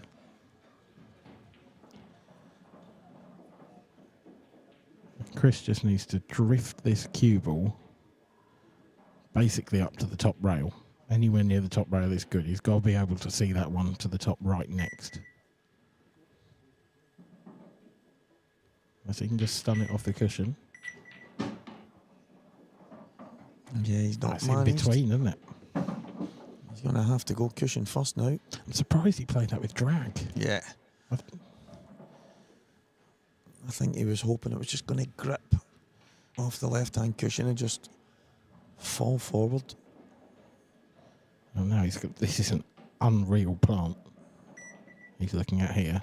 Again, there's no huge guarantee of position. It's not worked.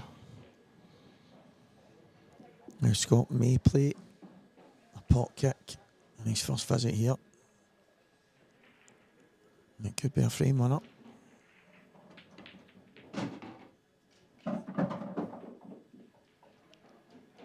It's not bad, but it's not... Does he have a straight pot on? Has he got to take a plant to the left centre? Yeah, I don't think he's got... Does he maybe get the one to the top? Yeah, he's That's what I'm he's looking having a at. look at it. That's very tight past the 8 ball.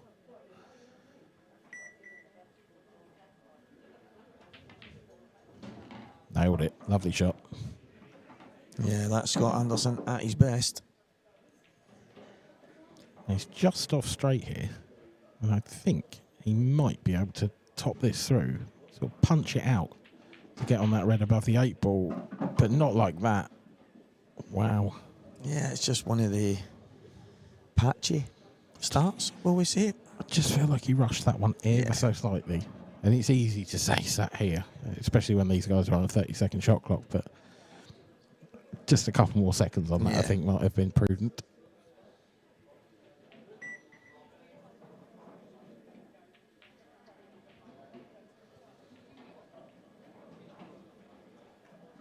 Yeah. I think they both would be the first to admit that it's not been the best fluid start, but if anyone thinks it's easy playing in these conditions on the TV table, 30-second shot clock, it's not. And it just looks to me like both of them haven't really got a feel for the table yet. And no one's settled, have they?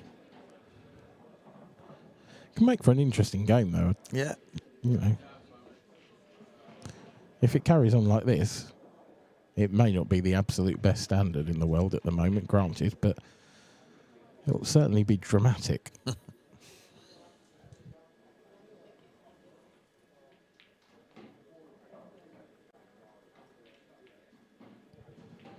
think Scott might blast a double here. I was going to say big double.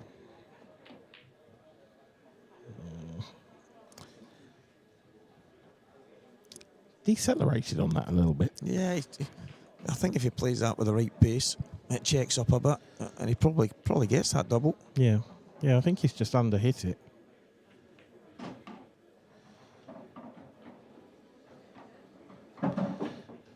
The obvious question now for Chris: where on earth does that 8 ball go? He's having a look at it through the gap between the two yellows and the minutes there. It's tight. I mean, it's almost one of those ones if you can. So that from this camera angle, if you can catch the right hand yellow really thin, it might come off both yellows and squeeze through.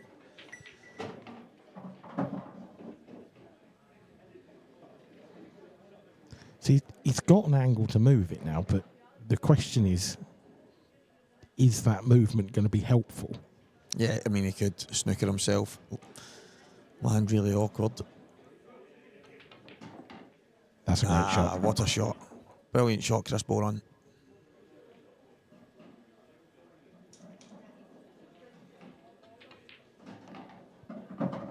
Yeah, very nice. Chris Bowen takes the lead. He leads Scott Anderson by 2 frames to 1. A very, very scrappy frame, that one.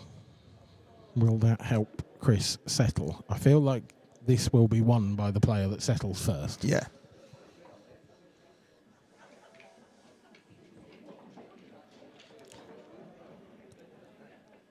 Players from the northeast of England, talking of those.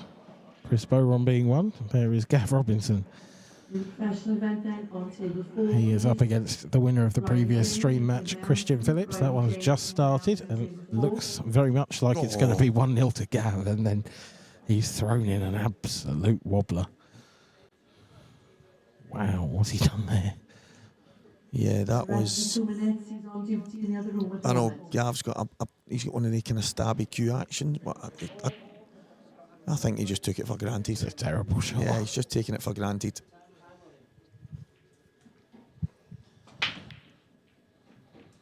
Well, Scott controlled that break. It's absolutely taken everything out of it. Yeah. Look at it, it's beautiful. One problem red, but goes in off the yellow into the centre. If you can land down near that bottom right corner, and if you could do that, it's a nice last ball. Does that red still go? I think it just about still does. I think so too. But I'm not putting any money on it. And it's still that one red just below the yellow. But as Dan rightly pointed out, it does slide in off that yellow.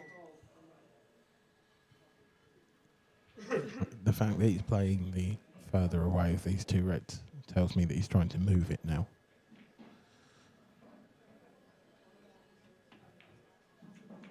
Oh, he caught the yellow. Caught the yellow on the way through. There's worse results. Yeah, that's... A lot of people would say that's good thinking. I mean, Chris is in all kinds of trouble in this frame now. It's hard to see any kind of... I mean, I'd almost be tempted to go off the cushion with a bit of side and try and pop that yellow that's above the cue ball in the right centre. Because at least if you get a pot, you're still at the table. You can then make something happen.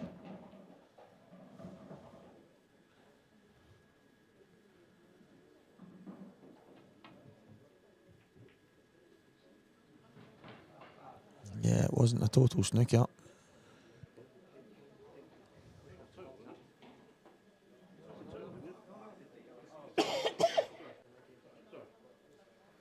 Scott was trying to be kind to his opponent there. He didn't realise it wasn't a total snooker.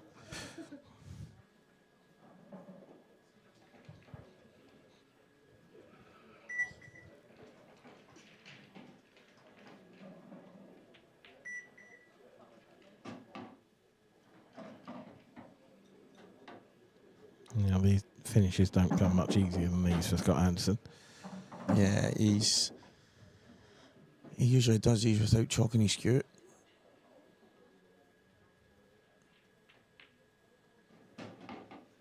And it looks like that's exactly what he's doing.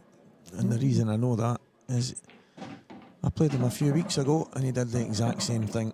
He literally took some of these finishes without even chalking, just went down and potted every ball like it was nothing. But it was there for him. Yeah, it certainly was. 2 apiece.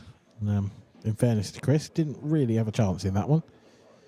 Now there is Gav Robinson, possibly still with memories of the previous frame in mind, because he missed a pretty simple 8-ball to the left centre, and he finds himself trailing Christian Phillips by 1-0. Quite ominous figure of Craig Marsh there in the background as well. He is trailing Ryan Clark by 6 frames to 7. That would be quite a big win for Ryan. It's not been a great season for Ryan Clark, I have to say. And, taking down Marshy. Oh, it's a feather in anyone's cap. Yeah, he's a bit like when I watch Marshy and Ben Davies and guys like that, pure, the cueing that these guys have got, the way they play the game, it's just, he's a joy to watch him when he's in full flow. Marshy's one of the best about that stuff, that there's no doubt. So if Ryan can somehow get over the line, that will definitely be one for the record books for him. It's no mean feat to beat Craig Marsh. Good Lord. What a break. No, they didn't half open up well. But there was a moment there where it looked like it was going to be one of the easiest finishes in history. And then a couple of last balls rolling have actually made things quite awkward here for Chris. It's still not bad, though. It's got to be reds now.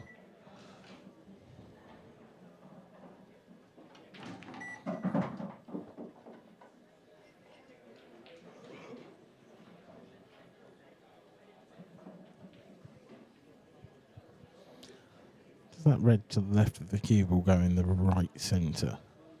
I think it does. Yeah, I think that might be. Yeah, it must do.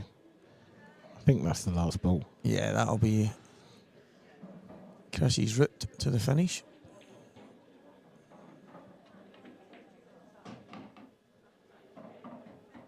Yeah, the overhead certainly tells the story there. Yeah, he would have liked to be straighter on this. She's going to have to change his mind now. I think he can probably just dig into this and take it back off the cushion. End up with the cue ball going through the gap. Big shot. Oh, it's not great. It's always going to be the problem. Now, can he get to the other side? That's what I was thinking. And he can take it to the top or the left middle. I wonder if he'll play this with lots of running side. I don't know quite if the angle's good enough for that, but if you could sort of come around almost like a 9-ball shot. Well, no, it's come back to it. See, he's obviously changed his mind and decided to try and come high. I think that doesn't. Does it double? I don't think it does. I think if you hit that at the pace you need, it checks into the yellow. He's got it. Just by, yeah. But went high. Yeah, that got so closely. I don't think that was possible. I don't think that shot was on. I think when you got 30 seconds, he had to try. Yeah. Scott will be playing a telling safety here. That's pretty good. That's very good.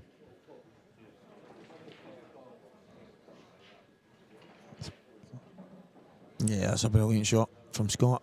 It's just perfect, isn't it? It's got an awkward yellow, the most awkward yellow out into the middle of the table. And it puts distance between cue ball and snookered red. Yeah, he's taking the one cushion away as well. That's why, I was wondering, has he taken the one cushion? So 2 cushions, twice across, trying to pop the red in the centre. I mean, it's a good hit. But it's another. This is going to be one of the Scott Anderson finishes, I think.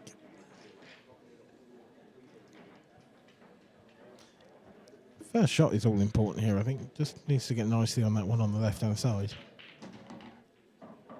Bit like that.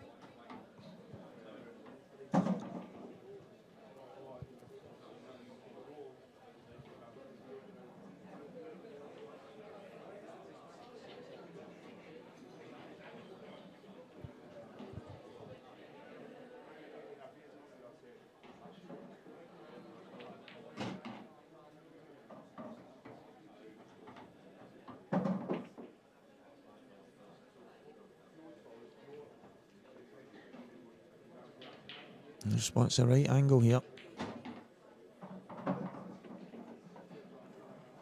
He's gone a bit further than Scott would have liked, so I think he'll go upstairs to come back down.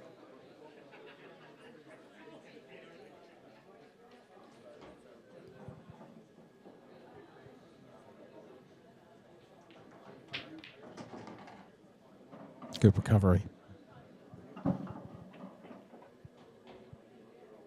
Still trace aside to hold the cue ball. Again, is it maybe a fraction far? No, he's getting down pretty quickly. Yeah, he's just pinched the bag a touch there, but Just a slight bit of near jaw involved there. yeah, he had a little look on his face there like he didn't play it exactly like he was meaning to, but the pace took every bit of danger out of it. And it's another frame for Scott Anderson. Quite a sparse looking sort of main arena there, isn't it? Waiting for a few games to go on. The scheduling is running quite smoothly today, I believe. Yeah, I think there was only 1 point earlier where there was maybe 2 or 3 games waiting, half an hour, something like that, and then after that it all seems to be well on time. Gav Robinson, he's 1-1 with Christian Phillips, so he's got over that previous one. And Gav has gone off the table now with the cue ball. We need to stop cutting to this. It's definitely it's not helping Gav at all. Matt Schofield in the top right is in a world of trouble by the looks of things. He trails Paul Harkness by 7 frames to 2. And I don't know if he's on yellows here, but if he is, then what on earth do you do from there? Just, I can't see a way out of that. Wow.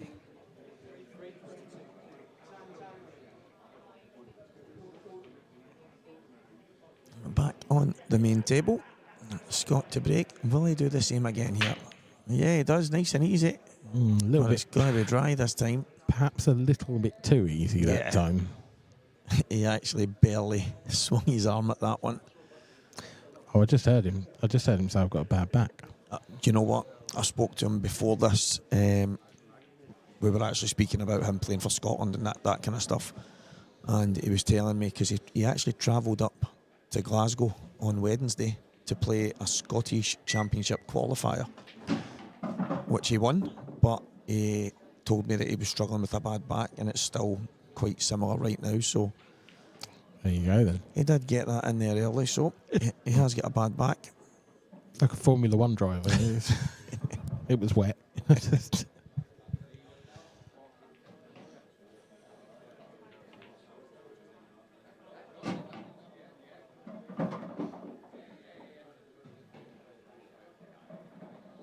And Chris is on yellows here, and he's thrown his hands up because, I mean, it's hard to tell what he's played on there, to be honest.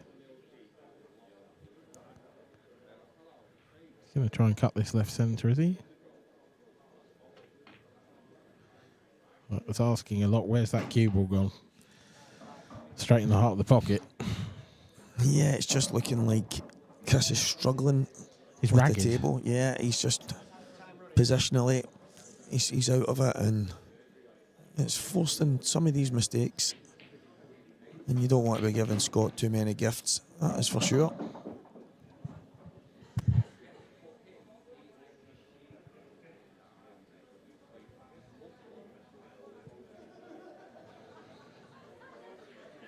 Yeah, and it is a gift, to be honest. Just the one red for Scott to really worry about, although, well, Wow.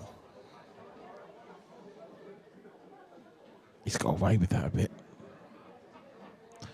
Unless Chris can play yellow off of yellow, but that looks really tough. I think he might be catching that other yellow too full. I think he might just bounce it into the jaw. I think the thing here is he's got no other option. So Yeah. he's going to have to try and play it. Got to play it. Good shot. Needs to slow up. Good shot, bad result.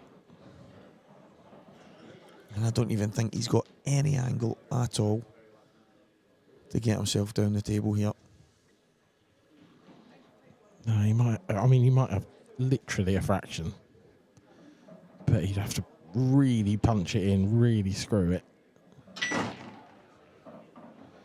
Tried it. How's your luck? Oh, awful. Well, has he got a plan? I don't think he can see enough of the first yellow. Well, he's looking at it. Maybe he can.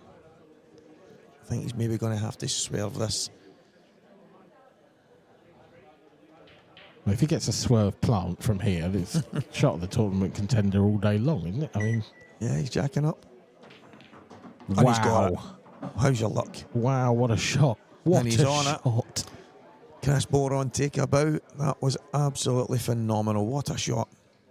That's ridiculous. What a shot.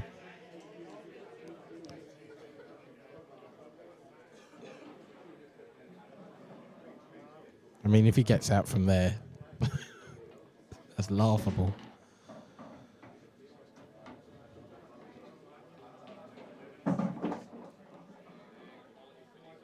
Not an easy black, but in the grand scheme of things, this is one of the easier shots in this finish. Yeah. Brilliant stuff, Cuesports on. Absolute first class. He has dragged himself out of the fire there. And Scott Anderson is shaking his head in disbelief over in the other corner. And hard to blame him, to be honest. I mean, he must have thought he was coming back to the table.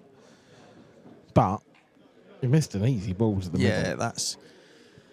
You know yourself, sometimes you get punished. Sometimes you get away with it, but at this level, and although both of these guys would be the first to admit that they're nowhere near their level best, but you're not going to get away with too many things. And unfortunately, Scott made a mistake, and Chris pulled out a massive finish. Tell you what, Matt Schofield nearly pulled off a worldie there as well. Just didn't quite get the yellow in the middle off the cushion, but he's scrapping away for his life there. 7-2 down, not giving up. And the fact that Craig Marsh is still sat there and there's no balls on the table tells me that despite Q-Score saying he is 7-6 down to Ryan Clark, it must be 7-all. So deciding frame out on table 3.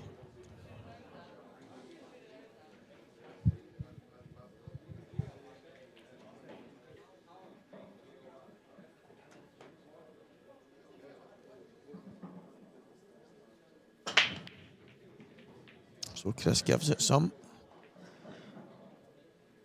And gets no reward. Scott already out his seat.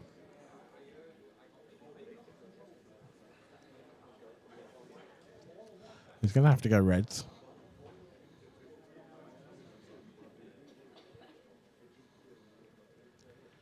The red sort of directly to the right of the 8 ball is comfortably his biggest problem. Yeah. That is something that's going to require some serious solving, because with those 2 yellows below it, even if you play into it, the chances of it coming out nicely are slim. You almost want to try and leave yourself an angle where you come around the back and go into the yellows, but even then you could snooker yourself. Yeah, exactly. I'm looking at the yellow just below the black, the red, sorry, just below the black as well. It's not easy to get on. No, it isn't. If it weren't for the other red, then you could leave yourself nicely on. Exactly. And play for that gap. But this is going to be very... I'll tell you what, that is a fantastic effort. If that cue ball slows up an inch before, 2 inches maybe, then actually it's easy, but he's on it. The thing is, he could play on that red now and then use the 2 yellows. Oh, he's actually... I think he's unlucky. So that was a tough shot, and he's tried to be cute, get that angle. He can just basically stun towards the yellows, even stop the cue ball, and he's absolutely perfect. He's unlucky there. That wasn't easy. No, it's a great effort. He could only see so much of the cue ball as well.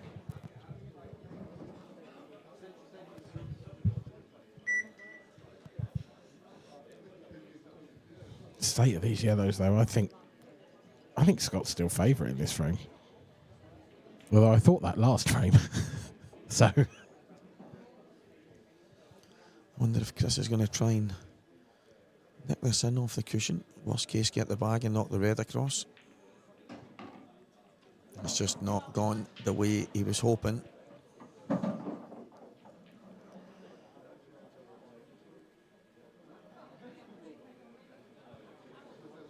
If he gets out from here, Scott should probably just pack his cue away. If he does this 2 frames in a row. The famous head-wrecking finish.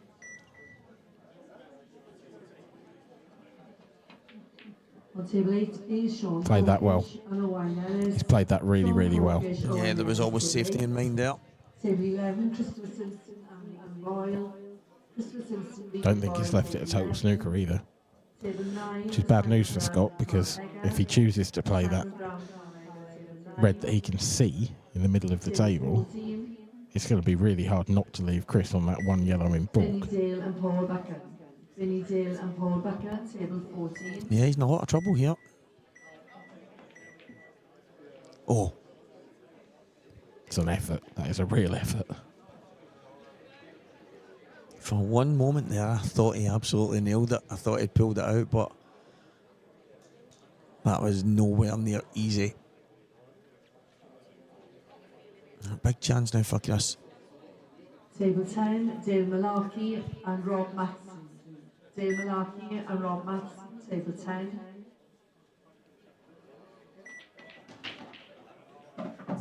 Oh, Chris, what have you done? Back in the same area. He just can't get on that yellow. And what do you do now? Do you play the long plant? Do you go cushion first to put the one over the pocket and try and bring the cue ball back round? There's options, but none of them are easy. I think it has to be the plan. Oh, he could play it. Didn't realise he could see that. Neither did I, so one cushion and out. I thought he had to go cushion first, which was going to be tough to get out. But cracking shot from Chris. In a professional event, please, on table 5, David Casey, David Arsnell. David Casey, David Arsnell, table 5.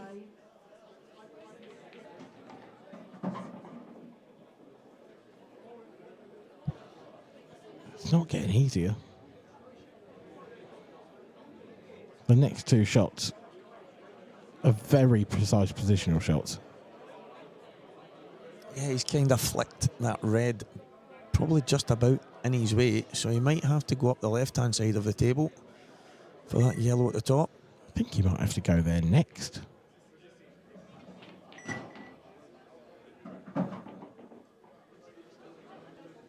I quite like the way he's played that. He's taking that red out the way now. He can just go 2 cushions. Anywhere towards the balk line would be absolutely perfect. Yeah, just not too much side. Doesn't want to come off the cushion too early. And I think that's... that was kind of what I was worried about. He wanted to be closer to the middle pocket. This is a thin snick.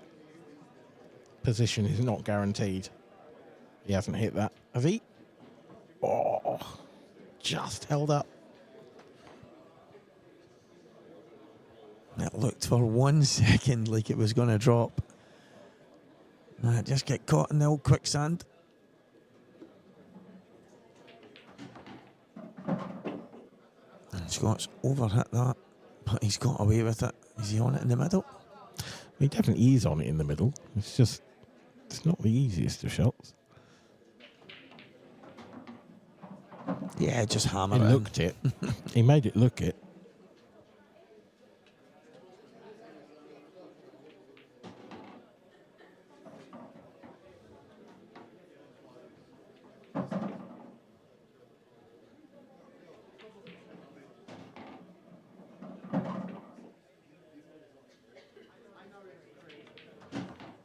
Yeah, good stuff from Scott Anderson. But you can't help feel it's another one that got away from Chris. It's just a match that keeps swinging back and forth, and both have played some lovely stuff, but both have also thrown in some howlers. I said earlier, I think it'll be the first player to settle, and I don't think we've decided who that is yet. Yeah, exactly. I think it's just been one of those games, and sometimes when they start off that way, it can be tough for any player to kind of drag themselves out of it. And up to now, the two guys have made plenty of mistakes, but they've also pulled out some fantastic shots. It's been a mixed bag.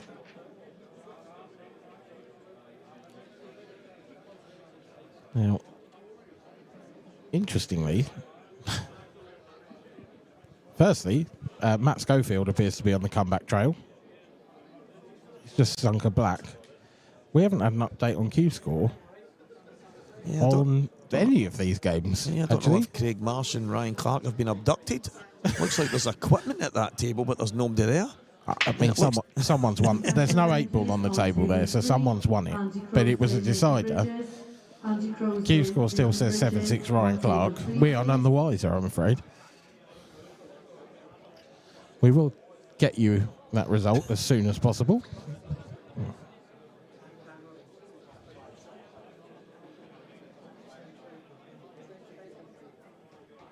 There we go. Craig Marsh has won it.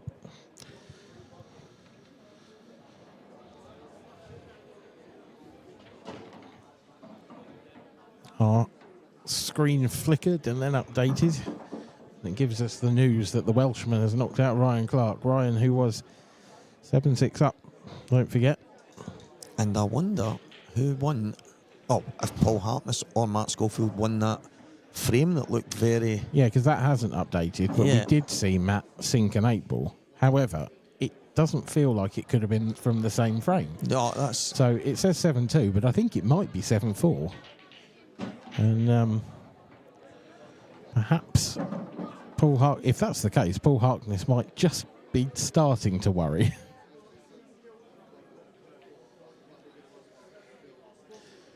From memory, Paul was 6-0 up in that match. Right. So to go from... Well, it's gone 7-3 on the scorecard. Is it going to go 7-4? We'll find out shortly. Nevertheless, Chris Bowen is just absolutely walking around the table finishing these up. So we should probably pay attention to him for a little bit. He's looking at that yellow into the opposite bag. If he can just about hold the angle here, he's gone too far. He's going to have to use the black now. I'd be surprised, and I know what you're saying, because he did go around and look at it, but I'd be surprised if this wasn't his plan from the start. I thought he could have played the one just below the red and came round the back of the yellow he's just played and made life a bit more easy, but he's taking these well. I wonder if he was looking at both ways just as a bit of an insurance policy, you know, just to make sure either way he was all right. He's slightly frustrated here. So he's obviously got a bit more angle on this yellow than it looks, and he can't just screw straight back. Doesn't want to flick the red, I suppose, because then you could end up just running into the 8-ball. Oh, he's missed it. I think I would have just screwed off it. I really do. I think I would have just screwed off it, and I think he would have been okay. I think he would have had it into the right middle, but... What's Scott doing here? Yeah, the sensible safety. Oh, it's really hard to see a way out. That yellow next to the black spot is massive here.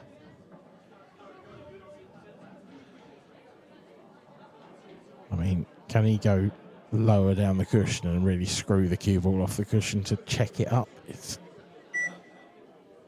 That's what he's trying. No.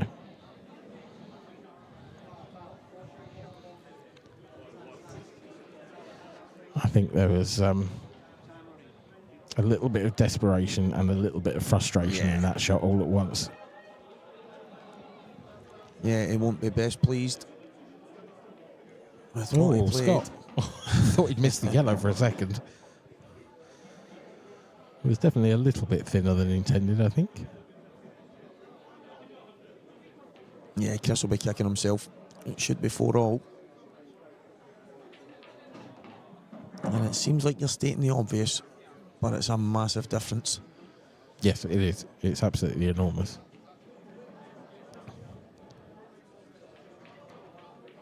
And might just give Scott Anderson a bit of breathing room and maybe a chance to relax. Yeah, I like that shot he's just played there. Just opening things up. Too many balls over the one pocket. No, just playing the light cannon. And everything is, I'm going to say, a lot more straightforward now.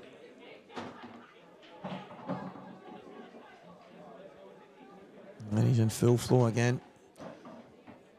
I'll be surprised if you see his chalk for the rest of this frame. Must be one of those expensive bits. Yeah, maybe he's left it at home. Are you oh, well, it's plumb straight to the corner, but that was slightly careless. Yeah. He gets into that groove. As I say, we had a match a few weeks back, and I noticed when things got, let's say, too easy for Scott, he seems to get into a overly relaxed state, and maybe, I'm not saying he has to be more tense, but maybe a bit more zoned in. I think most players do that, to be honest. I think it's something that only the very, very top players rarely do.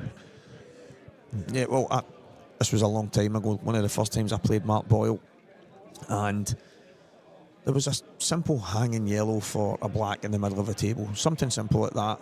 And I watched him give this shot as much care as the hardest pot up the cushion.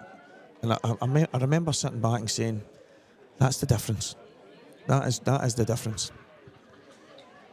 Yeah. Now, let's have a look at our other scores. Riley James and Clint Hansen, they're on the table furthest to the left in that room. When we go back there, that one's 2-1 to Clint at the moment. And Matt Schofield is still 7-3 down to Paul Hartley, so we would assume that was the same frame, which I can't believe, frankly. Now, Chris is living up to his nickname of the bazooka, but the bazooka's not hitting the target at the moment. Yeah, unfortunately, the bazooka is firing blanks right now.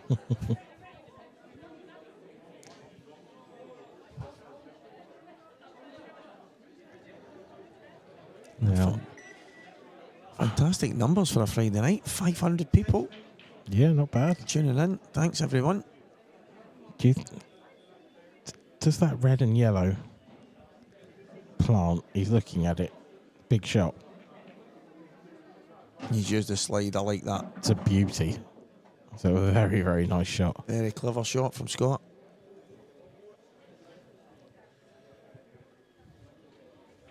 It was real all or nothing, that shot as well. It was a frame winner, potentially, but also potentially a frame loser. Absolutely huge. He's decided to put all these eggs in one basket, as we would say, and yeah, what a shot. Making me hungry now.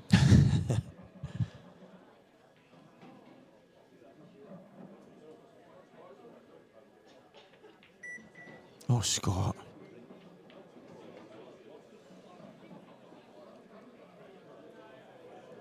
And it's just another one of those moments that this match has been littered with. There's been far too many of those.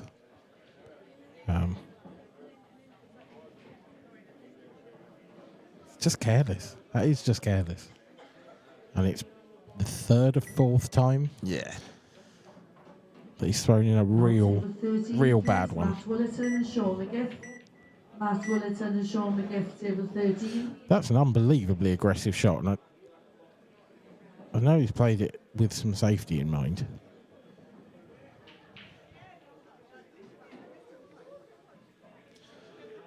But it's left Scott a containing safety that,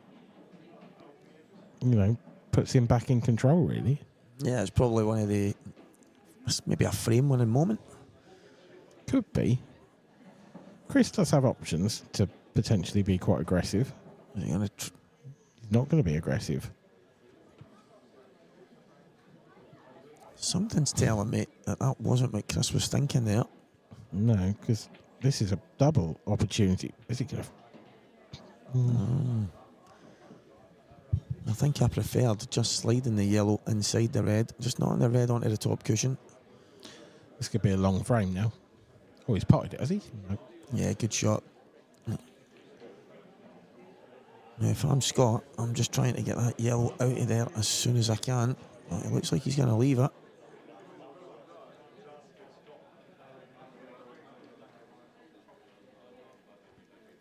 Chris will just take his red out of there.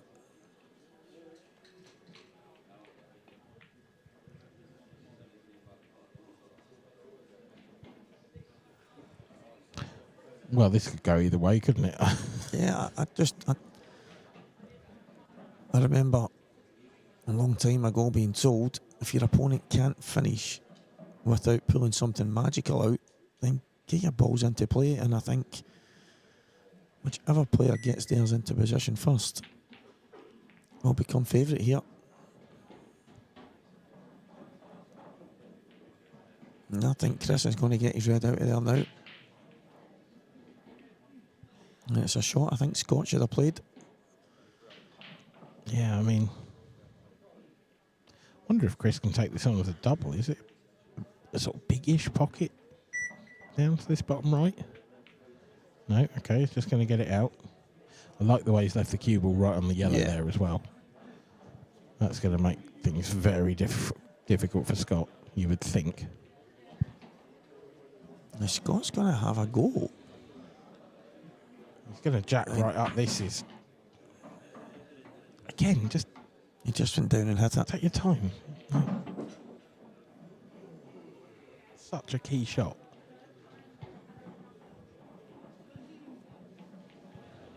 I mean, can he get in behind here and maybe draw a foul? No. And for me, Chris can just play the red into the top left. Yeah, that's what he's going to do. Yeah. Yeah, even if he doesn't get this, he's still a huge favourite. But he... Oh, no, it's just wide. So Scott's going to have to attack now. There is no option. He's got to start with the plant. Try and leave himself an angle to get from presumably the yellow in the centre of the table across, but all those reds are in the way.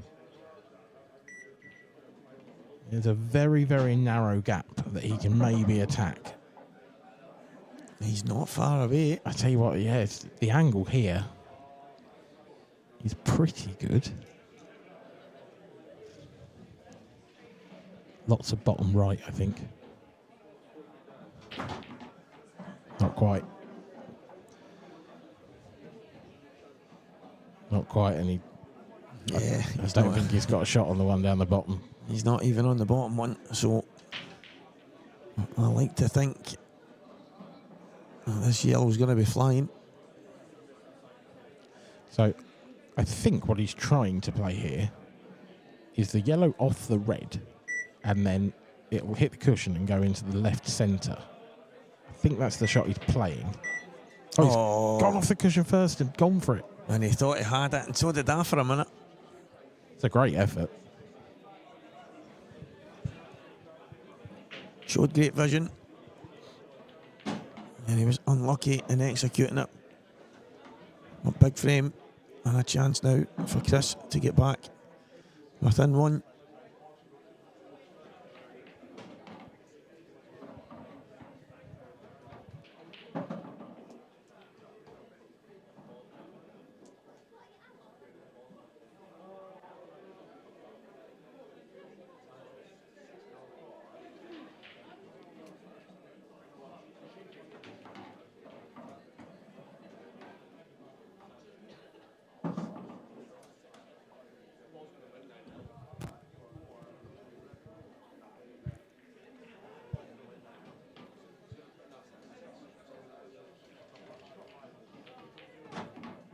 No, he doesn't want to knock it in. He's fortunate. He should have been nowhere near it. Yep. And he knows it. Tell you what, I think he might have been trying to move the 8 ball. Because with that yellow above it, and with the yellow covering the bottom left, Yeah, maybe we took this for granted, but... Yeah, if he takes the yellow, I think, out the way, but I don't know. I think he wanted to move one of them, because he looked really annoyed at that shot. He just doesn't seem to have the feel that you would expect, but Well, but this is quite a big shot now because it looks like he's got to go into the yellow. I don't think that black goes left centre. He could possibly come around the back of it and take it right centre, but if he skips off the yellow and lands on the black, or wow, it has gone wrong. He was playing into one of them and he's only clipped the 8 ball, and he's, well, from a position where it looked like he couldn't lose. I think he has to play a treble here. He's played the double, and he's got wow. it. What a shot.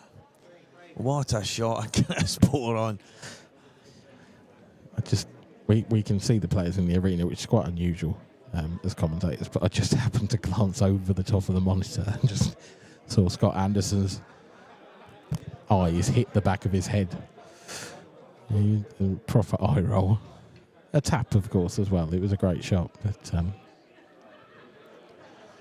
it can be difficult to take when your opponent looks like they're going to let you back to the table.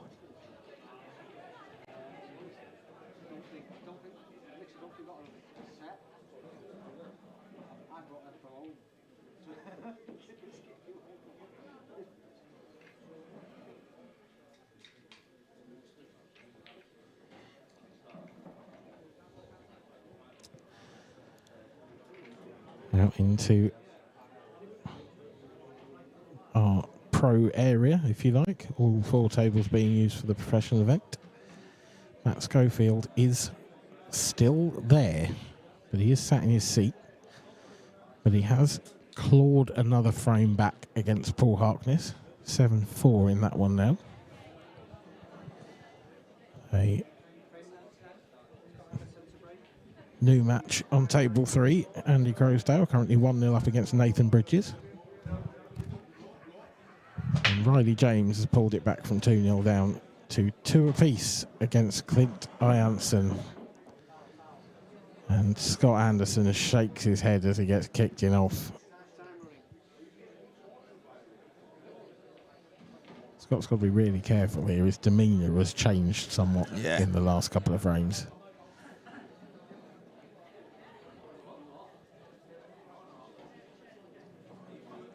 And with the 1 free shot, 1 visit, chances don't come any better than what Chris has here. And he's made another mistake. He's very lucky that top yellow is there. I know he's got both, but the one on the right hand side, he's going towards the reds. He is very lucky to be on the one to the left. I think he might be lucky enough that, as well, the red and yellow have gone close together, but actually he could still play that as a plant to the bottom right. Yeah, it's not been pretty.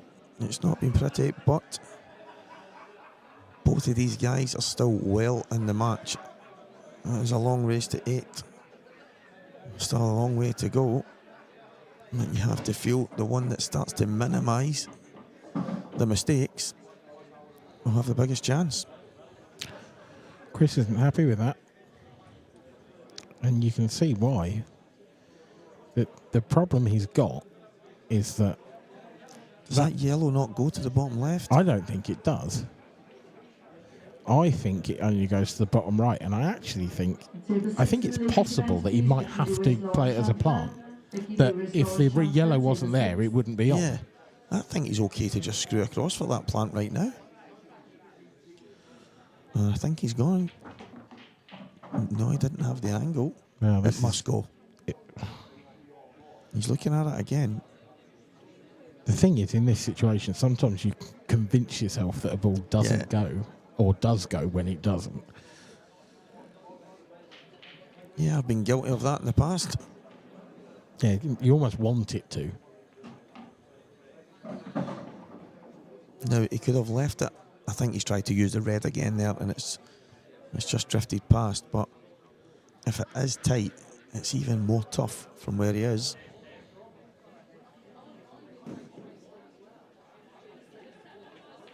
Yeah, it flew in, so.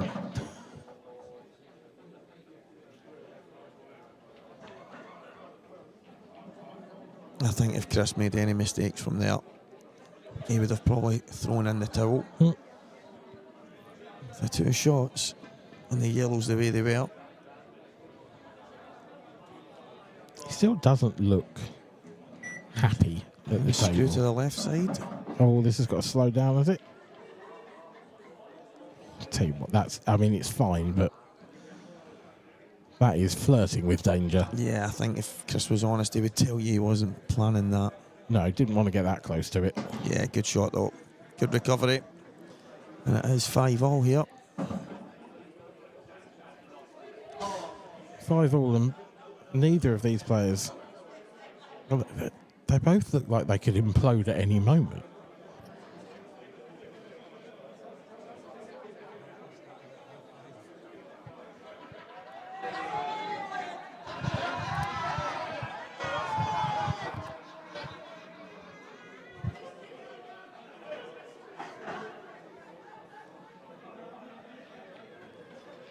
Oh, looks like Paul Hartness might have got over the line. Yeah, it does, yeah.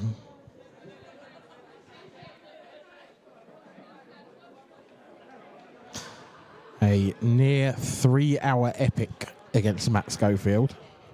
And Matt, a valiant effort at the comeback, but it's Paul who will keep trucking on.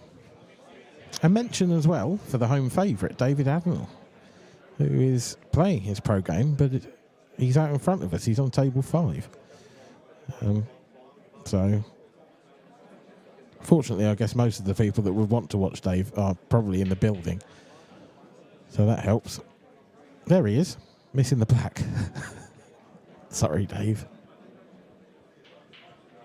Yeah, I remember last night we had that Lola's pool party thing, and Dave's name get shouted, and you would have thought you were at a football match with thousands of people. The cheer went up, and I'm thinking he's only going to play the frame. He's not winning yet.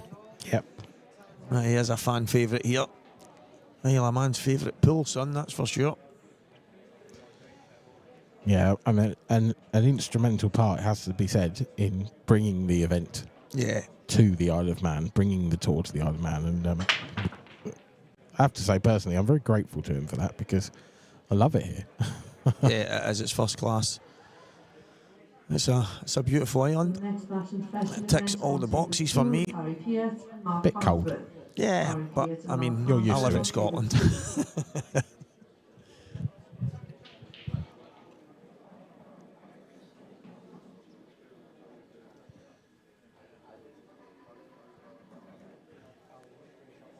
Yeah, it's a foul. Chris not entirely happy with that. I think he might ask the cue ball ref to get this cue ball, though, because I wouldn't fancy picking that up, would you?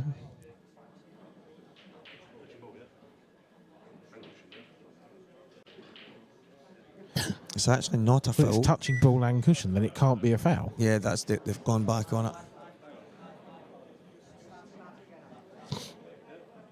They've gone back. They've had a look at his touching cushion and the ball. So, but how does he get out then? How many balls is it touching? Is it 1 or 2? If it's touching both, I think this If is it's a touching re-wrap. both, how can he get out? Yeah, that's what I'm thinking. Or It is must touching just the be yellow? touching the yellow. Well, I'll tell you what, he's done well there. He's going back in. Tell you what that is proof that the overhead camera doesn't give you the angle you think it does. Exactly. Because the overhead is in the middle of the table. We must need our eyes checking. Absolutely, yeah, apparently.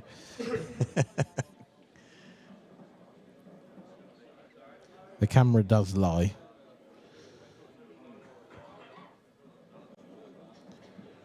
Well, I think Chris is going to find himself in behind the red. Odd start to a frame, this is. That's a good shot from Scott. This is going to be tough now for Chris to get out and not leave anything. Yeah, a little tap on the table. Chris knows that.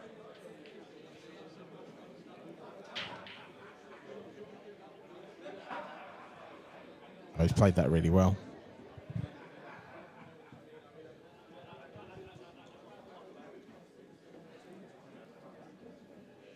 And a tap back from Scott.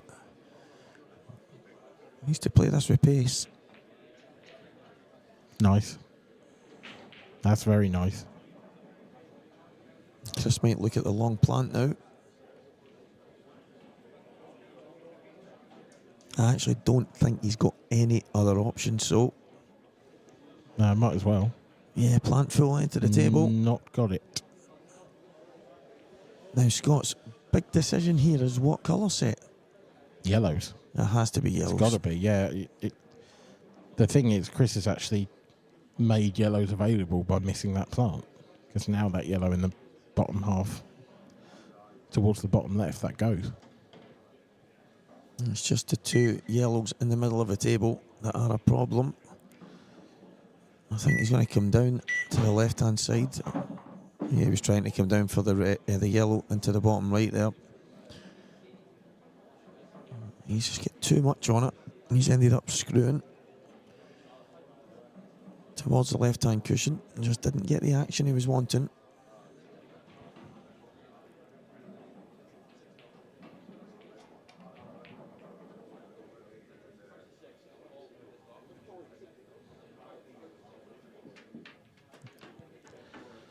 Scott's head has left the building at the moment. If Chris can stay patient at this point, I feel like he's the player in the better headspace at the moment. Yeah. He's looking rather hot and bothered, Scott. He's walked to the corner.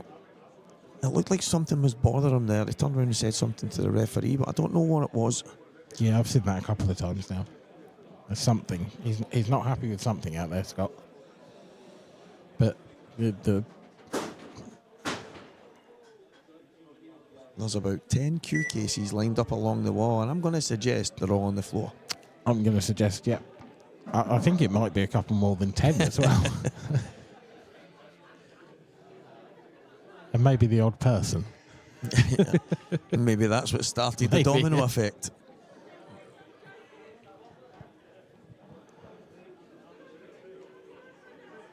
Definitely not easy here for Chris. No, not at all. And this is where I'm saying maybe patience might Just be the take key. the- Could just, yeah. Yeah, just take the pocket. I mean, that's such a clever shot as well because Scots can't really do a lot other than that. But now, Chris has basically got a free go to get this red out. Yep.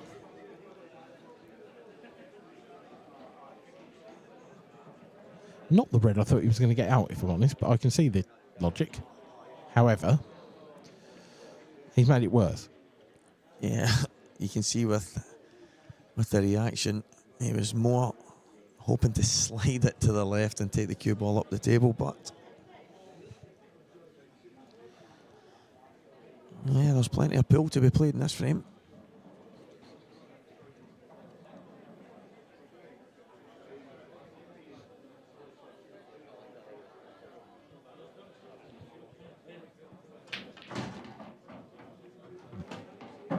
What an effort that is. And he's left a 3-ball plant that could open everything up even more. He's not firing blanks anymore, is he? No, I mean, I think it's landed absolutely perfect for that red that I was about to mention to come out. And that's I think that still goes. I don't think that's that bad. Yeah, he's on the one to the top right there. If he can bring the cue ball down.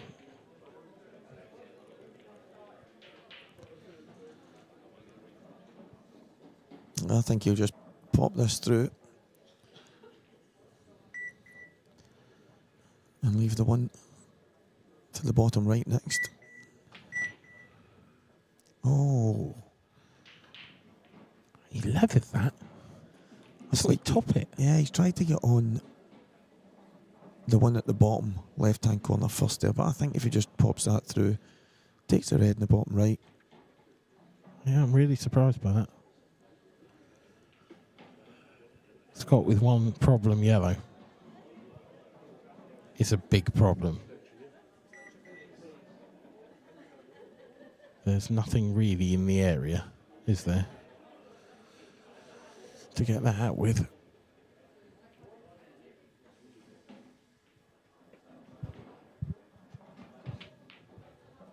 Oh, I'll tell you what. That's a terrific shot.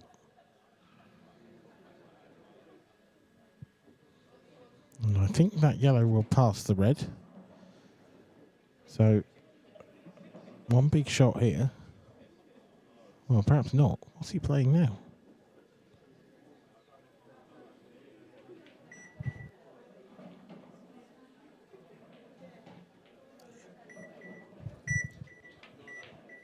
Oh, what a shot. That is some shot. That is a vanishingly small gap he's got that yellow through. And it's to play pristine position at the same time. That is some shot from Scott Anderson. I think he's taking that a bit too easy. Oh, got to run. Oh. Good judgment.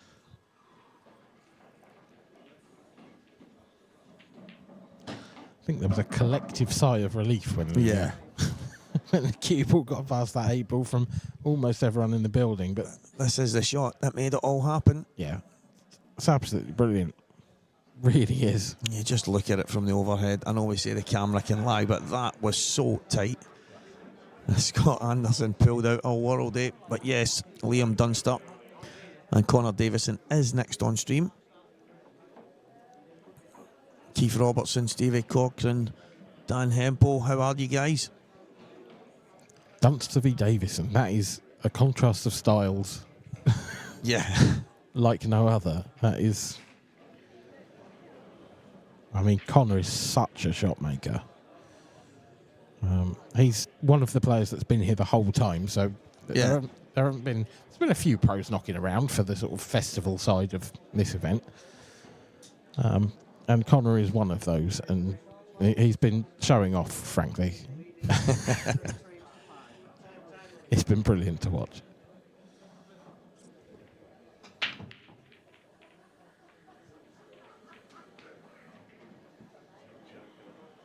So Scott struggling with his break again. Yellow and red on the left-hand side. The red goes. I don't think the yellow does. No, it doesn't. So, yellows are the favourite, but he has got to move it. He's going to try and do it with the first shot. Yeah, he's got what to do. Yeah, I mean, it's okay, but the next pot is massive and not easy. Could possibly take the yellow he's closest to up to the top right. And then use that to come down for the one on the rail. Yeah, I actually think that's a shot. If he goes for anything else, then it's thin and he's losing the cue, or he's trusting to luck with any other shot. He's having to avoid some traffic at the same time. I think that's a shot. I think if he can come down right now, or is he going to try and drift this in? He's going to try and drift this in. So, I mean, if he can catch that yellow in the middle of the table, which he hasn't, nor has he got the pot. And he's knocked a yellow awkward. Yeah. A bit of a shot to nothing, but I think if I'm Scott, I'm going to try my best to get a red inside that black as soon as possible. Oh, that was risky.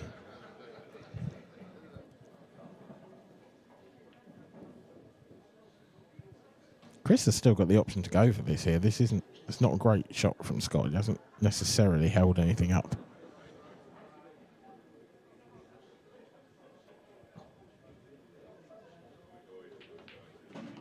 Yeah, cracking shot. I was about to say the one problem ball is the yellow. Can he get on it now? And he did. And just for information purposes, we do have a 30-second shot clock in play. It's just these guys play too quick. Yeah. Yeah, they don't get to the beeps very often. Oh, Chris overrun it. Now, he's got the yellow nearest the black spot. If he can drop this in, rakes aside, I suspect, to try and hold it on the cube, on the cushion. Oh, he's played it off the red. I tell you what, that's a shot. That is a really, really good shot. finished. On table 16, please, Tilly Edwards and Mira Aria. Tilly Edwards and Mira Aria, table 16.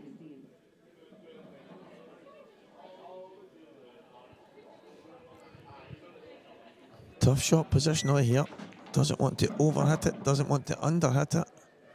That'll do. Yeah. Hand of apology, because Yeah. it's not the pocket he played for. But he will be very happy with that, will Chris Bowron.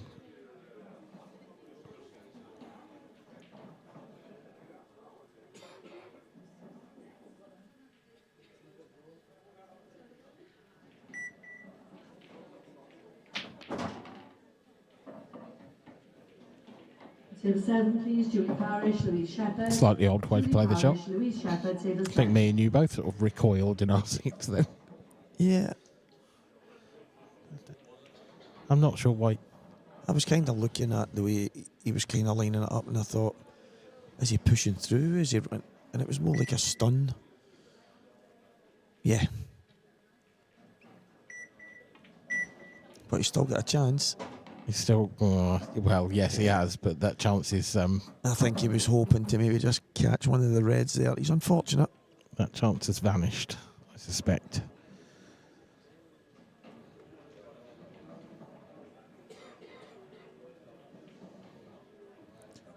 I don't know if the red in the middle of the table is in the way of the one cushion as well, like without any side.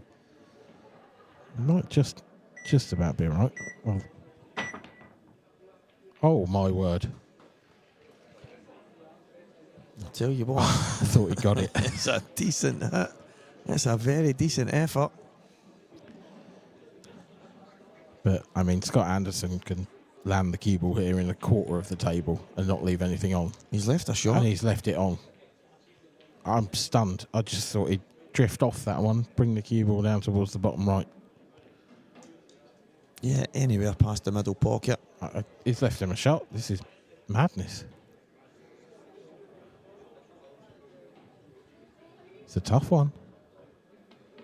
But he's got more difficult. Not this time, though. He's actually overcut it. And I think that's how many times you step to the table and you think, I have to make sure if I miss it in the bottom side of the pocket. But to overcut it as thin as it was. Now this for 7-5, I'd really like to see Scott Anderson just take a beat here. Same. And he's not going to. Yes, they're easy. I mean, yes, they don't get easier, but he doesn't need to run. Something about a back injury? Just yeah, maybe exactly. Start walking. Just, you know, set yourself. Give yourself that routine. Give yourself that second.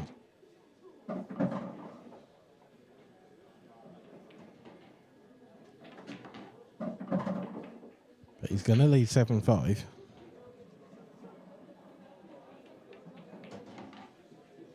And Chris Bowron now needs to win the remaining 3 frames of this match if he is to have a chance in this grand final. Let's just run you through some of the scores as well. Mark Boyle, an 8-2 winner over Stephen Ellis earlier on. These are all second round scores. Matt Schofield lost 8-4 to Paul Harkness. Craig Marsh won deciding frame against Ryan Clark. And Rob Stephen with an 8-3 win, quite comprehensively beating Adam Griffiths. And plenty of games going on as well. We've got 6 games on currently in the pro ranks. Christian Phillips at the table there. He leads Gavin Robinson by 6 frames to 3. Clint Ianson 5-3 up on Riley James. David Casey is breaking Isle of Man hearts at the moment. Manx hearts, I suppose I should say. He leads Dave Adnorth by 4 frames to 2. Andy Crosdale 4-1 up on Nathan Bridges, and Harry Piatt and Mark Farnsworth has just got underway as well. That was on your screen briefly. That's 1-0 to Mark at the moment. What a game that would be.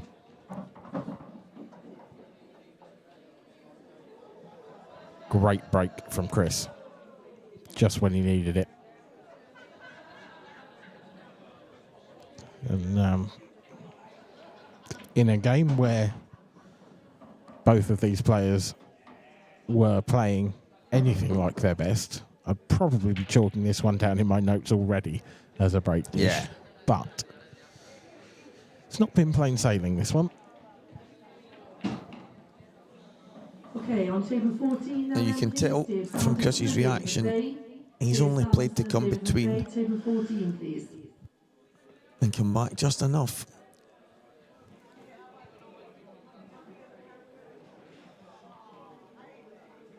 But he's given himself a bit more work to do.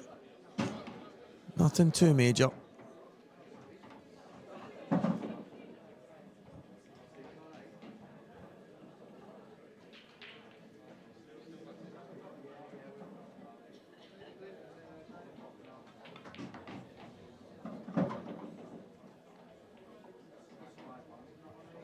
This isn't a great angle. Can you just screw across? I think you Yeah. can. He's powered that in. Just what Chris has needed.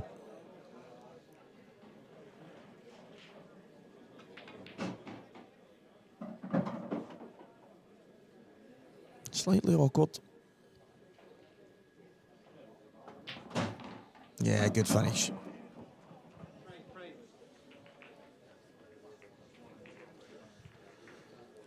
Seven, 6. Yeah, just what Chris needed at this moment in time. Just wonder if Scott's back might get a little better before this break. Whether he might just put that extra sinew into it. Yeah, we might see a show of force here from Scott, just at the time he needs it. And yeah, I've seen some crazy ideas on how to improve the game of pool. Well, there's one on the chat function that probably takes it to the next level. Yep. I haven't got anything else to say about that. I'm trying not to look at it. Every time I look at it, I lose a brain cell.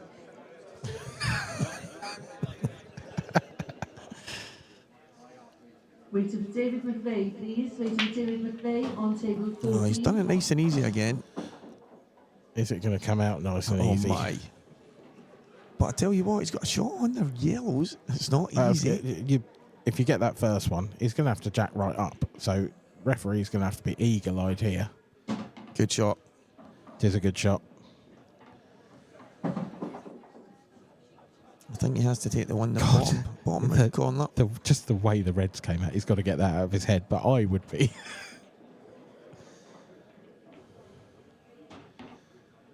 Yeah, this is nice. Is he leaving the one to the bottom right last? I mean, you could do it. I mean, I would have took it Yeah. a moment ago, but The one in the middle of the table is actually a little awkward. yeah.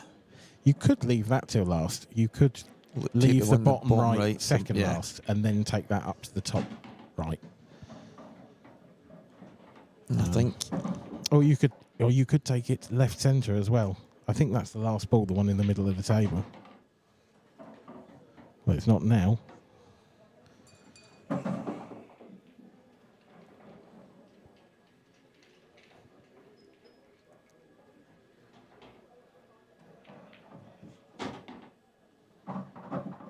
so. It is going to be last. Just wants the right angle to come round the back of it. It's not going to be last. Well, I stand corrected. I can see this. I can see the advantage of this. And he's played that really the well. big worry for me was those reds. Yeah, he's played that really nicely.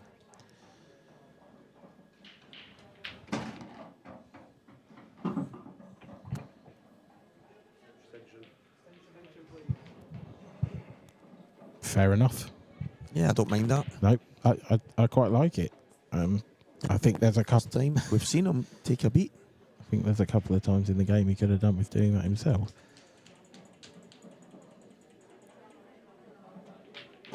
Nailed it. And he gets his first win on stream. A big show of emotion and a nice big fist there from Scott Anderson. Well played to you, sir. Chris Bowron, well, you live to fight another day. But unfortunately not in this tournament. So we'll just head over, give you some scores from the other games. Clint Hansen now 5-3 up on Riley James. Christian Phillips still 6-3 up on Gav Robinson, but it looks like that's going to go 7-3 for all the world unless something miraculous happens. David Casey now 5-2 up against home favourite Dave Adnell. Andy Crosdale 5-1 up against Nathan Bridges. And Harry Peart and Mark Farnsworth still appear to be in their second frame. Still 1-0 to Mark in that one. So we'll leave you with those scores. But in the meantime, we will hand over to Stephen Walker, who is with your winner, Scott Anderson.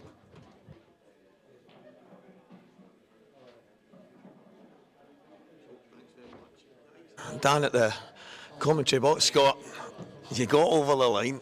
Am I right in saying this is your first win on the live stream? Yeah, it's my first win on the live stream, but it's took me a while. I've had a few deciders. I thought that was going to go to a decider. When I broke like that, I thought, coming near the yellows, I thought, here we go. But yeah, I've been a bit unlucky really in a couple of games, but it's about time I got over the line.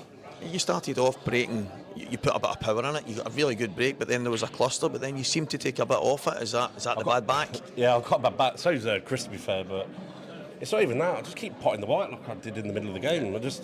My breaks are just dry all the time, and you know, when you play people like Chris and you know the top boys, you can't afford to pot the white or keep dry breaks all the time. So I tried everything literally. Yeah, it was scrappy at times. There was a few mistakes. There was some fantastic shots. There was a finish in particular where you screamed the ball through a tiny gap. You had the balls in the middle of the table here. You had to ghost one through the gap into the bottom right, and it was probably one of the ones where you've played it in a bit of, not in anger, but the finish you ended up taking was world class. And there was a few moments of magic, but just a few scrappy moments as well. Yeah, me and Chris played nowhere near our level. Like Chris definitely, I was really scrappy today, but. Yeah, I thought there was a few good shots and then a few madness shots I don't want to watch back, but we'll go on. Yeah, listen, I think getting over the line, your first win on stream, getting into the next round, sometimes it's just about ticking the boxes and moving on. Yeah, 100%. So like I said, my aim at the beginning of the year was to get top 16. I've done that. So now it's just trying to climb the rankings, but I just want to play the best players in the world. So like I just want to try and see how Liam gets on, and I look forward to playing Liam hopefully, or whoever he's got. I can't remember who he's got to us, but congratulations, Scott. Well done, mate. No, that's superb, brilliant, mate. Thank you. Well, Kev, that wasn't exactly a classic. It was a bit patchy, but some fantastic pool at the same time. Yeah, I think it was always going to be close. You know, the rankings suggested that it was going to be close. You know, 19 and 14, respectively. But I think Scott, you know, just had a little bit too much there in the end, and you know, he's been on an upward trend, you know, over the past sort of 12, 18 months, and you know, his rankings reflecting that. Yeah, we were actually speaking on commentary about how nonchalant he can be at times. There's moments where he's maybe got 5 and 6 balls and he doesn't even chalk his cue. He's got that bit of flow to his game. Maybe if he reined in a wee bit, he could go even further. Well, you know, sometimes, you know, if it ain't broke, you know, don't fix it, kind of. That's what's got him this far. You know, he'll know himself what he needs to work on. You know, the break is obviously a bit of a challenge for him. You know, as he said, he's tried everything. He probably needs to settle on a break and you know, stick with it a little bit more. But you know, he has lost a lot of matches by the odd frame. You know, he's renowned for it, and you know, if he can turn that around and make those 8-7 losses, 8-7 victories, you know, he's heading in for the top 8. Yeah, most definitely. I think Chris, talking about Chris as well, we were speaking about him in the World Championships, seniors final. He got beat off Mark Boyle. He had a great run in the main event as well. It's just been a bit patchy since then, but you see moments of brilliance, and then just some kind of, maybe it's just a lack of confidence, I don't know, but he's still a top player. Yeah, I mean, Chris, as you say, since the Worlds, when he got to the final against Mark and played really well. You know, you can't fluke your way to a World final. No, exactly.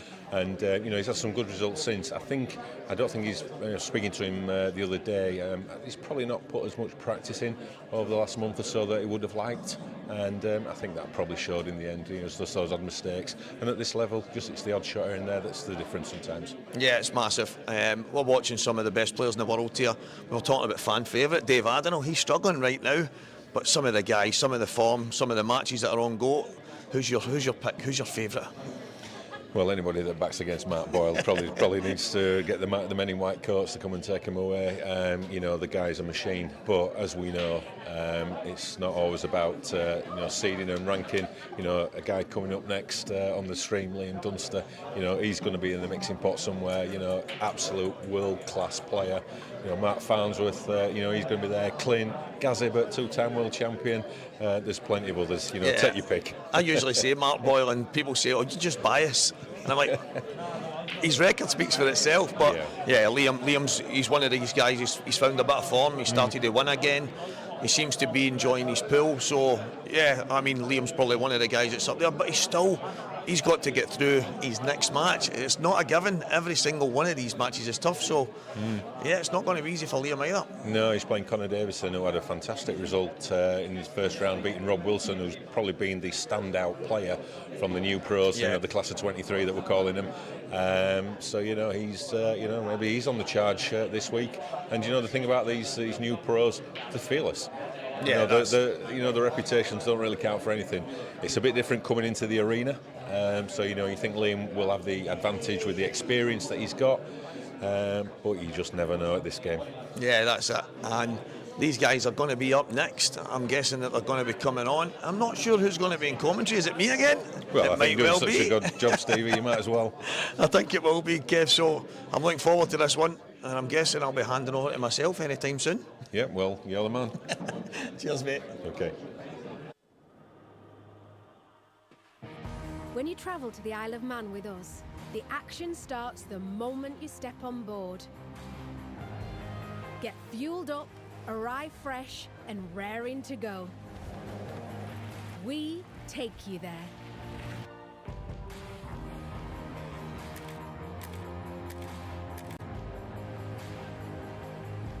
Book now with steam-packet.com. This is our isle.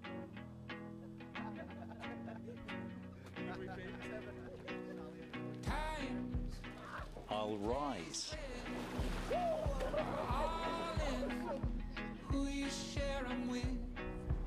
I'll dive.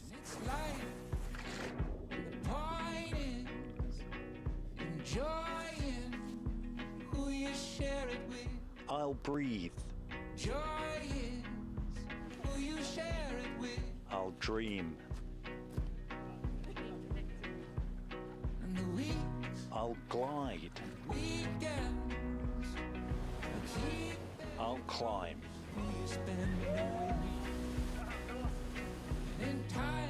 This is our calm. This is our wild. This is our past. This is our welcome. This is our story. Shaw and Chinya I. This is our biosphere.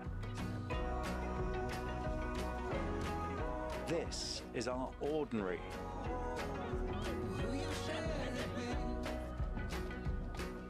And this is your extraordinary isle.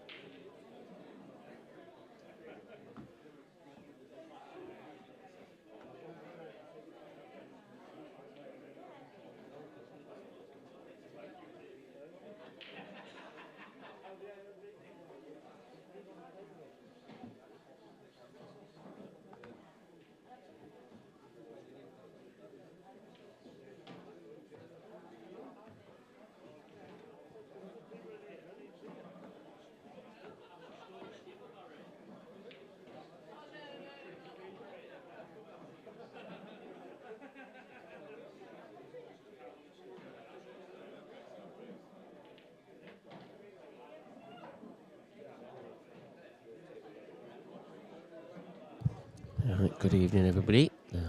Returning back to the commentary area. My name's Mark Pickworth. This match is just about to get underway. Lynn Dunster against Connor Davidson.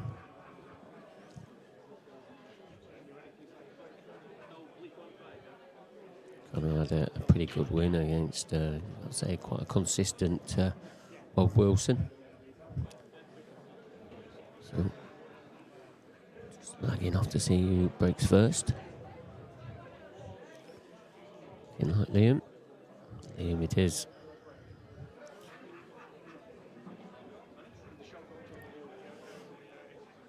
So a couple of more matches we've got. This match, Liam Dunster against Connor Davidson, and then we'll follow that up with our final match of the night, Corey Reese against Michael Tomlinson. Another interesting matchup.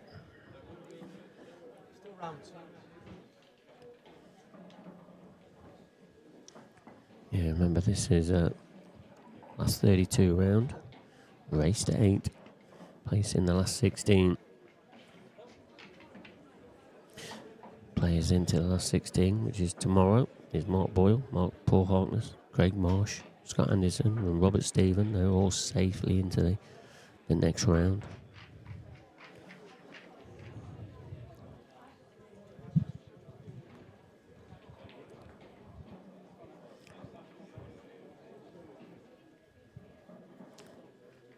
Loads of matches going off at the moment. Not all on just yet. But there is another session at 9:15. And the matches are getting close to going on. There's all the matches. Looks like one was just finished in the corner. Nathan Bridges won. Looks like Andy Crosdale's won that 8-3. We'll confirm that later. So frame number 1 here. Liam Dunster to break.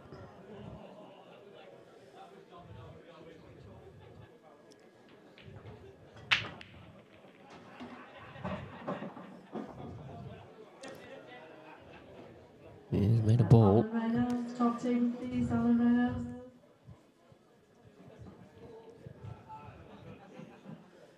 First glance at these, looks like he's only got the red.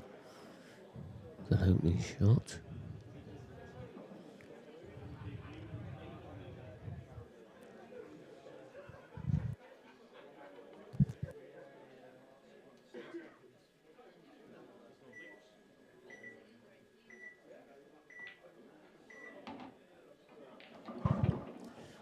Red's in play.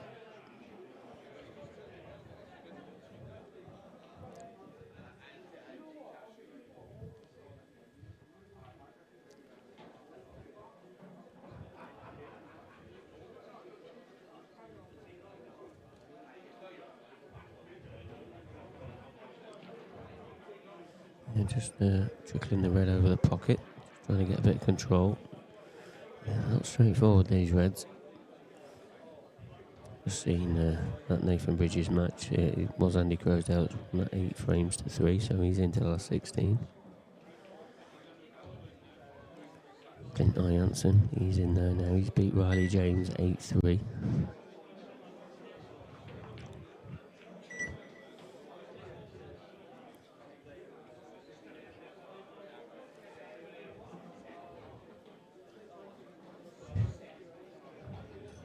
Christian Phillips, who we saw earlier, with that 8-7 win. He's 7-5 up against Gav Robinson. I've got to say, that's probably be an upset possible.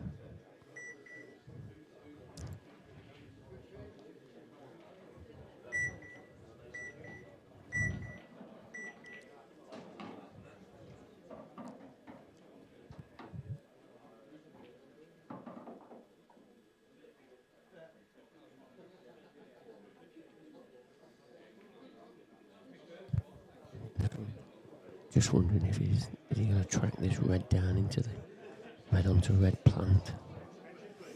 If he does,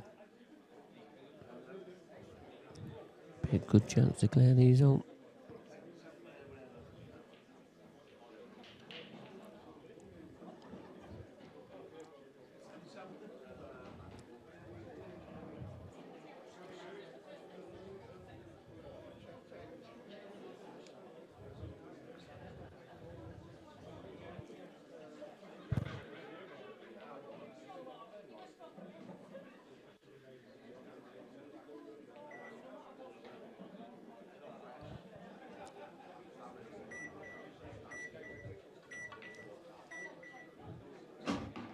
exactly what he's played, and played it very well.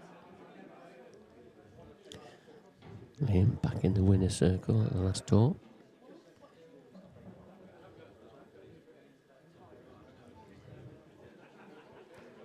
Winning the Open event. Beating young Gio Edgar in the final.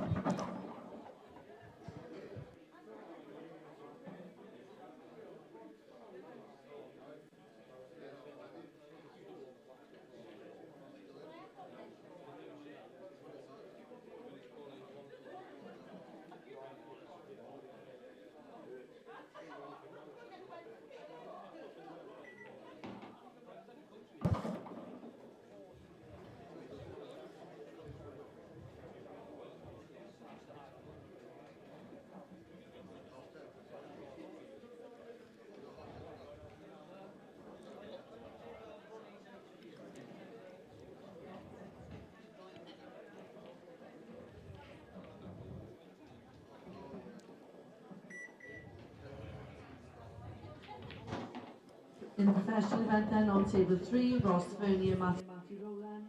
Ross Fernie, Matthew Rowland, table 3, and on table 4, Lee Shepherd and Craig Brown. Lee Shepherd and Craig Brown on table 4, please.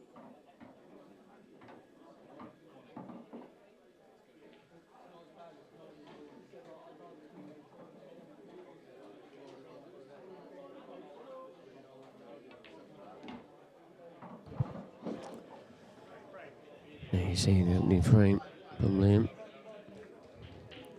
Very attacking shot there, playing that red onto red plant. But this Gavin Robinson match is making a little bit of a mini fight back. So this black to go within one, make it 7-6. And it's there, 7-6 it is. Harry Peart, he's on that top right-hand table there. He's trailing 5 frames to 2. It's Mark Farnsworth.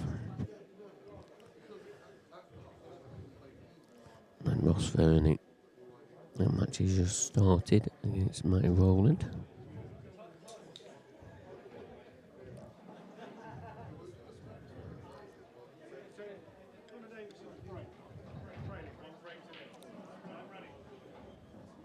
On table 11 in the amateur event, please, Kev Austin and Dewey Jones. Kev Austin and Dewey Jones, table 11. Conor Davison. Table 10, Anand Makodra and Brian Break number Ticehurst. 2.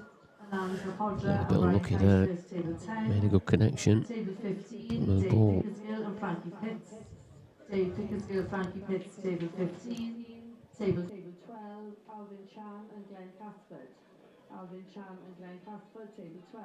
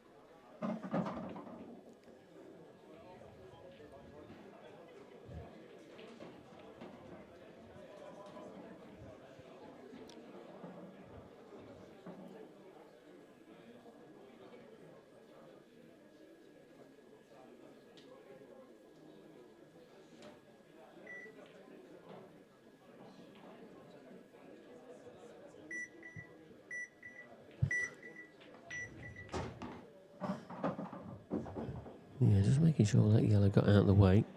Didn't want any awkward queuing. So he played a bit of a risk, just removing that or making that red ball travel. Oh, it's come out pretty well. Did have an element of control in that shot.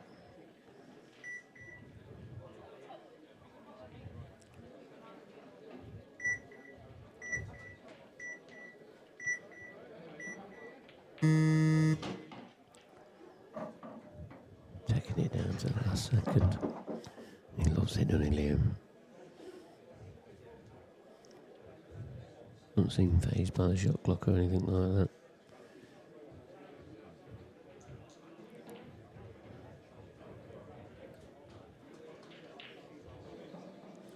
Once again, but we'll hear the beeps again.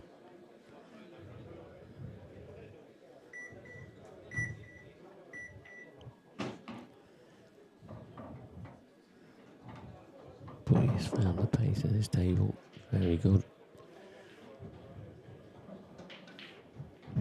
Settled into this match already. Bad news for Connor Davidson. At the moment, Liam Dunster's been faultless.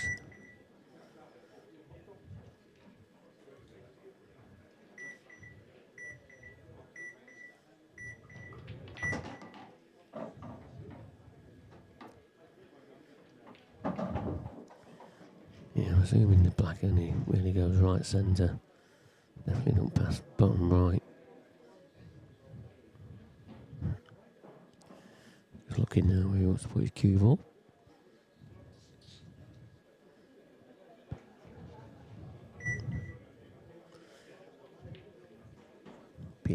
Beeps again.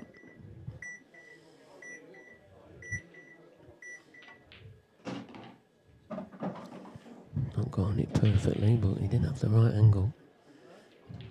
So this black, a little bit more tougher than he wanted.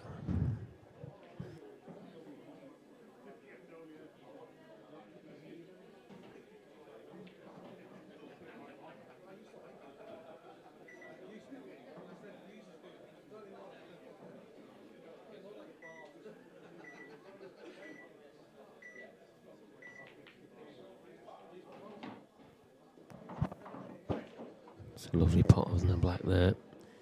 Getting under shot clock pressure. He does manage the clock very well, Liam. Never phased. Christian Phillips at the table there, one frame away. Kevin Robinson's giving something to think about. I'm sure Christian was 7-4 up. In that, but we saw him 7-4 up against Darren Cook earlier, and that came back to 7-0. You don't want another 7-0, does he? Don't look like he's in perfect position here either. So just keep with this one. Watch this shot on this yellow. He's missed it. Maybe it isn't, and he's give away one free shot, one free visit.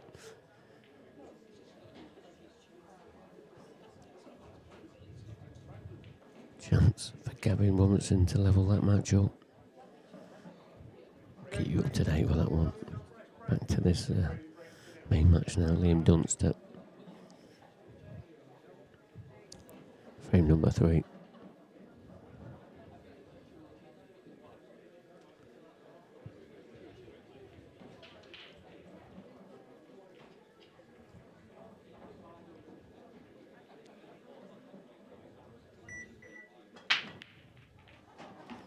Now a successful break from the Duster.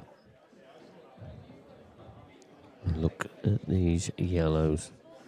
And the reds aren't bad either. He's going to have a choice here.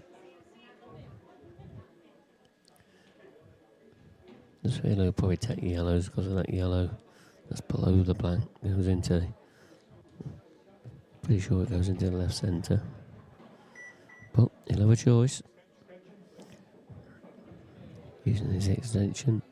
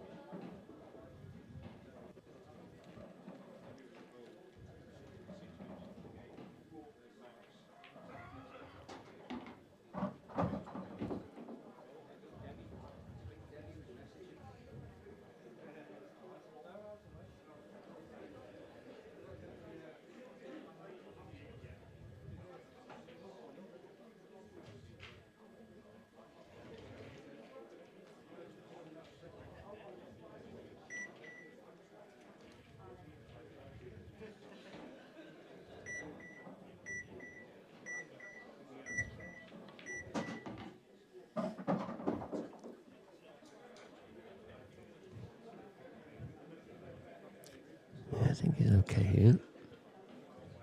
I think he loved it to just travel another inch or two. I think he's okay.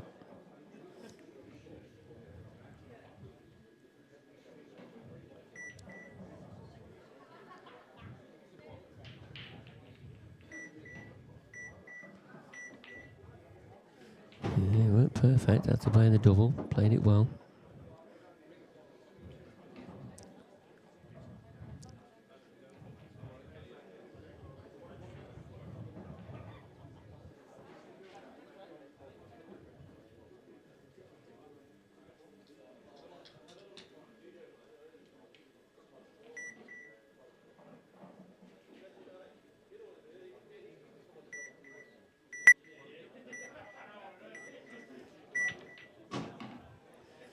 Yeah, looks like it's perfect.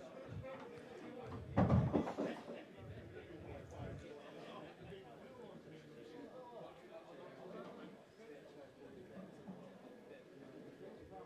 don't think that Gary Robinson match is over yet. They're still playing.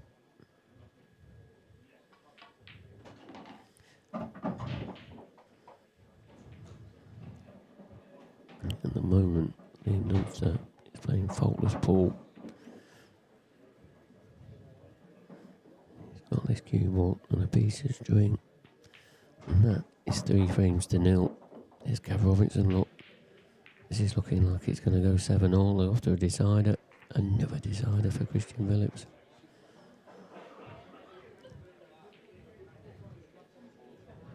You see it, 7 frames apiece.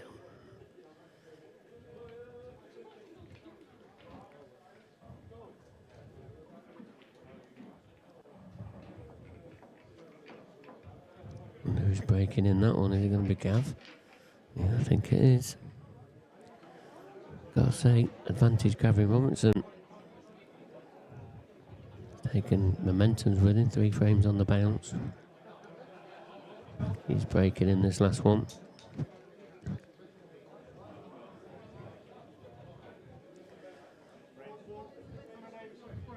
Have a look at the Conor Davidson break.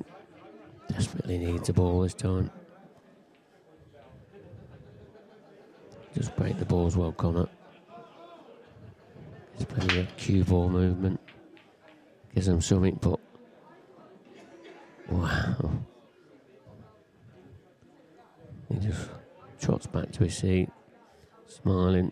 That's all you can do.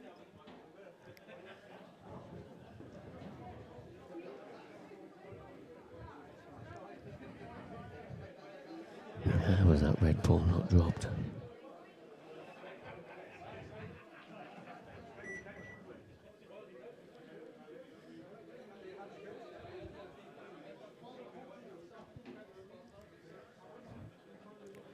Yeah, the pool gods, they've not come out for Conor just yet.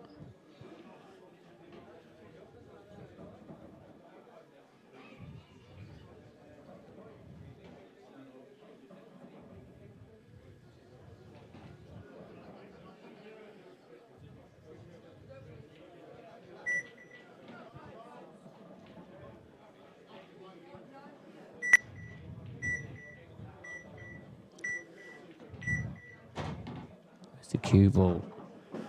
Oh.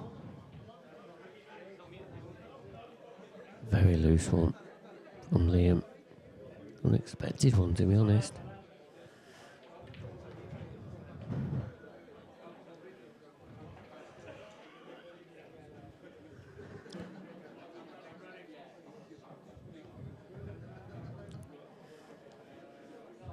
So what can he play here?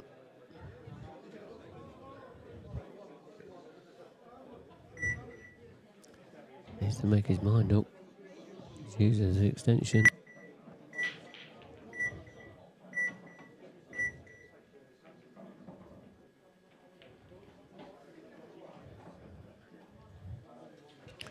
Well, chance. Conor. He's had 2 dry breaks. Didn't get punished on this occasion, so he needs to start taking his chances.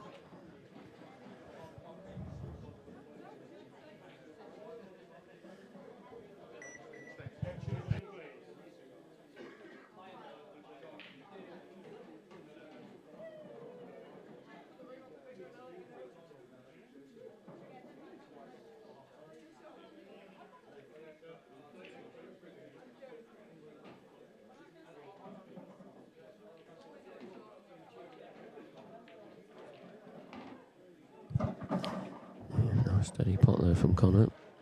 Got a little bit of awkward queuing next though. And also the empty red balls on the right hand side.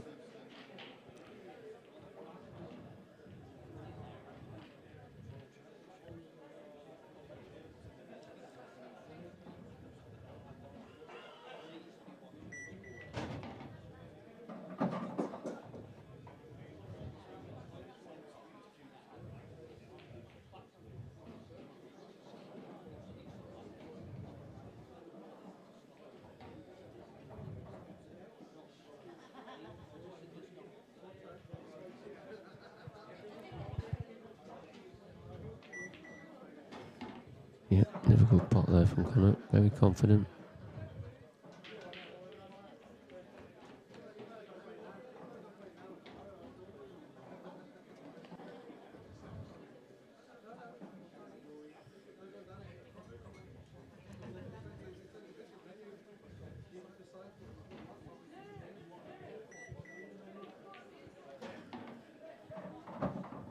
So looking like, I think the double's on.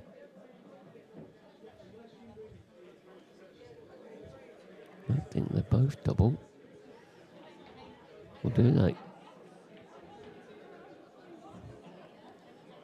Maybe they're treble. That's what he's looking at.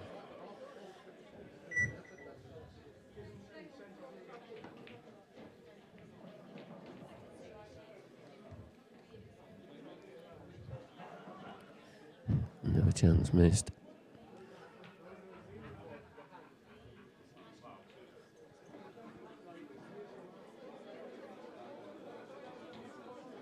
I can tell you the Christian Phillips and Gav Robertson match, that's still going off.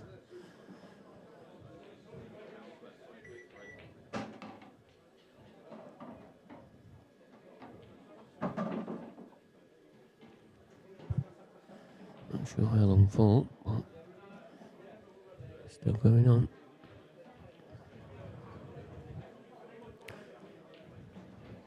Mark Farnsworth, he's gone one frame away now against Harry Peart. 7-4 he leads.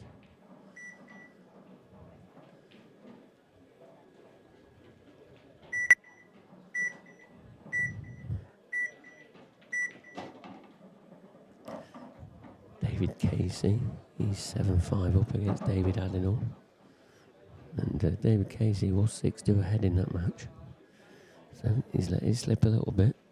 But he's on the hill, he's one frame away.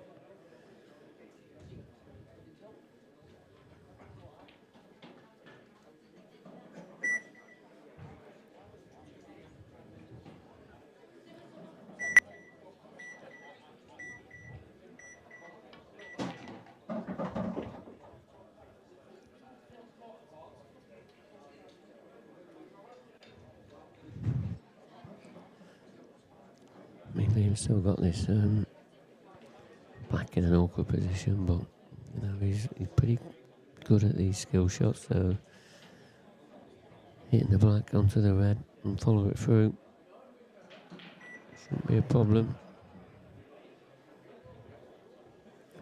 Unless he's going to truck over there, but I just can't see him trucking over there to do anything. This is Gav Robinson. Look, this is to win the match 8-7. And then you see he has won 8-7. I'm sure it's 7-4 down in that as well. Great comeback there from Gav Robinson. As I said, that momentum swing is huge.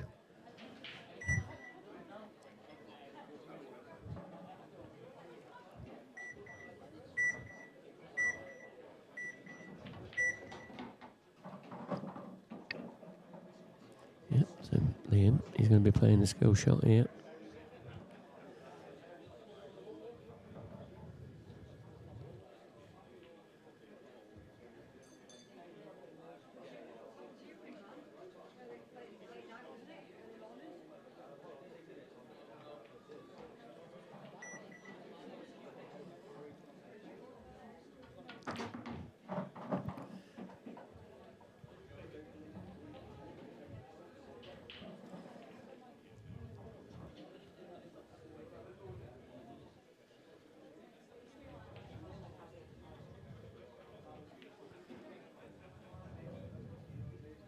Table 13, please. Ryan England, Gio Edgar.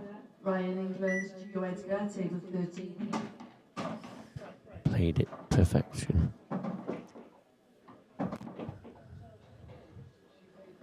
Yeah, very good shot. As you can see, loads of matches still going off. Ladies amateur, men's amateur. There's even a pro match on here. This is the David Addinall match. Is this going to go to a decider? David's at the table. David Addinall trailing 7-5. Is he on the black or is he on the yellow? I think he's on the yellow.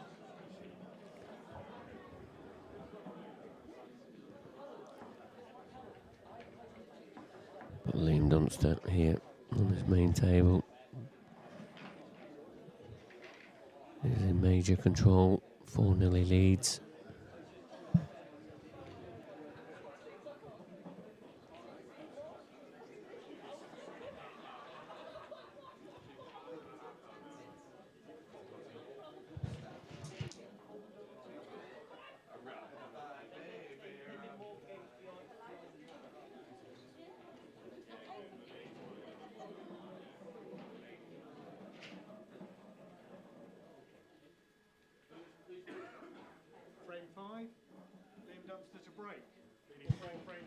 So frame number 5, the dust up.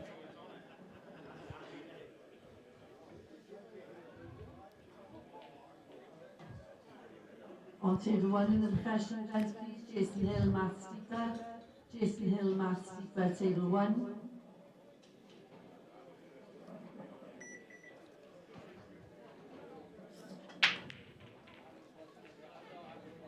It's gone dry.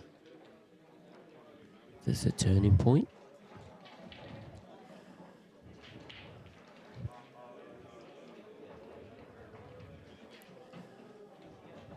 On table 2 in the professional event, please. Richard Swaffield, Gareth Hibbert. Richard Swaffield, Gareth Hibbert, table 2.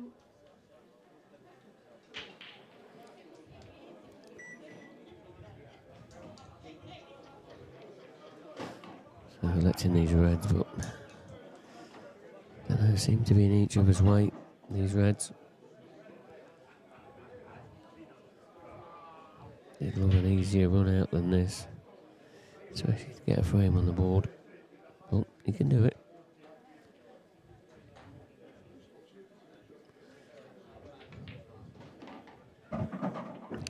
Mark Farnsworth, he's won his final frame, so he's into the last 16 by beating young Harry Peart 8 frames to 4. Harry had a brilliant run in the Newcastle event. That's one.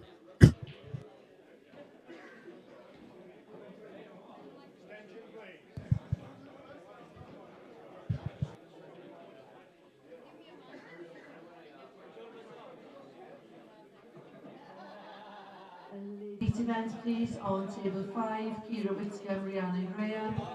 Kira Whitcomb, Rhiannon Graham, table 5, please.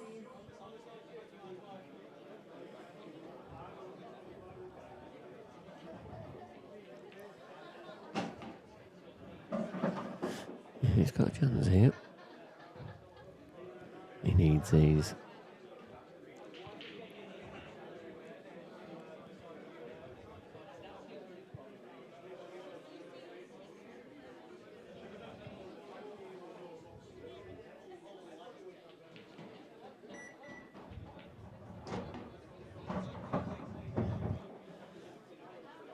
Pretty sure all the David Addinall match is finished, I think. Get confirmation of that. I think David Casey is into the next round. Anyway, what I'm seeing. So Connor, one big shot.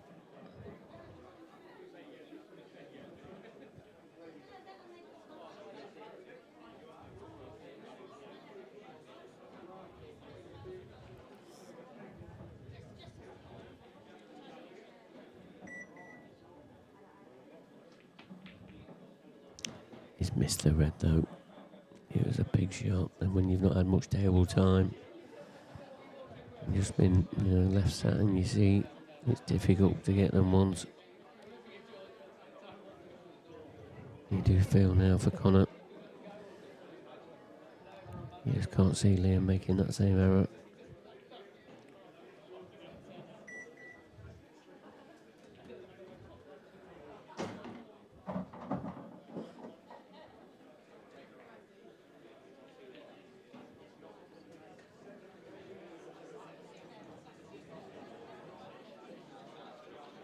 On table 8, please, Graham Bates, Jason Gaines. Graham Bates, Jason Gaines, table Ross 8. Fernie, he's gone 4-0 ahead now against Matty Rowland.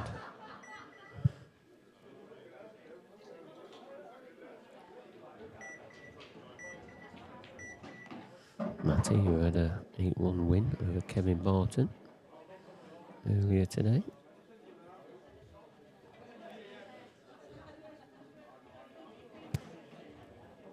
Again, giving these top-seeded players like Ross Fernie 4-0 leads, race to 8. Isn't the start you want. Exactly what's happening in this match here.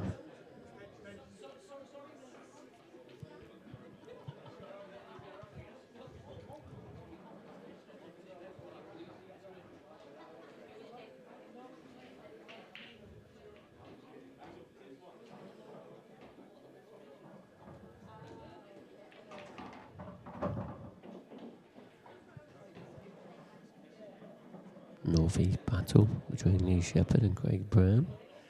2-1 to Craig Brown.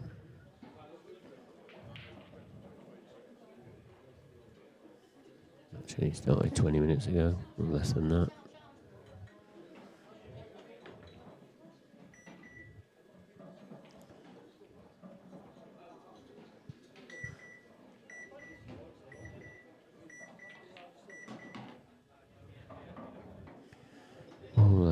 Last 32 matches, they're all on apart from the next match on this stream. Corey Reese against Mikey Tomlinson. That's coming up straight after this match.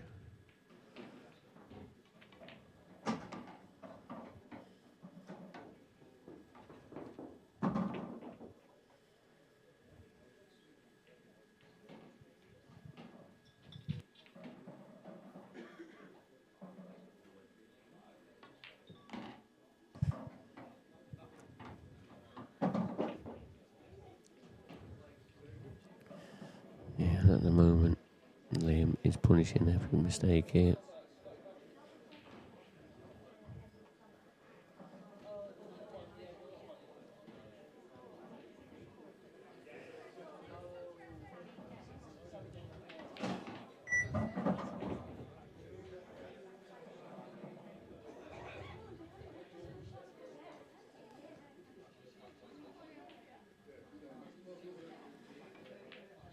And there you see it, 5 frames to 0 now.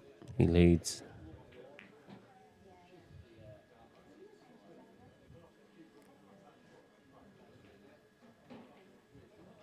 This is Matt Steve from the table nearest to us.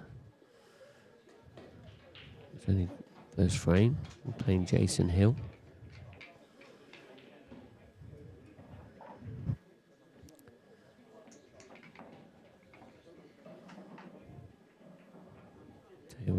Above him, you see Richard Swaffield, he's setting him up. He's playing Gareth Hibbert, the number 2 seed for this event. It's looking like, the seedings for the Worlds is probably going to be Mark Boyle at number 1 and Gareth Hibbert at number 2.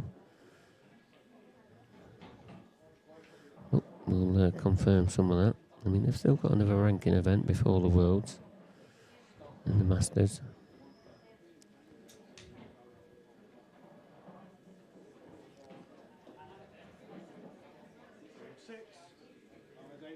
So, Connor Davidson, let's have a look. He break again. Not been too successful on this one. And once again, how is that dry?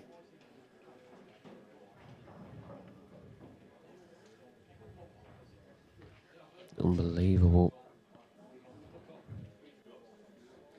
You got to say, it's got a little bit of trickiness about it, but one good shot here from Liam.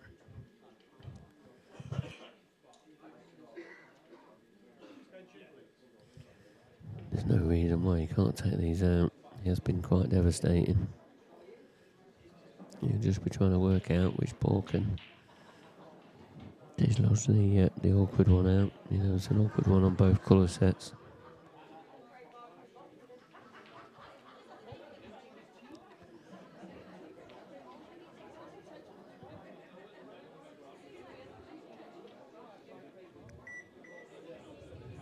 You're just going to take this into the middle. I mean, don't, if you can get this, has he got the angle to get this red out of the bar cushion? No, he's trying to dislodge the yellow. Don't think that's too bad, is it? Thinking of another attempt at it. I mean, I did look at obviously playing the double on the red onto the red over the pocket. I looked at that, not sure if that's on. It's awkward cueing though from there, but maybe that's his shot.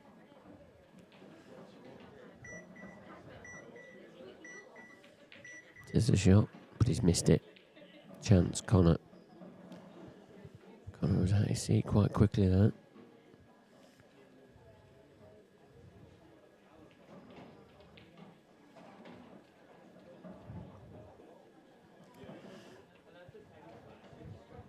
Yeah, if you have just tuned in, this is the IPA Grand Finals here in the Isle of Man in Douglas at the Palace Hotel.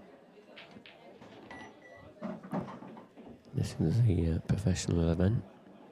Connor Davison, he's at the table up against former number 1, former world champion Liam Dunster.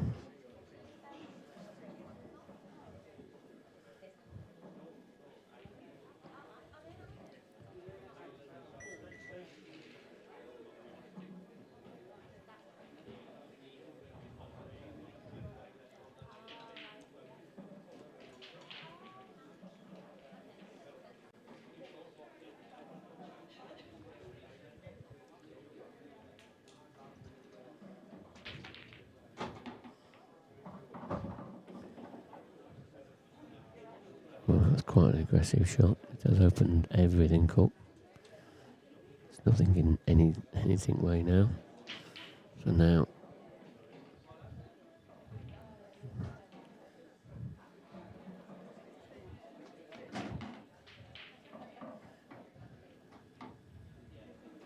it's got to take these out.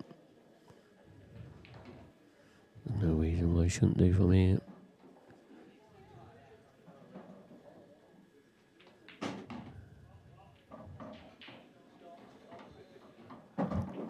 I can tell you, just confirmed that David Casey, he had beaten David Adnall at 8 frames to 5.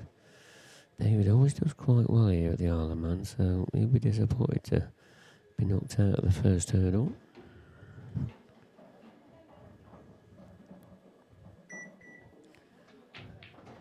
I think he's in between shots here now, Connor. He'd love to win straight on this one in the right centre. Might have to reroute here, all depending on what angle he's got. You'll know.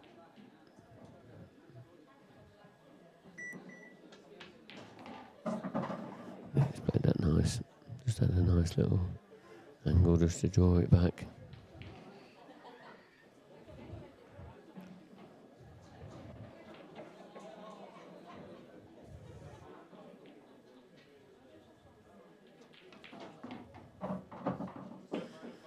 Now the simple black to get his first frame on the board.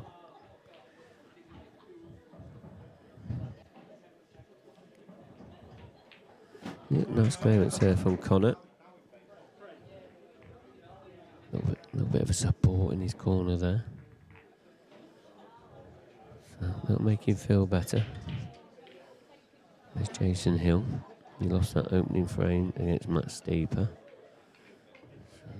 Looks like he's got ball in hand as well here, so you'd expect him to level this match up at 1 frame apiece. No score in the match just above it, the Swaff in the Gareth of it, but just about to see which is Swaff will win the opening frame, so 1-0 he now leads. Ross Fernie See his shirt just pointing to you. He's 4-0 ahead. Still against Matthew Rowland. And then Billy Shepherd, Craig Brown match in the bottom left-hand corner.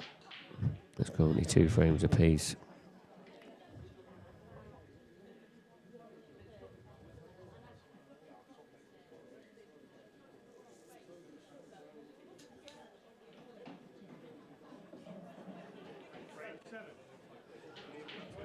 Back to this one, frame 7. Liam Dunster to break.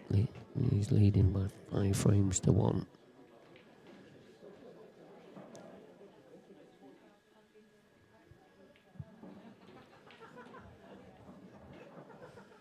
Just as I saw Jason Hill miss that ball.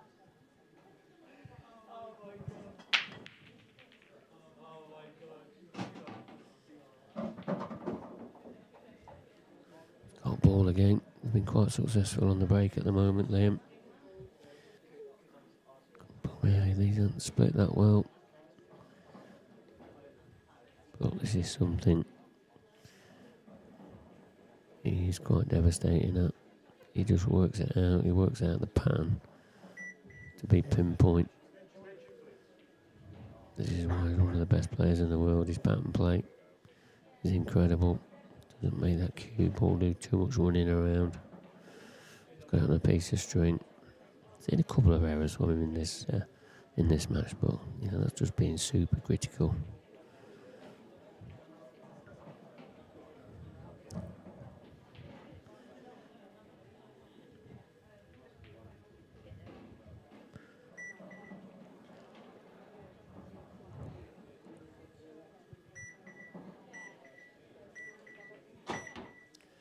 A quick look at some of the last 16 matches tomorrow. Mark Boyle, he's going to be playing Paul Harkness.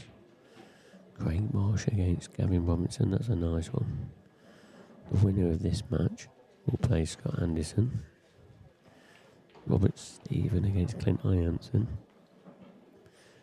David Casey is into the last 16. He'll play the winner of Corey Rees or Mikey Tomlinson. And Andy Crowsdown against Mark Farnsworth. And the all of that bottom half of the 4 matches, they're all in play.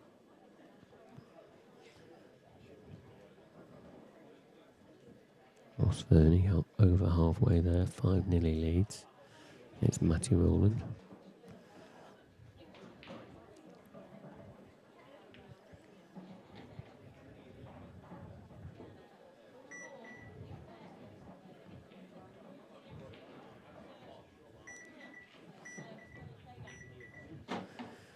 Cue will spin just so he could just hold it and get a look there and then make it track a little bit further on, but it's not bad. Table 7, ladies and gentlemen, Renaissance, Alexandra Cunha. Renaissance, Alexandra Cunha, table 7, please.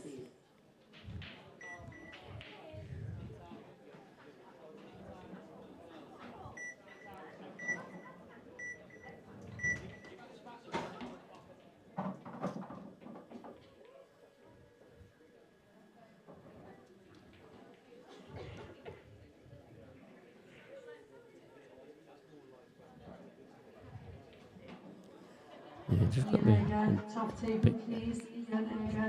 bit careful of this one. It's definitely going to be cannon into the yellow.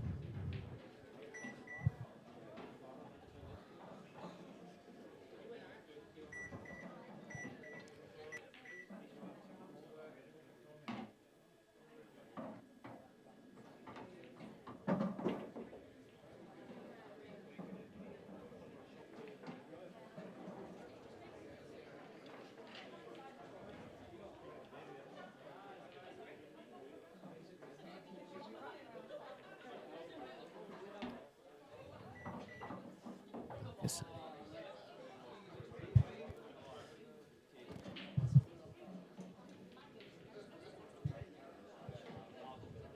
Yeah, like I say, devastating at little clearances like that.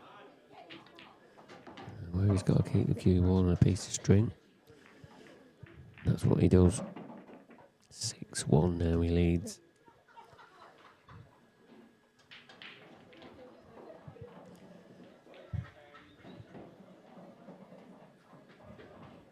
Ross Fernie at the table again as well on your top table in your screen. 5-0 he's ahead, and that's looking like that's going to go 6-0. Because it all depends on who plays this, but it looks like he's just... These are all easy. Yeah.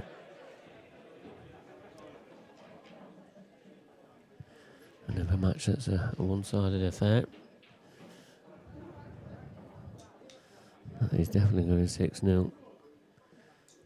Swaffy's at the table. He's leading by 1 frame to 0. And back to this one. Conor Davison.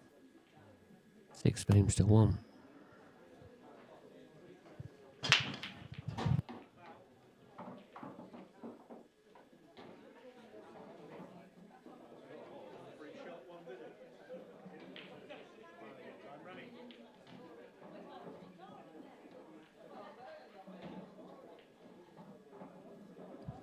On table 9 in the amateur event, please, Tommy Miller, Jim Haddon. That's Tommy a bit Miller, really Jim Haddon, how table this 9. match is gone.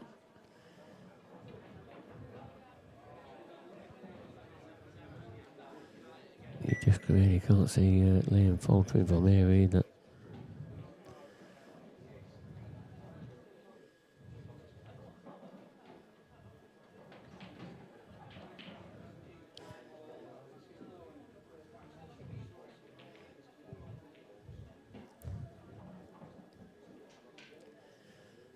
Yeah, ball in hand is, not the best. Especially against the player of Liam's calibre. So, he's using his extension. This is his free shot. Yep, like that.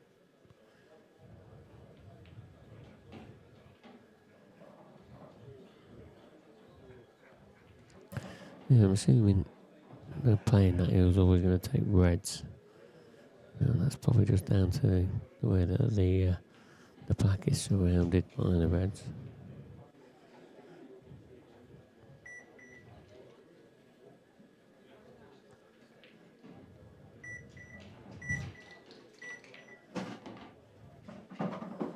Again, cue ball on a piece of string.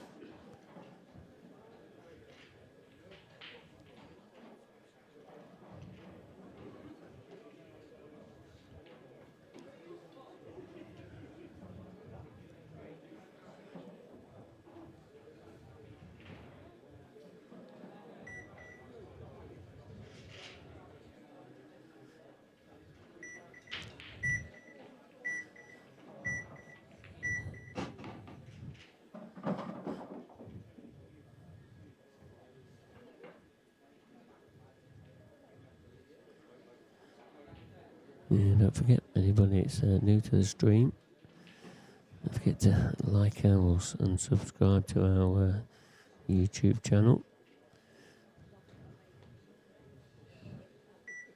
We're on all this weekend. And this is the grand final tour.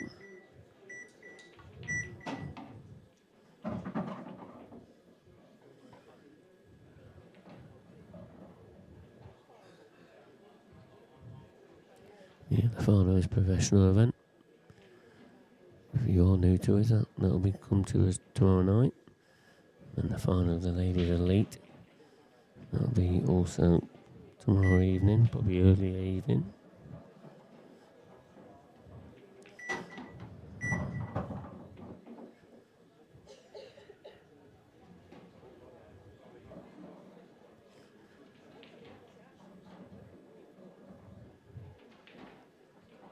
And then on Sunday, we'll bring you the open event. Also the amateur, well, the men's amateur final.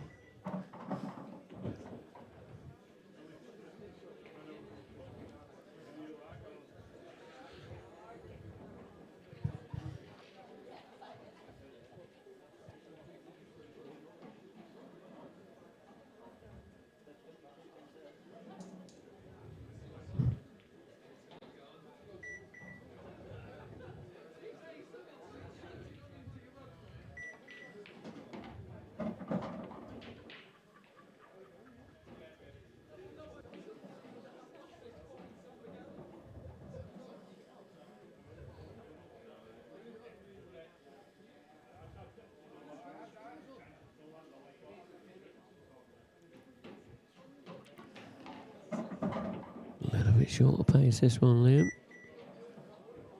But that's another one I expect him to get.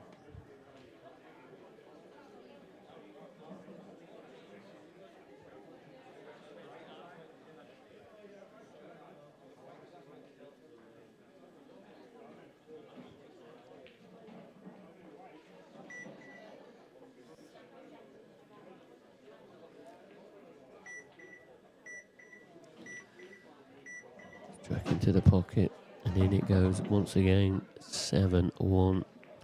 Devastating stuff there from the duster, Liam Dunster.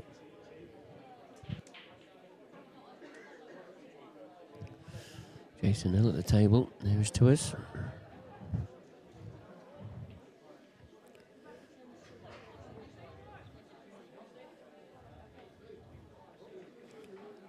That's just wobbled in, but I think it's gone wrong.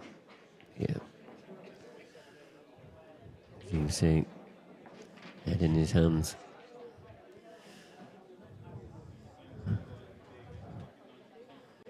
Craig Brown match. It's currently 4 frames to 2 to Lee Shepherd. So Craig was in control of that match.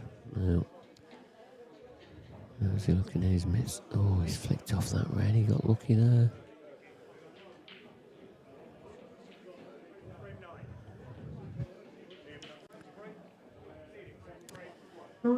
We've seen Connor Davidson's last shot, the break, the dry break. Frame number 9, Liam Dunster to break.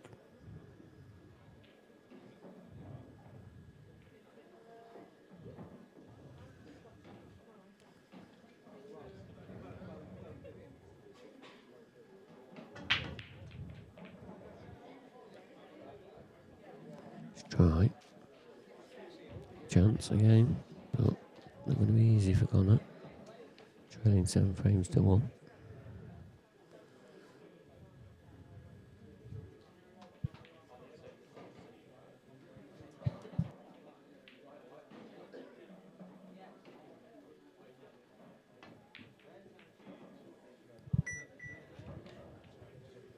What has he done there? Chance.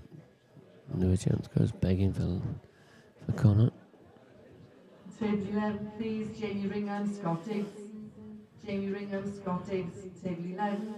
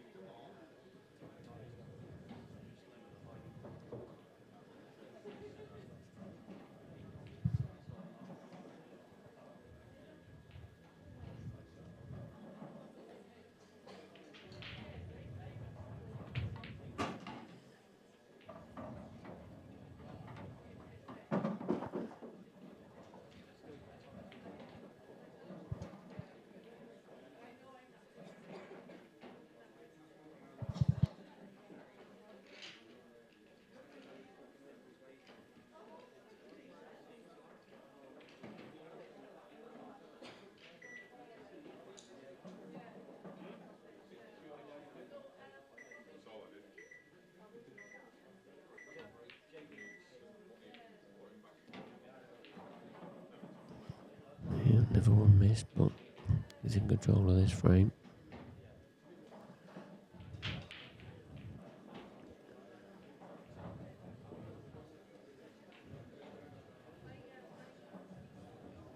Not sure where Connor's got a pot on here, not sure he can pot that into the right centre.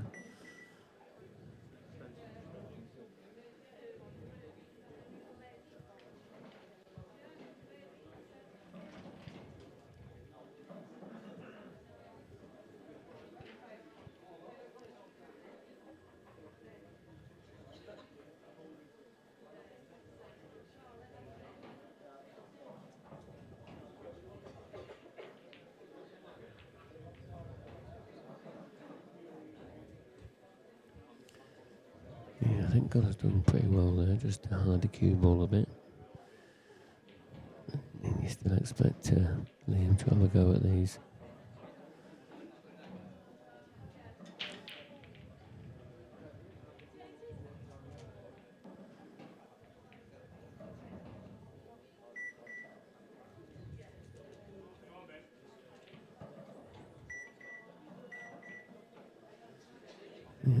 developing that yellow. Not wrong with that one. You do feel like Connery's got to make something happen here.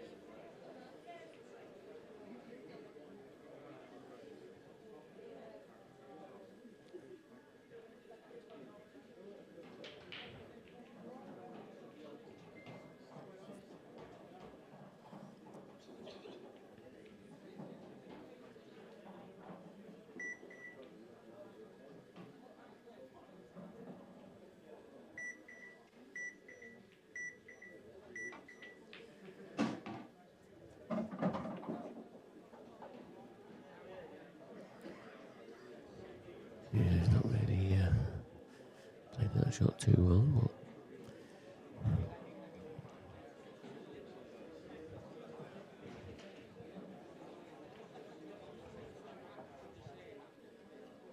But we're working out how to get back in control of this frame.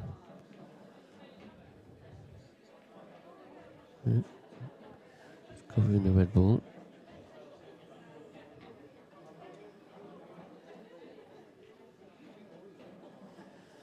Not sure Connor wants to get into a battle of safety or tactical play, if you want to call it that, with Liam. I think he might be surprised if you saw him be a bit more attacking. No. Is he going to be attacking here with that red passes into the bottom left? Can open up this corner. You never might, you never know. One shot. Things can just change around just like that.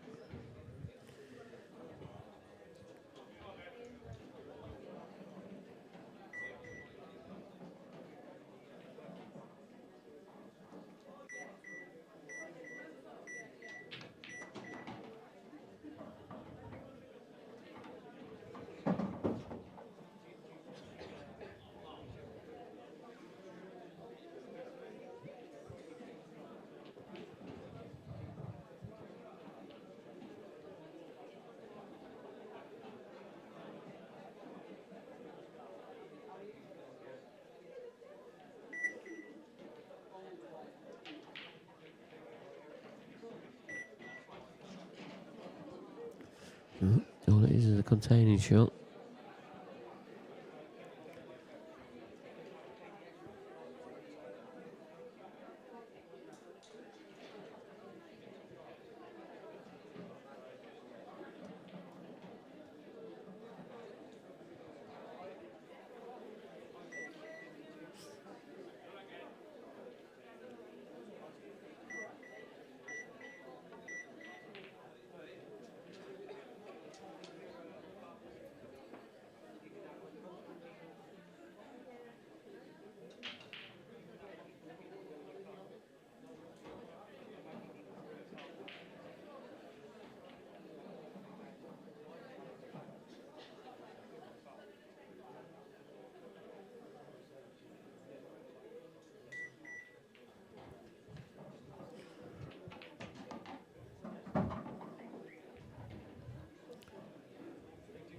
read that pretty well.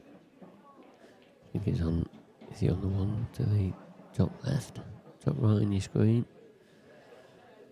One that's below the port line. I think so. I think he's okay.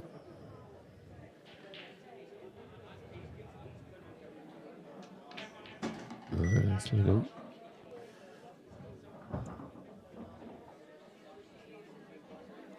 On table 10, please, George Taylor, Eddie Roberts. George Taylor, Eddie Roberts, table 10.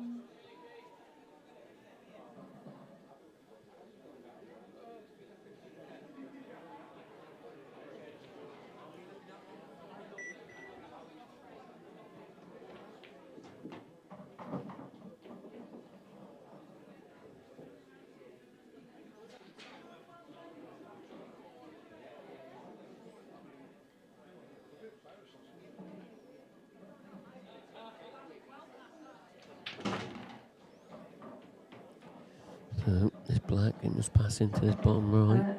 Doesn't look like he's got all the pocket. Sean Roberts and Stuart Atherton. Sean Roberts and Stuart Atherton, table 3. Looks a bit easier from that angle. And easy it is. 7 frames to 2. 2 on the bounce for Connor. Back to this match on the other table. Matt Steeper is leading Jason Hill by 2 frames to 1. Richard Swarfield and Gareth Hibbert, that's currently 1 frame apiece.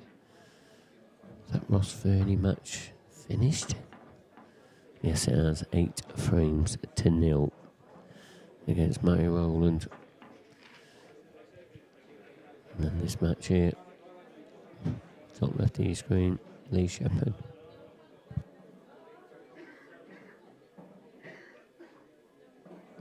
You know, he's currently at the table and he's leading by 6 frames to 3 against Craig Brown.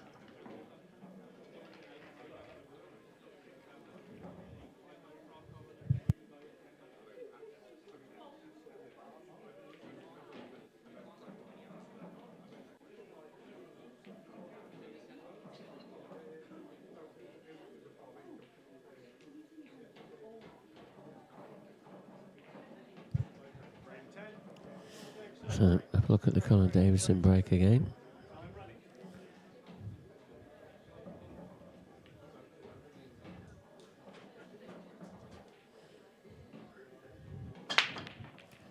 Cue ball close to the middle.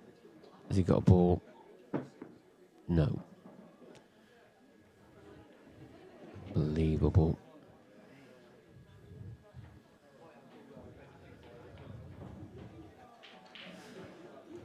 You've got to say, these yellows, they're nice.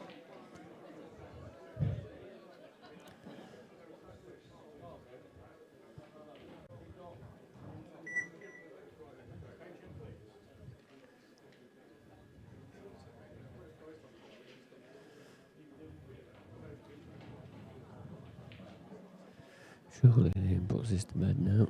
Table 6 for the ladies, please. Lindsay Scully, Rachel Sherratt. Lindsay Scully, Rachel Sherratt, table 6.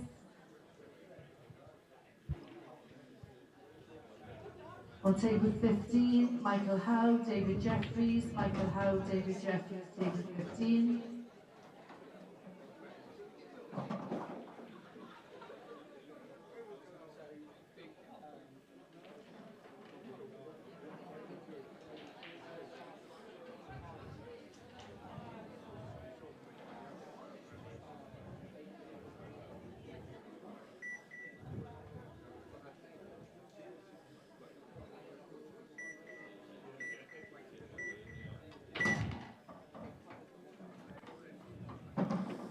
Yeah, lovely shot there from Liam. Very well controlled.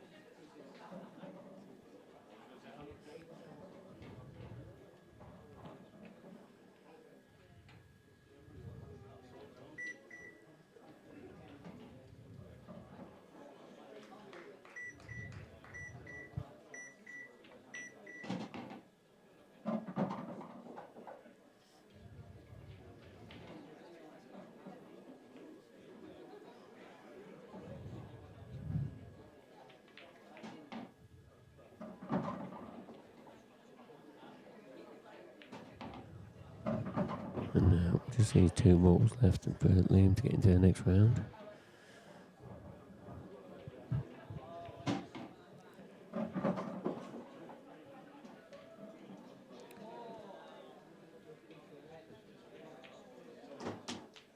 There you see it. Liam Dunster winning that match 8 frames to 2. Connor Davison got to feel himself a little bit unlucky there with his break and that. But it's Liam that progresses to the last 16. We'll just get ready. I'll go and have a few words with Liam, see what he's got to say about that match, and we'll see you soon.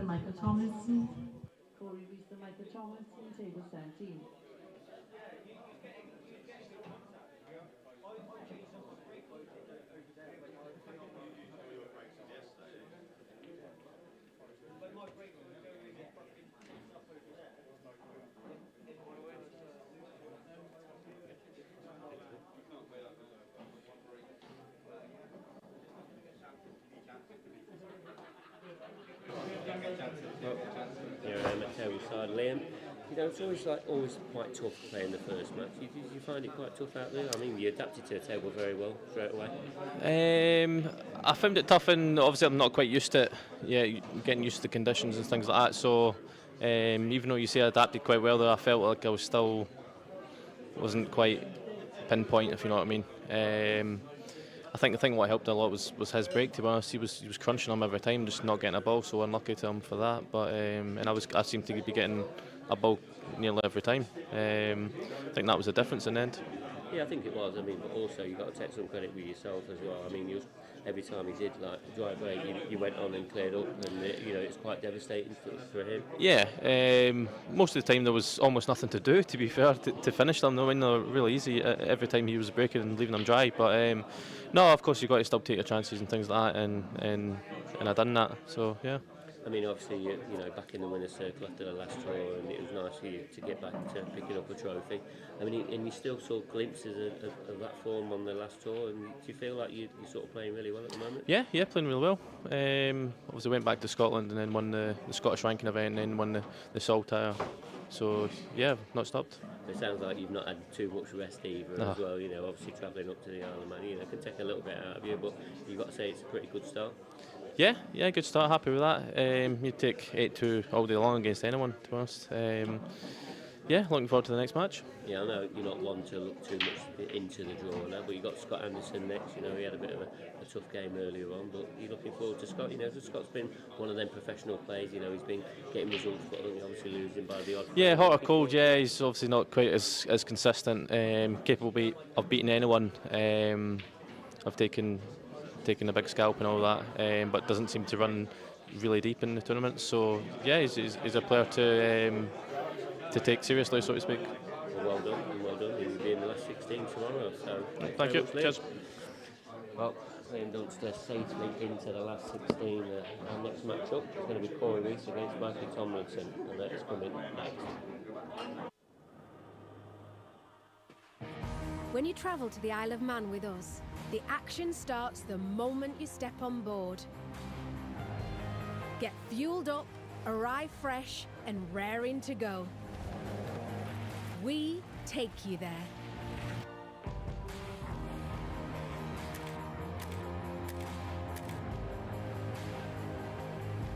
Book now with steam-packet.com. This is our isle.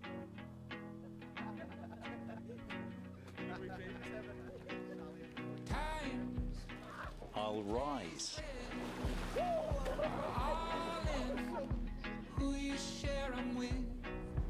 I'll dive.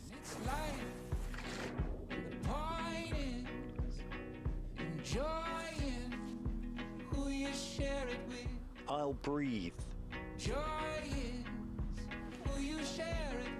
I'll dream. I'll glide.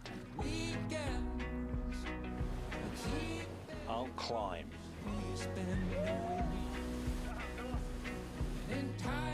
This is our calm.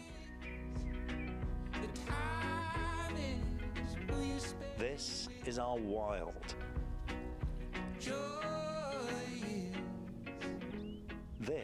is our past. This is our welcome. This is our story. Shaw and Chinya I. This is our biosphere. This is our ordinary.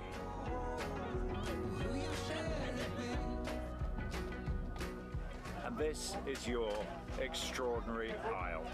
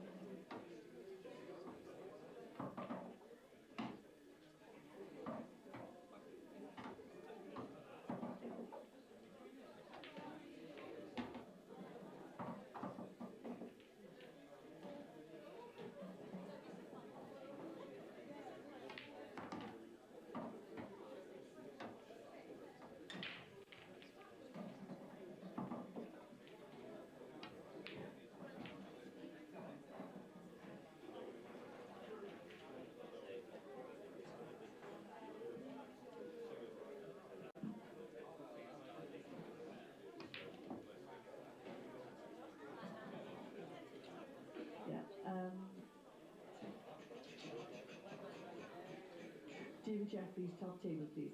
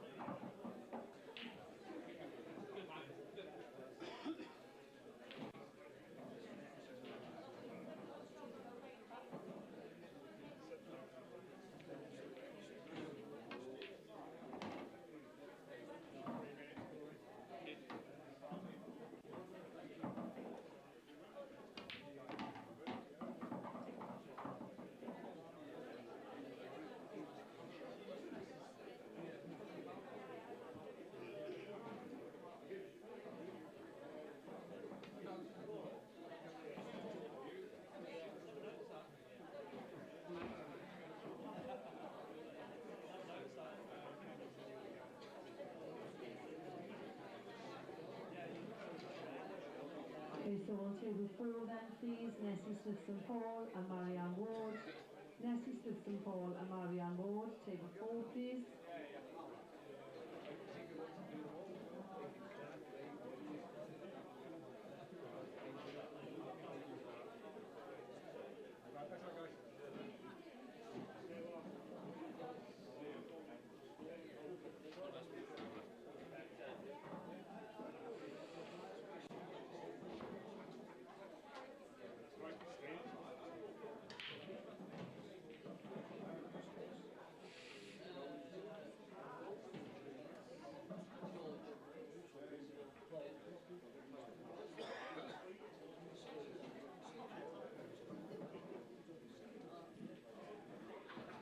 Table 13, please. Charlie Hindley, Ilya Well, welcome back.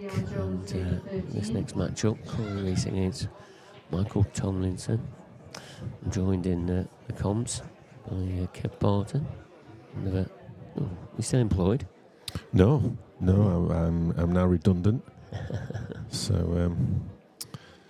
now on benefits. So I just come in and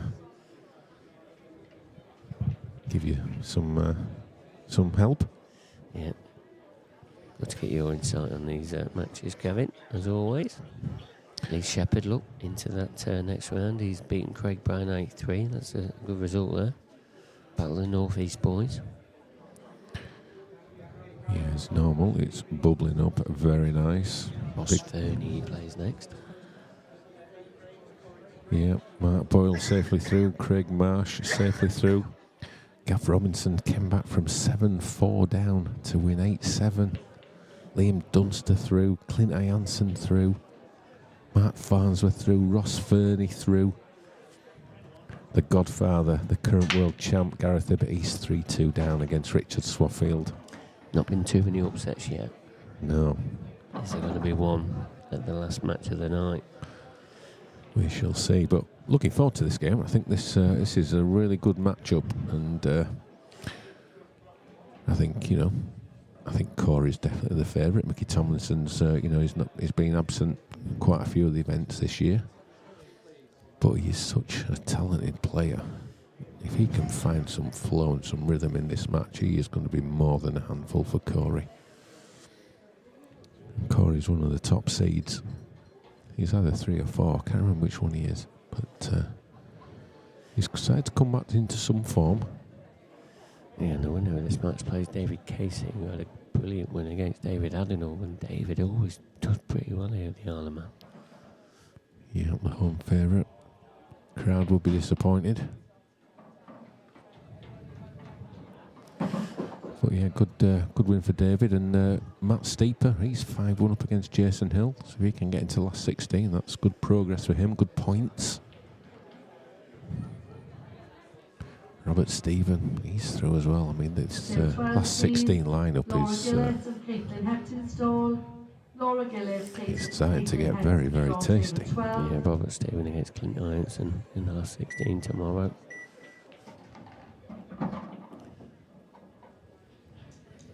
Table 14, Connor Worrell and Josh Barnes. Connor Worrell, Josh Barnes, table 14.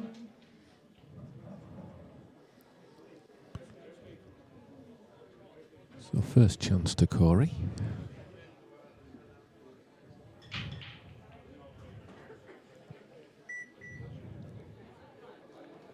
Yeah, he's got a little bit of work to do. Yellow in the top half of the table. Now he's going to drop onto that. Has he got an angle now? Does that yellow pass the top right? It must do. That's a very nice positional shot there from Corey. What a beautiful angle he's got here. Referee, please, to table 6. Referee to table 6, please. I think he'd just be using the red on the left-hand side cushion to send the white to that direction, just to control it and hold for that yellow and into the same pocket.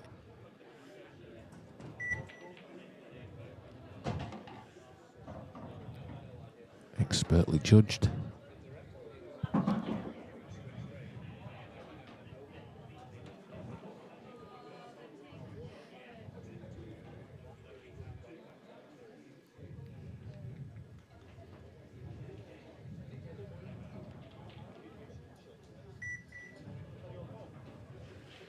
Yeah, key shot this one, for this opening frame. All about the position. A little bit shorter pace, but should be okay. You know, if he did play for it in the middle, I don't think he did actually. Yeah, just be running the white through just past that centre pocket.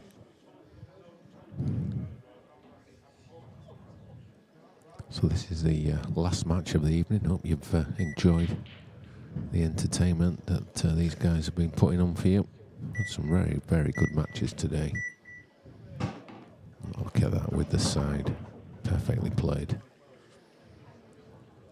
And we're back again at 2 o'clock tomorrow to continue with the conclusion of the pro event. Remember, £10,000 to the winner of this event. That's why there's so much pressure on. And tomorrow it's going to get pretty intense, I think, Mark. Yeah, I think come tomorrow evening, definitely.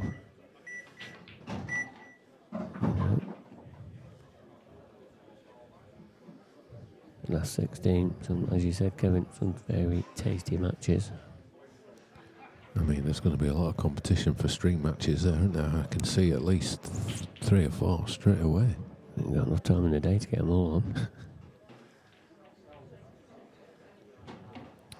And in the black goes there from Corey. Very good finish there from the Welshman. He takes first blood in this race to 8 frames. Yeah, these race to 8s, you know, it has improved the pro event. You know, we put that in last season, was it? You know, a race to 8, and then a race to 9, the quarters and the semis, and a race to 10. You know, it's been brilliant for all the people at home watching it. It does make it very interesting. Yep, we're a bit greedy. We want to see more of these great players. So we forced them to play more frames. Yeah, we did, certainly did. Just a word about our commentary. Just for tonight only, we positioned literally 8 feet from the table. So that's why we're having to keep our voices very low and be quite selective when we're talking. But tomorrow we'll be back to normal. We've got a new booth that'll be set up overnight. The booth fairies will be in operation overnight, so that we can talk a bit more freely. Yeah, it'll be a bit more natural tomorrow. We'll definitely held back a bit today, but we won't be tomorrow. You'll be getting our best commentary tomorrow. Our best voices. Yeah.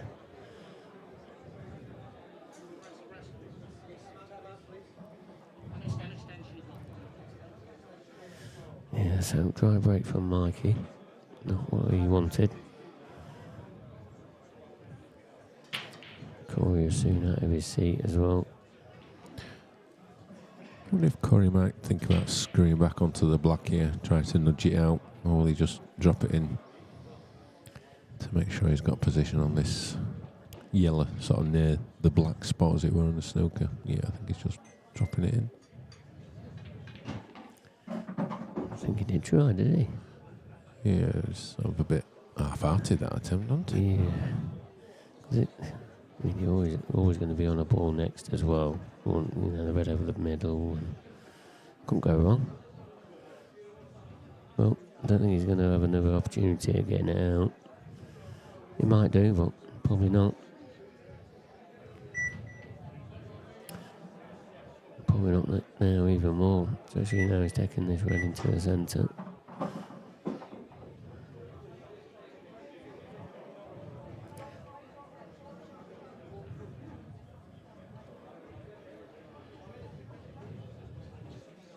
Meanwhile, Gaziva levels things up 3-all against Swaffy.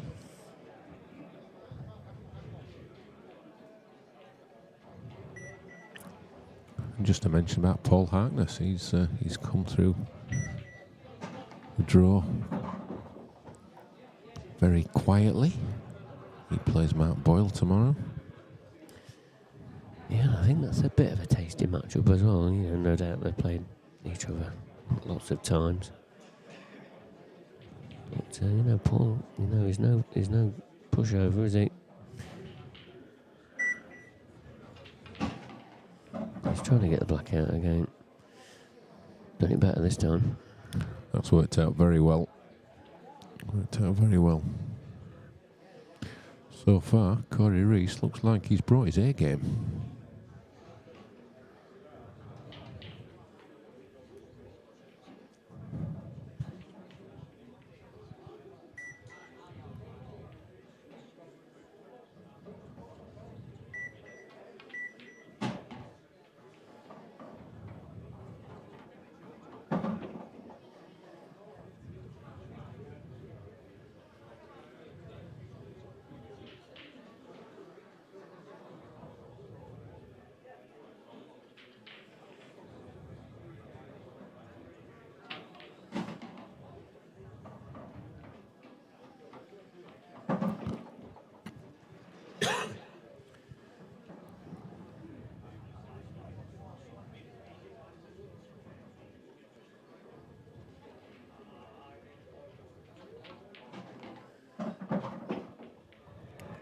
Yeah, pretty devastating start here for Corey.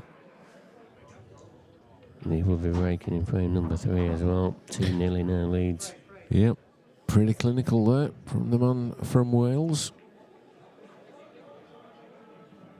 Meanwhile, Matt Steeper, this black, to go 6-2 up against Jason Hill. No mistake there from Steeps. We really need to work on some of these nicknames. Some very, very lazy nicknames, isn't there? Yeah, there's definitely better options out there for him, isn't there? Swaffy and Steeps. Jason Hills is alright, top of the bill. Yeah, well, that's a nickname, that, isn't it? Yeah. The Godfather, that's a nickname. Not Hibbs. Yeah. Hippie. The Godfather. Swaffy's bold assassin.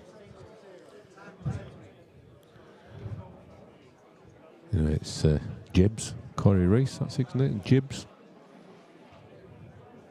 What was Tomlinson's? Can't remember now. It's something like, White straight in. Good split as well. Is it not Tornado, is it? Yeah, it does come to mind, that one. He is a very fast player when he gets going. This is his first real chance of the match.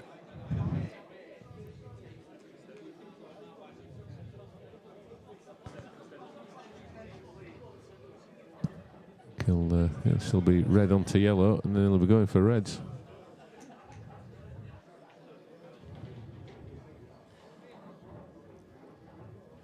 Yeah, this is the first look at Mikey. You know, he's had a dry break. That's pretty much all we've seen of him so far. Cued that well. But the bizarre nature of these matches of blackball, that he's basically sat in his chair for 2 frames And if he takes these out from Corey's in off, then he's still back on serve. He gets to break to level things up. It's such fast changes in momentum, isn't it?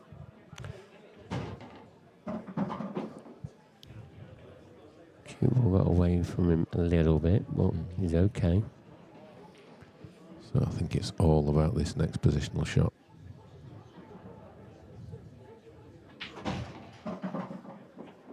And that's not worked out. Just slid off the cushion.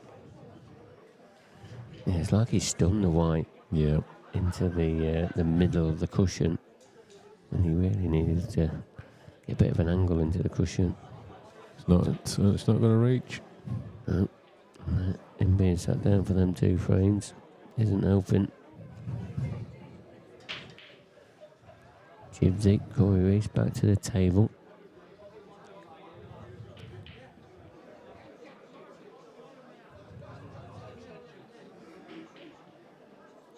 So first chance gone for Michael Tomlinson.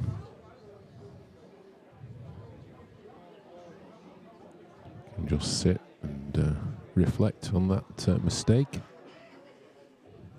Hope Corey will give him the most amount of time possible to think about it as well.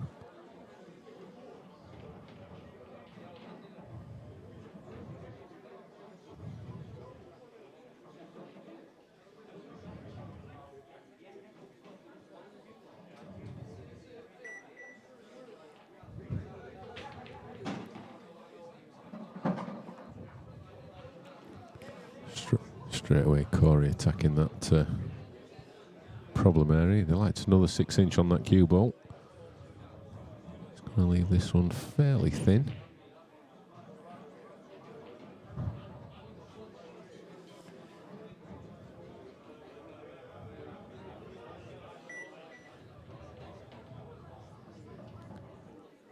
Just to kill the speed of the cue ball here. Yeah, playing with that one inside, just that.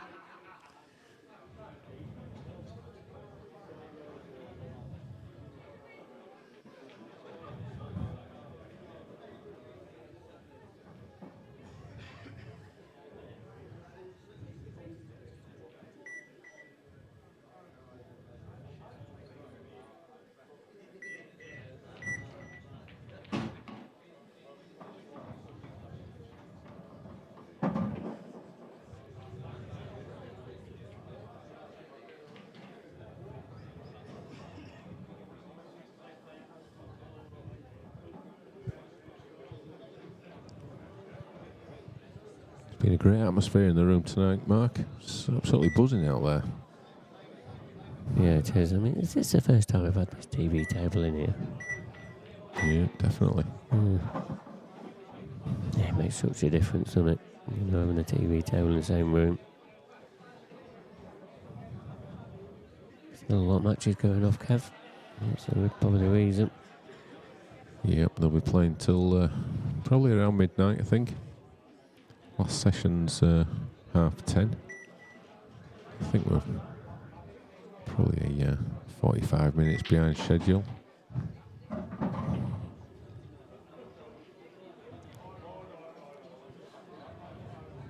Everyone seems in good spirits.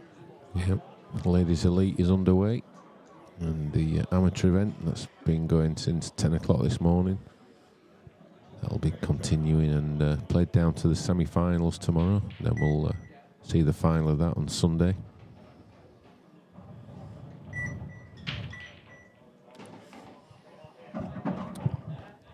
But this is clinical stuff from Corey Reese. And that is 3-0. He looks very, very comfortable out there at the moment.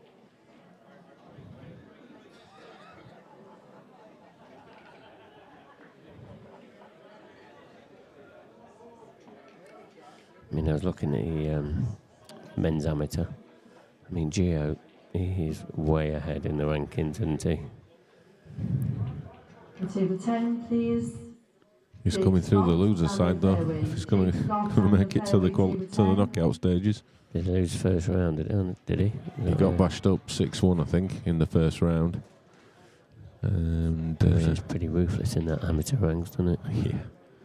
But, so he's got the pleasure of trying to come through the losers section. I know he had a tough match against Ryan England. It was pretty neck and neck when I checked the results, but I have seen his name in the next round of the draw. So yeah, he's 5-3, beat Ryan England. He was 3-2 down, I think. Not easy, but I mean, he's going to finish as #1 amateur player. Oh, 100%. It's a great break from Mikey. Cue ball, yeah. Stays on solid ground. Just looking at the ladies elite. Beck Sweeney, Kelly Egan, they're already into the semi-finals, which will be tomorrow. And then we're just waiting for the results of the Tilly Edwards Mira. Alright, and she's 6-2 ahead, is Tilly. And then a repeat of the 2024 World Final, Kara Whitcomb against Rihanna Graham. Rihanna is winning that 4 frames to 2, race to 7. And what a dramatic final that was. It certainly was. That had everything, didn't it? Yep. Absolutely everything. And a little bit more. Yeah, it certainly had. It certainly did. Yeah, if you've not seen that, that's on our YouTube channel. Check it out. Go to the last frame if you want to bypass it all. Because, well, what drama.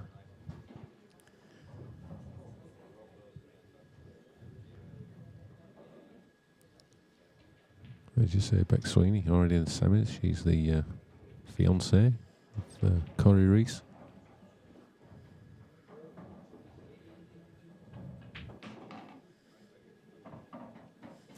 That's a pinch pocket on that red there, isn't it? I don't think you could see all the angle he wanted. He's got to make sure his cue ball's in the right spot here.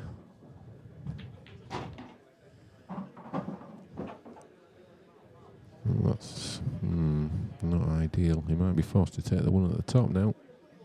Yeah, a little bit hampered.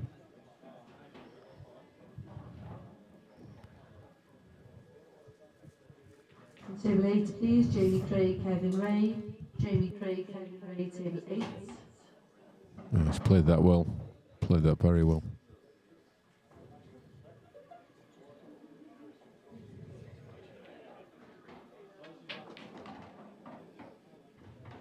Needs that white to slow down. Got into that, Oh, didn't he? wow. There's a lot of adrenaline on that one. I think they're still caught. This is a thin slice. There's the cue ball going. Is he fancying the double? Yep, it's double time.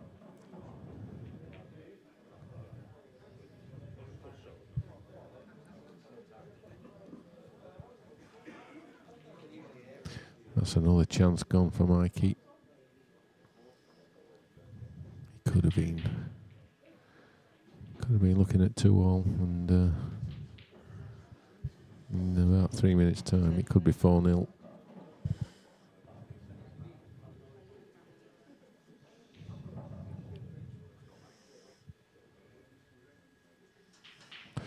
Just a reminder, we're back at 2 o'clock tomorrow. 2 until we have 2 winners. Yep, 2 of the 6 winners will be crowned tomorrow night.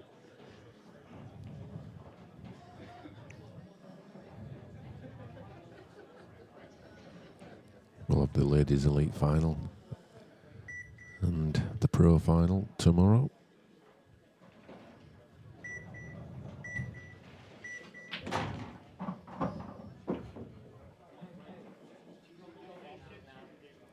I have to say, I think this is the best I've seen Corey play for some time. I mean, he's... Last match of the evening on table 15, please. Yeah, he looks super focused, doesn't he? Yeah.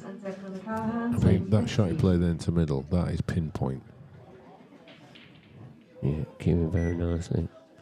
If you're jamming a bit, then, you know, you just don't play the shot like that.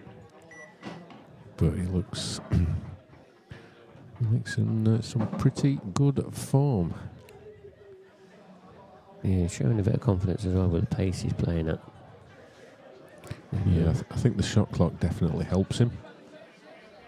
You know, he can get a little bit bogged down sometimes, and you know, he does have his processes. But I think the shot clock just helps him manage that a bit better. Oh, he's lost the cue ball there. We're bigging him up. What's he done? That's the worst shot I've seen him. Certainly the worst shot he's played in 4 frames. Yeah, he don't need to do a lot here though either, does he? So you feel like he's going to be in control here, just getting this yellow off the cushion. I mean, he's for Corey, that's a really poor shot. I mean, he didn't even need to hit it that hard. He just needed to hit the white a little bit lower. All he needed to do was nudge it off 6 inch. That's what he's doing with this ball here. Just keeping the pressure on. So, lifeline for Mickey. What can he pull out of the bag here? Even if he can just get this black somewhere over this corner. Oh, what's he done? Oh my goodness. What a shot. I mean, I'd have been looking to knock the black over the pocket, wouldn't you? Yeah, you'd like to play it a bit positive, wouldn't you? But, I mean, to play a touch shot there, very nice.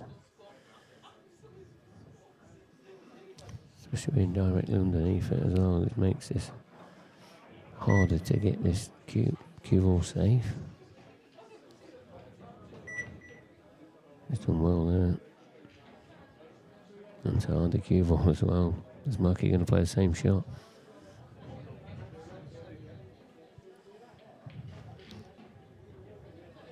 Played it once. Bit harder this time though. Gone wrong.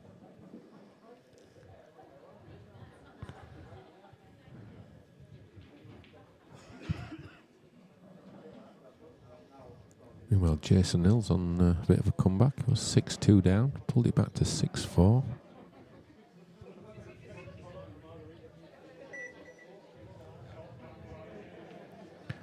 That Steeper does have a bit of history of losing some good leads.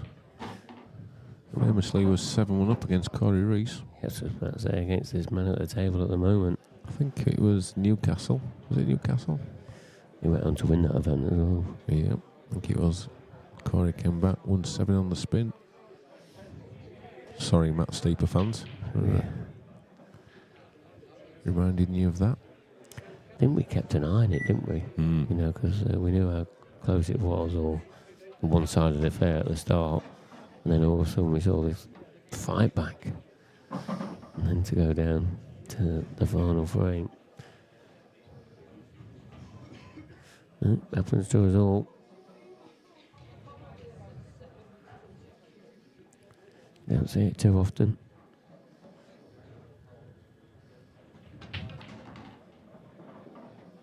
Been a solid start this has from Corey.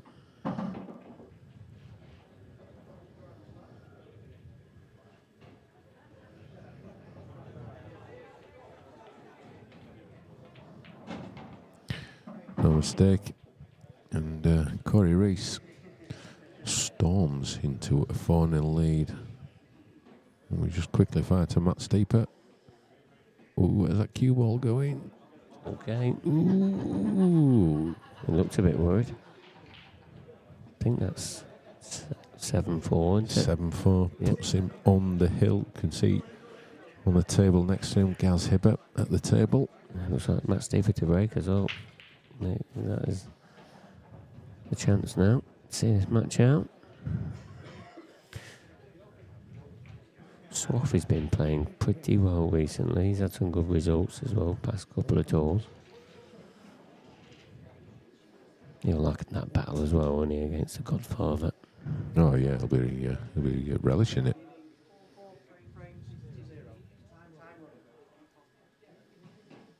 You've got to be on your A game though. Again, when you're playing Gaz, he just gives you nothing. Yeah, Swaffy had that win against Alan Robinson. That was a tricky old tie for him. I think he was trailing either 4-3 or 5-4. I can't remember which one it was.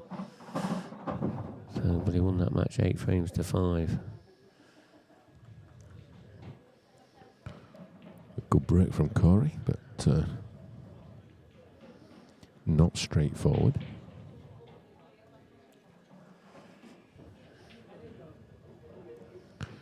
Just a word about a couple of our partners for this event. Visit Isle of Man. A word about them, the support that they give us for this event to make it happen. Thanks to them. And also Steam Packet, who operate the ferries between the island and the mainland, who we use to bring the tables over and all our kit. Great support from them as well.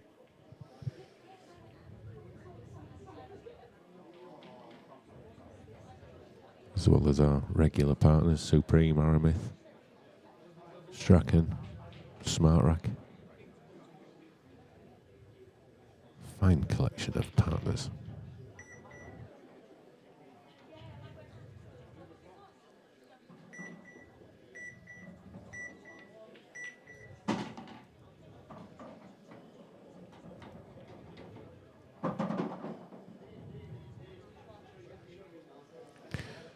All the matches now have been called for the evening. Yeah, I was just looking at that. Our very own Dan Fairway's trailing 1-0. It's Jake Scott. Which isn't bad. What does that mean? We were about 15 minutes over. Wow, we've caught up there fantastically. Yeah, not going to be too much of a late night as we thought. No. But these guys, they've got an early start tomorrow. They're 9 o'clock in the morning. Aren't they? No rest for them. Will you be up at 9 o'clock in the morning? I don't think so. Will you be up in the morning? Maybe. Late morning. Very late morning. So Corey's got a bit of work to do here. I think he wanted to bring this cue ball down to leave himself an angle to bust into that. Oh, that's gone wrong. So now this frame is now up for grabs for Mickey Tomlinson. I don't think that goes, does it?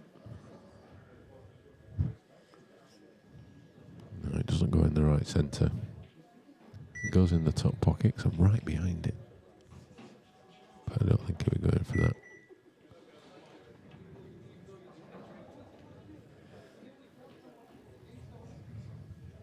Trying to hide the cue ball a little bit there.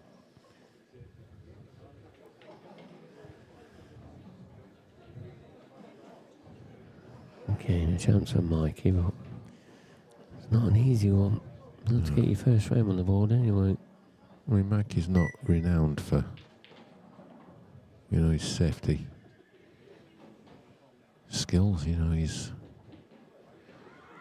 one of the best putters in the game. Like I say, once you get into flow, he's a more than a handful for anyone. But as we said earlier, he's been off the competitive scene for a good few months, had a few things that he needed to sort out. And sort out he has, and now he's back. Oh, that's not going to reach. That's not going to reach the cushion, so that's a foul. You've got to hit a cushion after contact in blackball rules. Yeah, is Marky going to be super attacking here? Is he going to try and get both of his difficult ones out? Well, he could do. He needs a little bit of luck. Trying to hit the jaw. Well, that's good enough. Yep, just enough. I think played it well. Right, Mikey. This is your big, big chance now. Get a frame on the board, get settled, get into this match.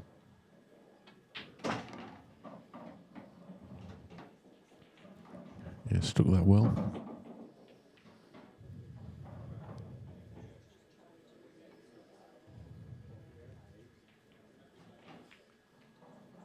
Oh, where's that one gone? It's just a little touch shots, isn't it? That when you haven't played for a while, it can just catch you out.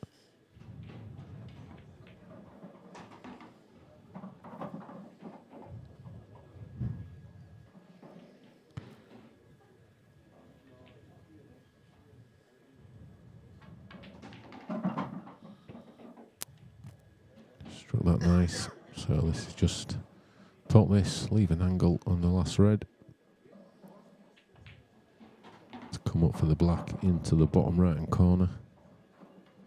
I mean, he could play into right middle. Oh, he's just...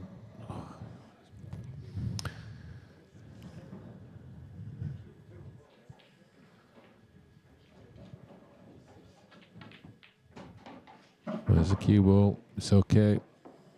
Well, by hook or by crook he got there. It was hard work, but he's got the frame on the board. Yeah, we're pleased with that one.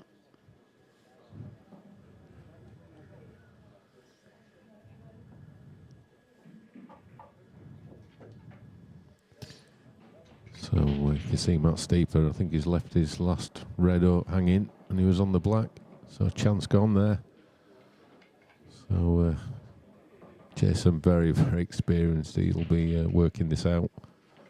He won't be giving up just yet. It's only 7-5. I mean, he has come back a lot. If that gets to 7-6, ooh. Yeah, still some pool to be played in that one. But Meanwhile, Gareth Ibbott is 5-3 up against Swaffy, but Swaffy's at the table. Looks like three relatively easy reds, so that could be tightening up at 5-4. No doubt we'll come back to that later. Mickey Tomlinson to break. He's given that a good old thrash. Not bad, not bad. yeah, connected well with them. Bad yellows all go. So the reds, but yellows look nicer to me. Easy opening pot on the yellow. This one in the left centre. We'll be tracking into the black. Well, he has missed it, that's okay. It's fine, that's exactly what he wanted to do. Had a bit more angle than I thought he had. Yep, this is perfect.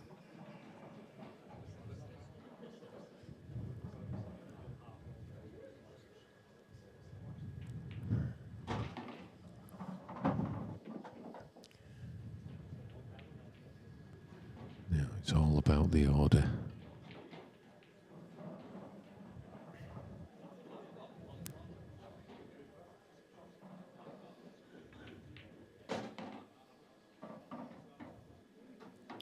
I think I'm playing the plant next, surely. Surely it's the plant.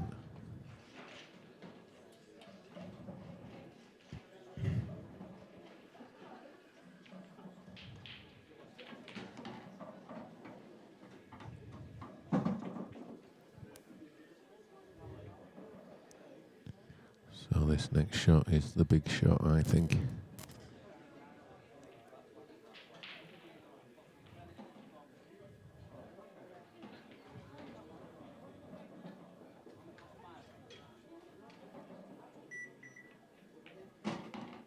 Nice shot. It's going to be short.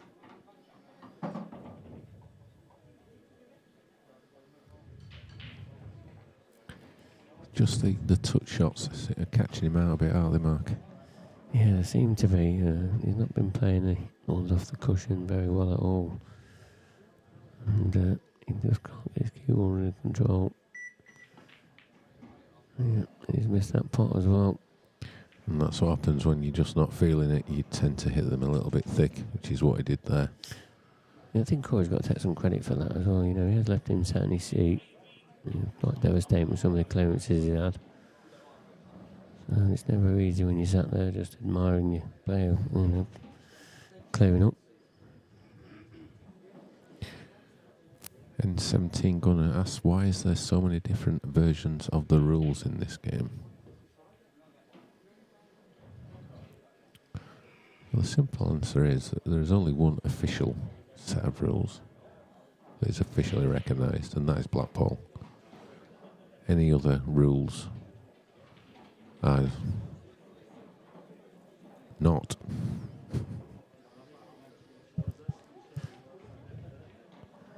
It's just a set of rules that someone's created.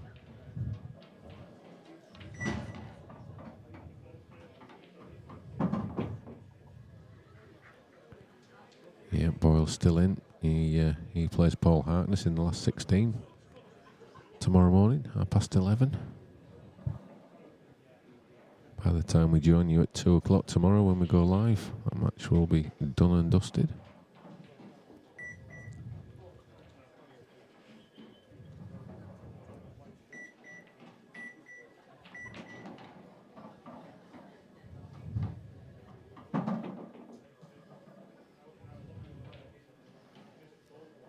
I mean, Corey's going to get a lot of confidence from seeing Mikey struggle.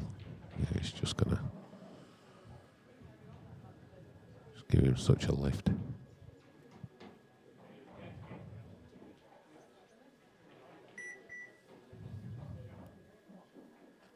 I can tell you Jason Hill has won that frame.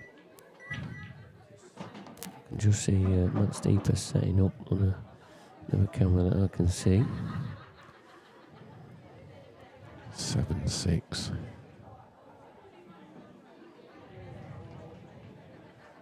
And that'll be Max Steeper to break in that frame.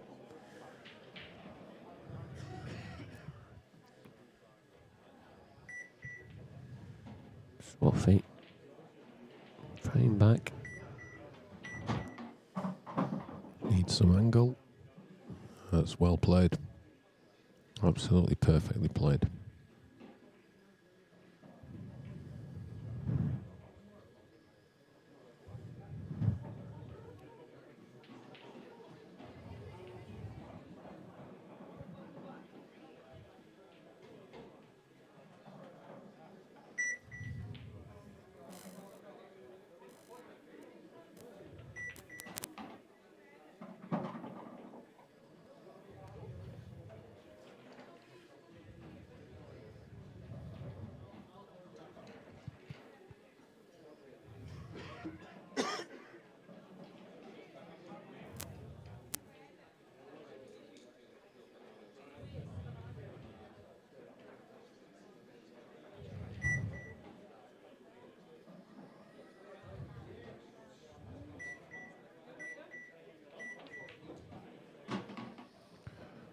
Mistake from Corey Reese and this simple black to take a 5-1 lead, and Michael Tomlinson can only rue yet another missed chance.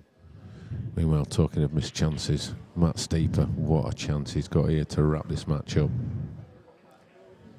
It's hard to see where he's going to go wrong here, isn't it? He's going to have a shot, I mean, unless he absolutely collapses here, but I just can't see it. I'm just going to stun this red in. Put the red into the corner. You can either spin it round off 2 cushions. I think that's what he'll do. Just pump it around off 2 rails. Anything but on the cushion. The other table just above, looking like Gareth Ibbott. He's going to open up that 2-frame lead again. Also got the just the 2 reds left. It's a bit under his mat. I think he's okay. He can just drop this in. Yeah, drop this in at a nice pace. Sure, He's missed it. He has missed it. He's missed it. Missed the red. Is it too thin? A twist. Oh my goodness, Matt Steeper, what's happening? We'll come back to that one. I'll let you know. Corey's though, 5-1 ahead. Oh, the yellow just went in and out of the centre pocket. Nothing down. These are the chances that Mikey hasn't been taking though. He's got to start taking them soon. Yep, I think his first shot's going to be a plant. Red onto yellow.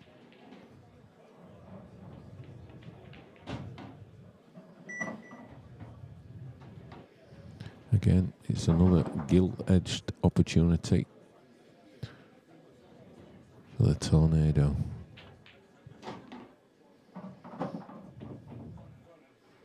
He's trying to speed up. I think he's just trying to get himself going here.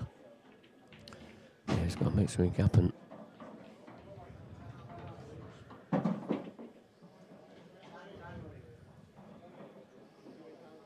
Just getting the equipment.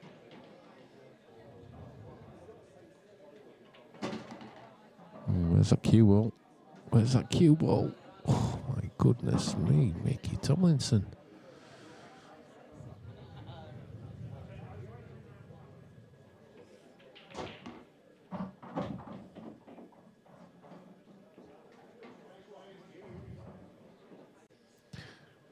Again, he's just fallen out of perfect position.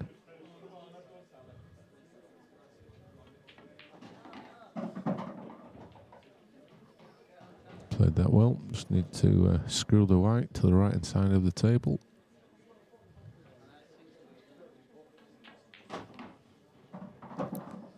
Yeah, very good finishes. That's what he needed. Simple black, in it goes. Pulls a frame back.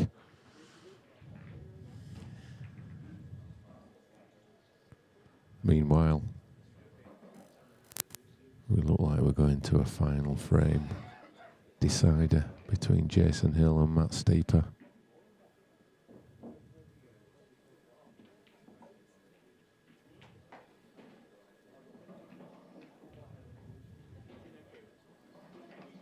What is Matt Steeper thinking?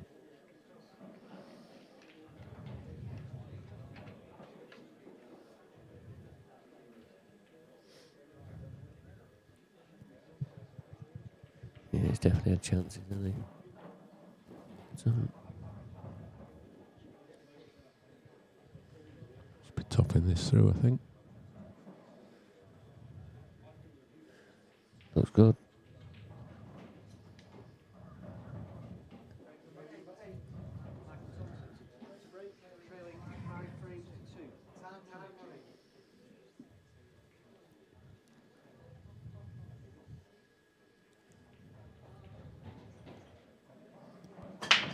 Back to the feature match. Good break from Mikey. Yes, he's got a ball down. Jason Hill pied that black, so it is going down to the last frame decider. And Jason Hill will be breaking in that one as well. Have we seen the last shot from Matt Steeper? Well, I think his head's in the bin at the moment.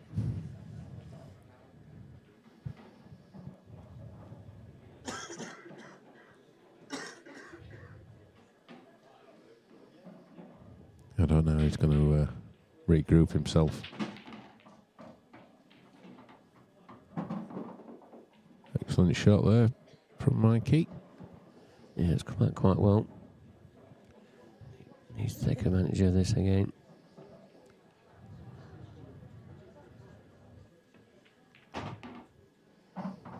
Yeah, that'll do. I think I'll be playing the plant and screwing the white down. Take these two down this end of the table.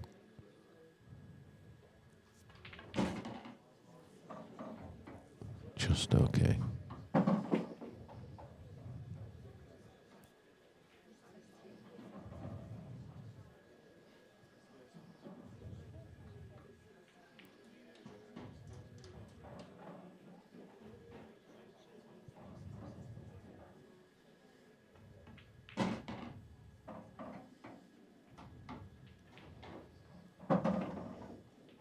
That helps.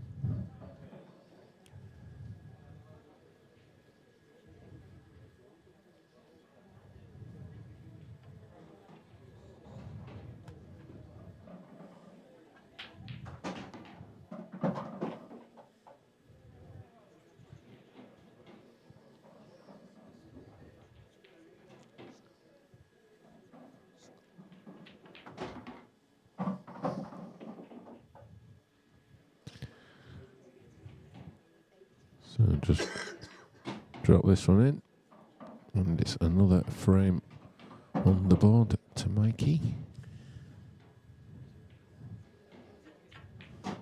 In it goes, no mistake. 2 quick fire frames there from Michael Tomlinson. Yeah, within 2 now. A mini fight back. Thinking that of a match, I'm sure. I think Jason Hill. Dry break.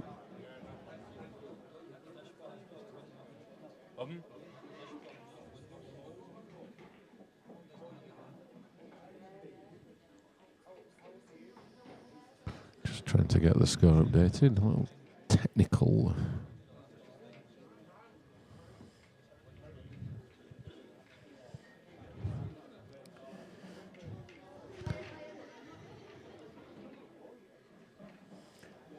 Yeah, not ever get that deciding frame. I think Matt Steeper's at the table. Can we just flick to that one? See the end of that match? Well, if he's on yellows, it's another golden opportunity. He is as well.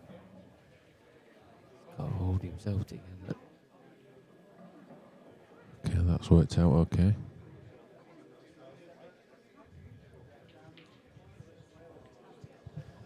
We'll just stay with this match to its conclusion. Meanwhile, Gaziva on the other table has got a black. No mistake, so he is one frame away from a place in the last 16.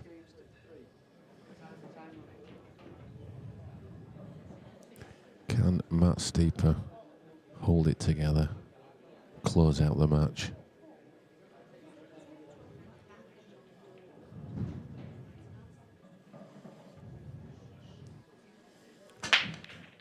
Oh, what's he played there? What's he doing with that yellow? Does it still go? I think it still does, but he's got to get round onto it.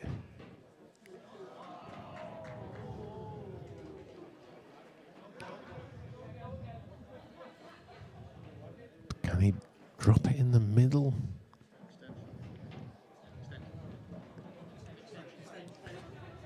There can't be any more drama in that match, can there? Oh, I think there's a twist, yeah. If we're feeling this, it's okay, there's no shot. So he's got the choice. If it goes in the same pocket, well, this is just all about trusting your process. Too hard, he might snooker himself. Too soft. It looks good. Right. This is pressure. This is pressure.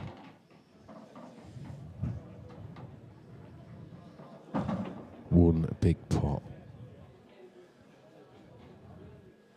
He's feeling it. Oh, he's feeling it, all right. He's feeling it. Just going to try and relax. Well, he's played it well. I thought he'd have just been dollying it in, but he's punched it in, and now he's got this easy black to get the job done. He's got there. He's got there. Well done, Matt. Unlucky Jason, great comeback. Well, back to the main feature game now.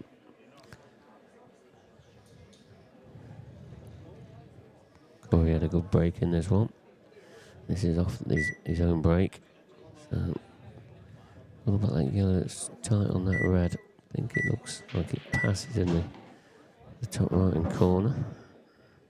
If not, definitely passes in the bottom left hand corner. Yeah, he's giving himself options here.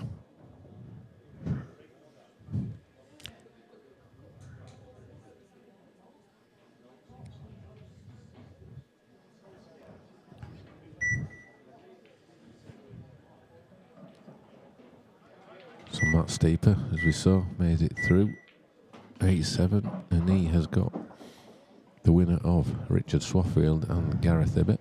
And as we saw, Gareth Ibbott 7-4 ahead. But he will be mighty relieved at getting over the line on that one.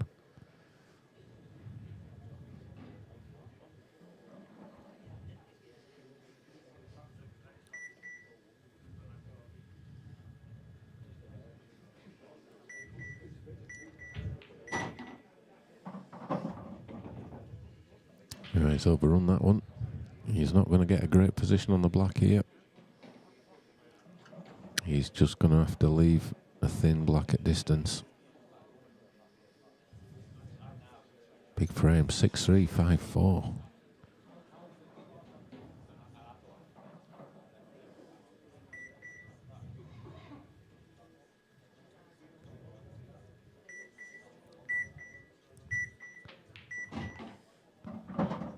Yep, just had to take his medicine. Now this black is very missable.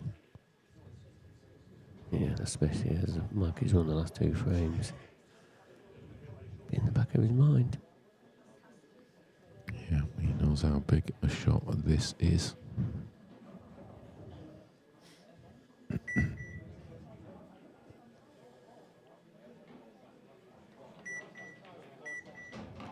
That is a tremendous black from Corey Reese. Tremendous black. Solid. That's the best way of explaining that one. Meanwhile, Matt and Jason having a full autopsy. They could be there for another hour yet. Yeah. Might be still there by 2 o'clock tomorrow. Yeah, they're probably on about frame 2 at the moment. Swaffy's at the table in the match against Hibbert. Still some life in that one yet. Yeah, it looks like Swaffy's going for a finish there. Swinging that cue ball around is fine. That looks like it's going to go 7-5. That's that frame done. Yep. That was off the dry break of Hibbert and also Richie to break in that one. Is that going to go to his decider? So just a reminder, folks, we are back at 2 o'clock tomorrow for the conclusion of the pro event of the grand finals and the ladies elite. We haven't finished yet. Final. Yeah, no, tomorrow. Just letting people know, aren't you? Yep. Don't forget to tune in because all the big hitters. Where's the black? And it goes. Rack 'em up, ref. Yeah, back at 2. All the big hitters are still in. Just Gaz Hibbert and Corey, of course, to cement their places in the last 16, which at the moment they are favourite to do so. Meanwhile, while our referee racks the balls at one of our partners, Raffle House. Now, I've subscribed to this. Have you subscribed to this? I did. I think I pay £20 a month. And you get loads of tickets and a few bonuses and things. But to win a chance to win this £2.6 million house. I mean, look at this. I wonder if it comes with those Christmas stockings, those Christmas socks. You think it comes with them? But yeah. Surely they might chuck them in. So check it out. Remember, gamble responsibly. Just pay what you can afford. But great fun. Great fun. Wow, look at these balls flying in. Mickey Tomlinson. Just 2 stuck in the top corner pocket there. Yeah, I don't think the player's allowed to touch them, is he? I don't know. Yeah, I don't know. It's just a funny old rule that I heard, but yeah, I think the referee's got to move them. So he's going to take the yellow, try and cannon into that red and yellow. Oh, he's played that well.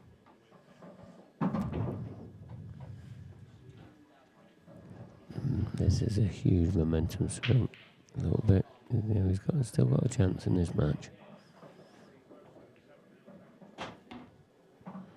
Yep, held it well.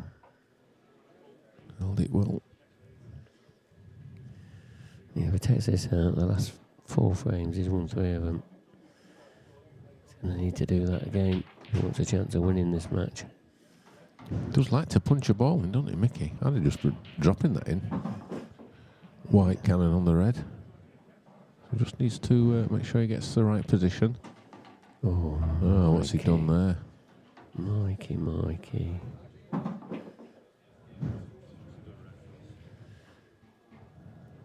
I mean, all he's got is a swerve, and if he swerves it, he's not going to have much on the black.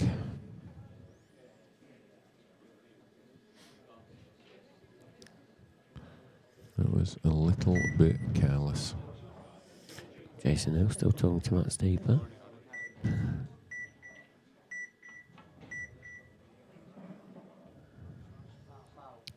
Yet another opportunity going begging for Michael Tomlinson.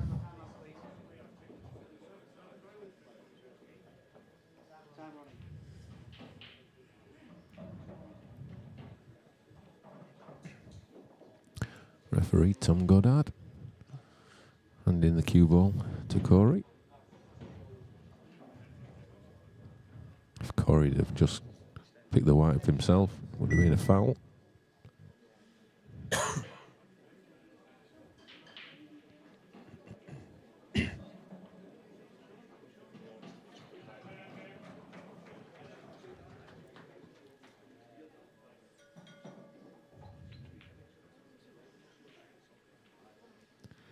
Did we get a result there from Rihanna and Kira?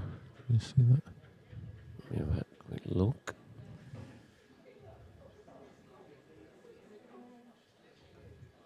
Kira must have won that. She was 4-2 ahead as well, Rihanna Graham. And Kira has taken the last 5 frames.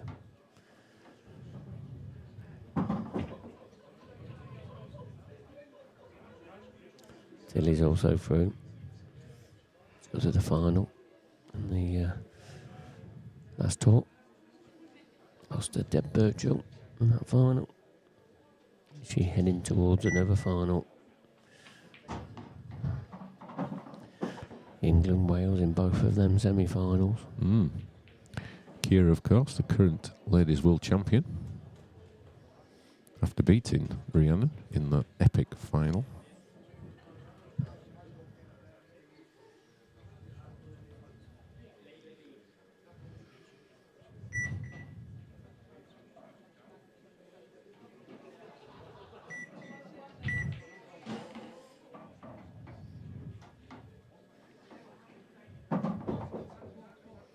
Now you can see why Corey put that red over the centre pocket. That was always going to be his ball to get to this red to the left-hand side of the black.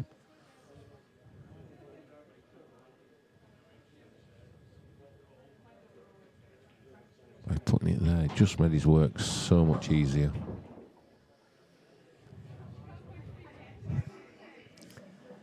Yeah, this was another good chance for Michael Tomlinson to close that gap again. But once again, didn't take it. Yeah, I think he's had at least 4 good chances that have gone AWOL. He'll be a little bit frustrated in this one.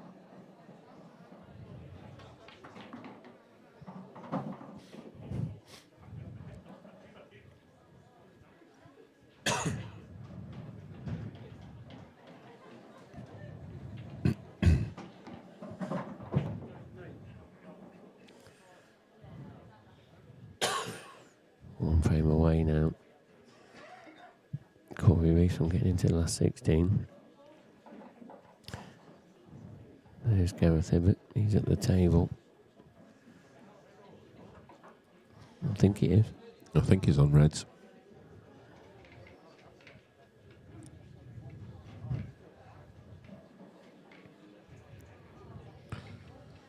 So, yeah, we're back at 2 tomorrow, and if you're watching, just give us a thumbs up, click on that, give us a like.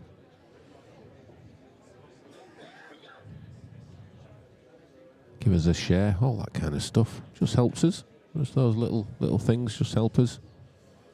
Spread the word. Always reaching out to new viewers.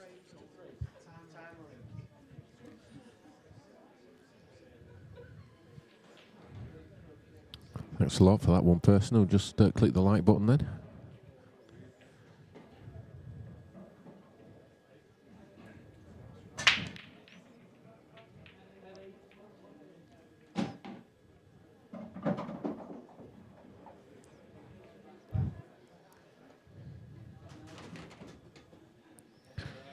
So, first job done for Corey. Ball potted. Can he see this red top left? That's just about all he's gone.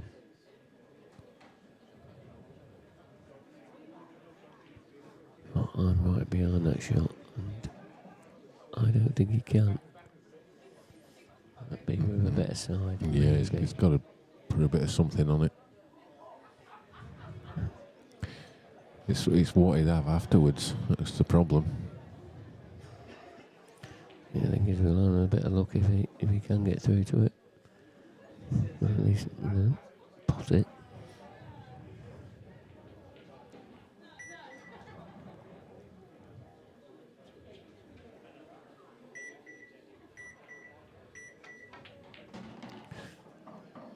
Yeah, he could just get there. Played it well, controlled it well, really well. Cued it nice. Did swing it in with a race of side.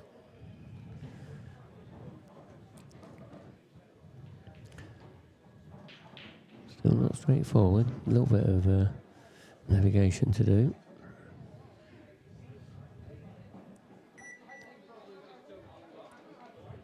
I've just seen the advert there and the LEDs for Raffle House. I forgot to mention that if you won, you don't have to accept the house. You can accept the cash alternative. It wouldn't be a lot for that house, would it? 2.6. Even you might get around in if you won that. I wouldn't. No? I think you would. I think you'd treat us. I think you'd at least treat us to a McDonald's breakfast, wouldn't you? Well. I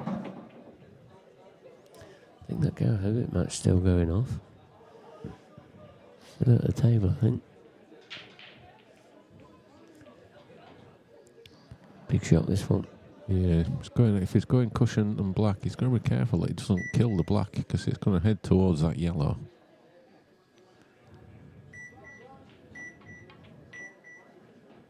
No, he's missed that. Wasn't his best attempt. So, Mikey, chance. Yeah, it's like I didn't want to connect too much to that black in case it tracked towards the yellow.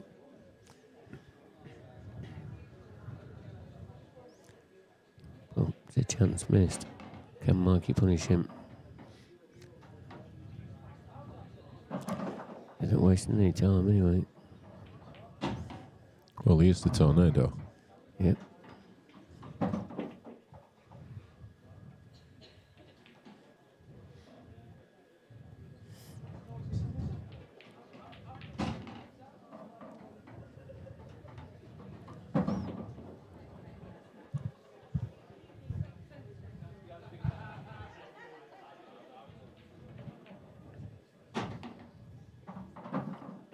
Just going to have to play this with a little bit of left-hand run inside, I think.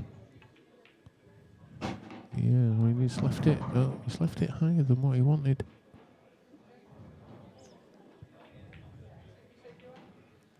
And that's just sums up his evening's work, to be honest. It was just a careless positional shot.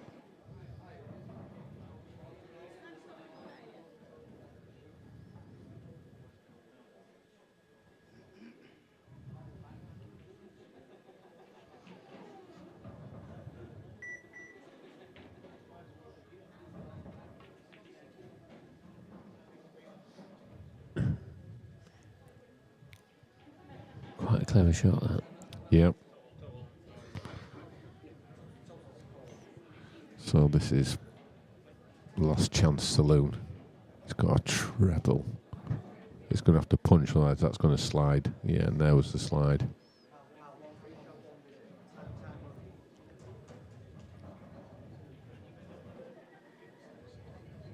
You've got to punch them a lot harder so it straightens up off the second cushion. Yeah.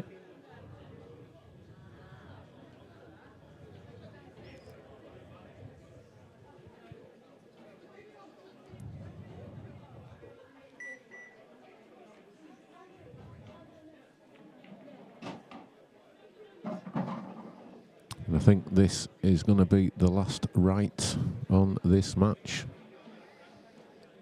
And really, it's a match that Michael Tomlinson will want to forget very quickly. He's had his chances. He's had chances to win this match. But it looks like it's Corey who is going to have the W in the column.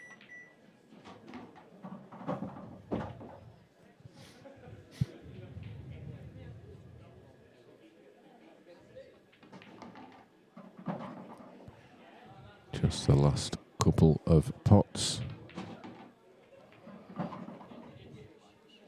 And this routine black to seal the win. In it goes. Corey Rees. He wins by 8 frames to 3 and takes his place in the last 16,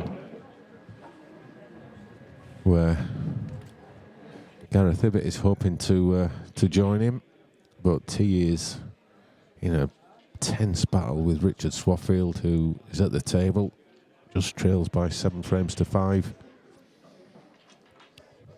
And looks like having a very good chance to get within 1 frame. So Mark has made his way into the arena. He's going to have a few words with our winner, Corey Rees. Over to you, Mark.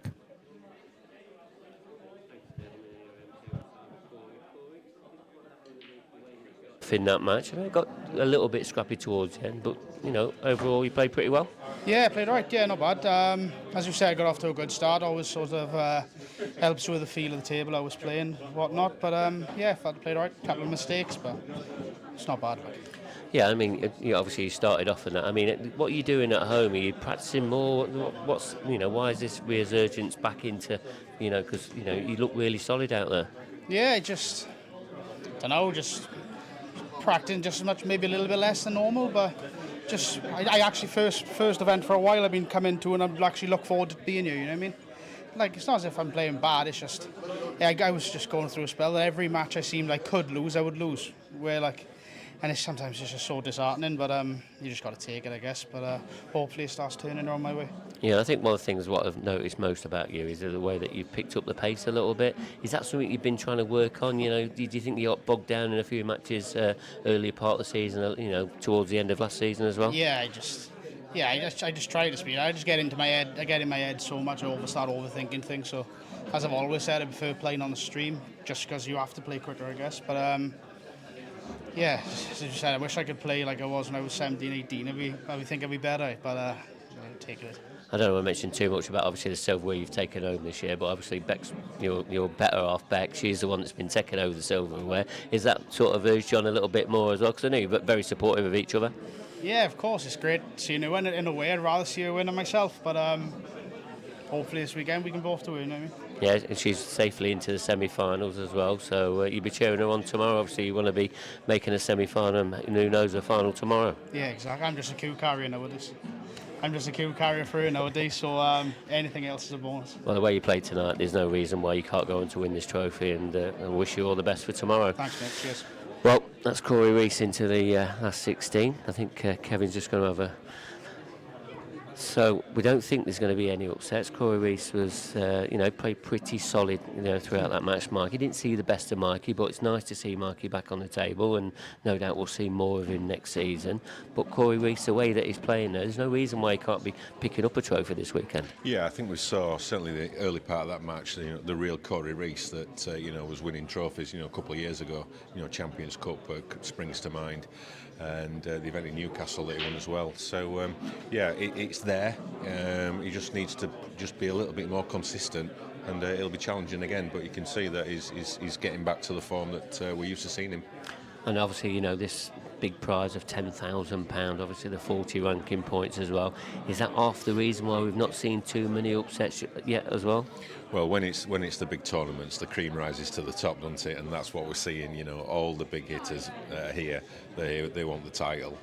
This is second to the World Championships in prize money, so it's one that's high on their priority list to win. So it's no surprise that they're all there in the last 16. Gareth Hibbert he's in a tussle with Richard Swaffield. It looked like going 7-6. So there's still life in that one, but the rest of the big names are in the hat. I know you've already been asked this question. I mean, now you've seen the last 16 set up. I mean, there's some absolute quality matches in there. Is there any match that really sticks out? Well, there's definitely 3 or 4 that stick out, but we're going to have a job to pick a stream match tomorrow because there's so many to choose from. But it's just great, as fans of pool, to see all these, the big names getting through, and to see who's going to come out on top tomorrow night. And do you think you can actually predict who's going to come out on top? I mean, the number 1 seed's through, the number 2 seed's through, the number 3 seed. Well, we're still waiting for the number 2 seed to go through, but he does seem to be, looking like he's going to edge through as well. Well, 1 to 8 are through, bar number 2, who's potentially there. I mean, it's so difficult to predict. It's literally all on the day. These guys are so good. It could be a break here, a nudge there. That's the difference. but whoever wins is going to have really earned it. I mean, you know, Boyle is the favourite. You know, there's absolutely no doubt about that. You know, he's so far ahead in the rankings, he could take probably half of next year off and still be number one. Yeah. But that doesn't mean he's going to win. You know, the likes of Farnsworth, Hibbert. You know, could it be someone like a Lee Shepherd or somebody like that who can, you know, make a breakthrough? They've all got the talent, they've all got the ability. It is literally all on the day, and can't wait to see how it unfolds tomorrow. And a little bit about the Ladies Elite game tomorrow. You know, they're down to the semi-finals now. You know, the number 1 and 2 seed, Debs and Rachel, they're not here this weekend. It's all up for grabs, isn't it? I mean, you know, we're probably going to see Debs probably, you know, end the season as number 1, but, you know, that number 2 spot's up for grabs, and obviously the ranking points will go towards their World Championship placing as well. Well, look, it's all about who is here, and, you know, Kira Whitcomb, current world champ, she's in the semis, and she's going to be playing Tilly Edwards, and, you know, Tilly has been... you know, one of the standout players, I think, this year, apart from Debs. You know, she's come on leaps and bounds during the elite season, and it just shows what this elite series has done for, you know, for people like Tilly. I'd be interested to see how Kelly Egan goes on, because I've seen a few of her matches, and I think she's due. So she's my dark horse, if she's a dark horse for the title tomorrow night. Well, we're going to have to wait till tomorrow night, aren't we? So, well, that's it for us tonight, and as Kevin said earlier, we'll be back at 2 p.m. tomorrow. Make sure you set the alarm. We'll see you tomorrow. Good night. When you travel to the Isle of Man with us, the action starts the moment you step on board. Get fueled up, arrive fresh and raring to go. We take you there.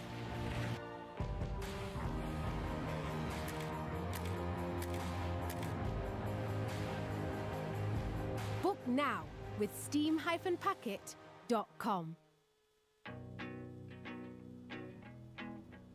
This is our isle.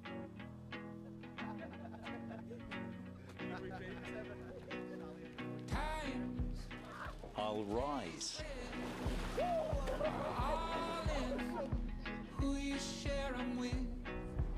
I'll dive.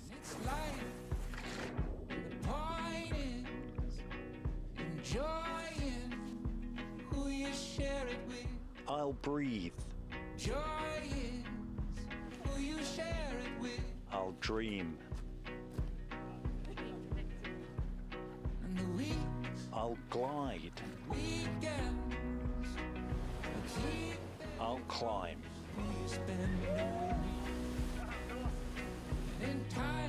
This is our calm.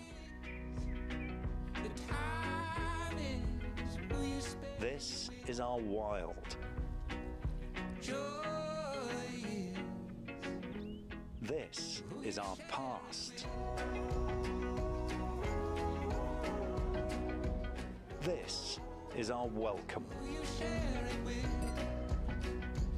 This is our story. Shaw and Chinya I. This is our biosphere. This is our ordinary.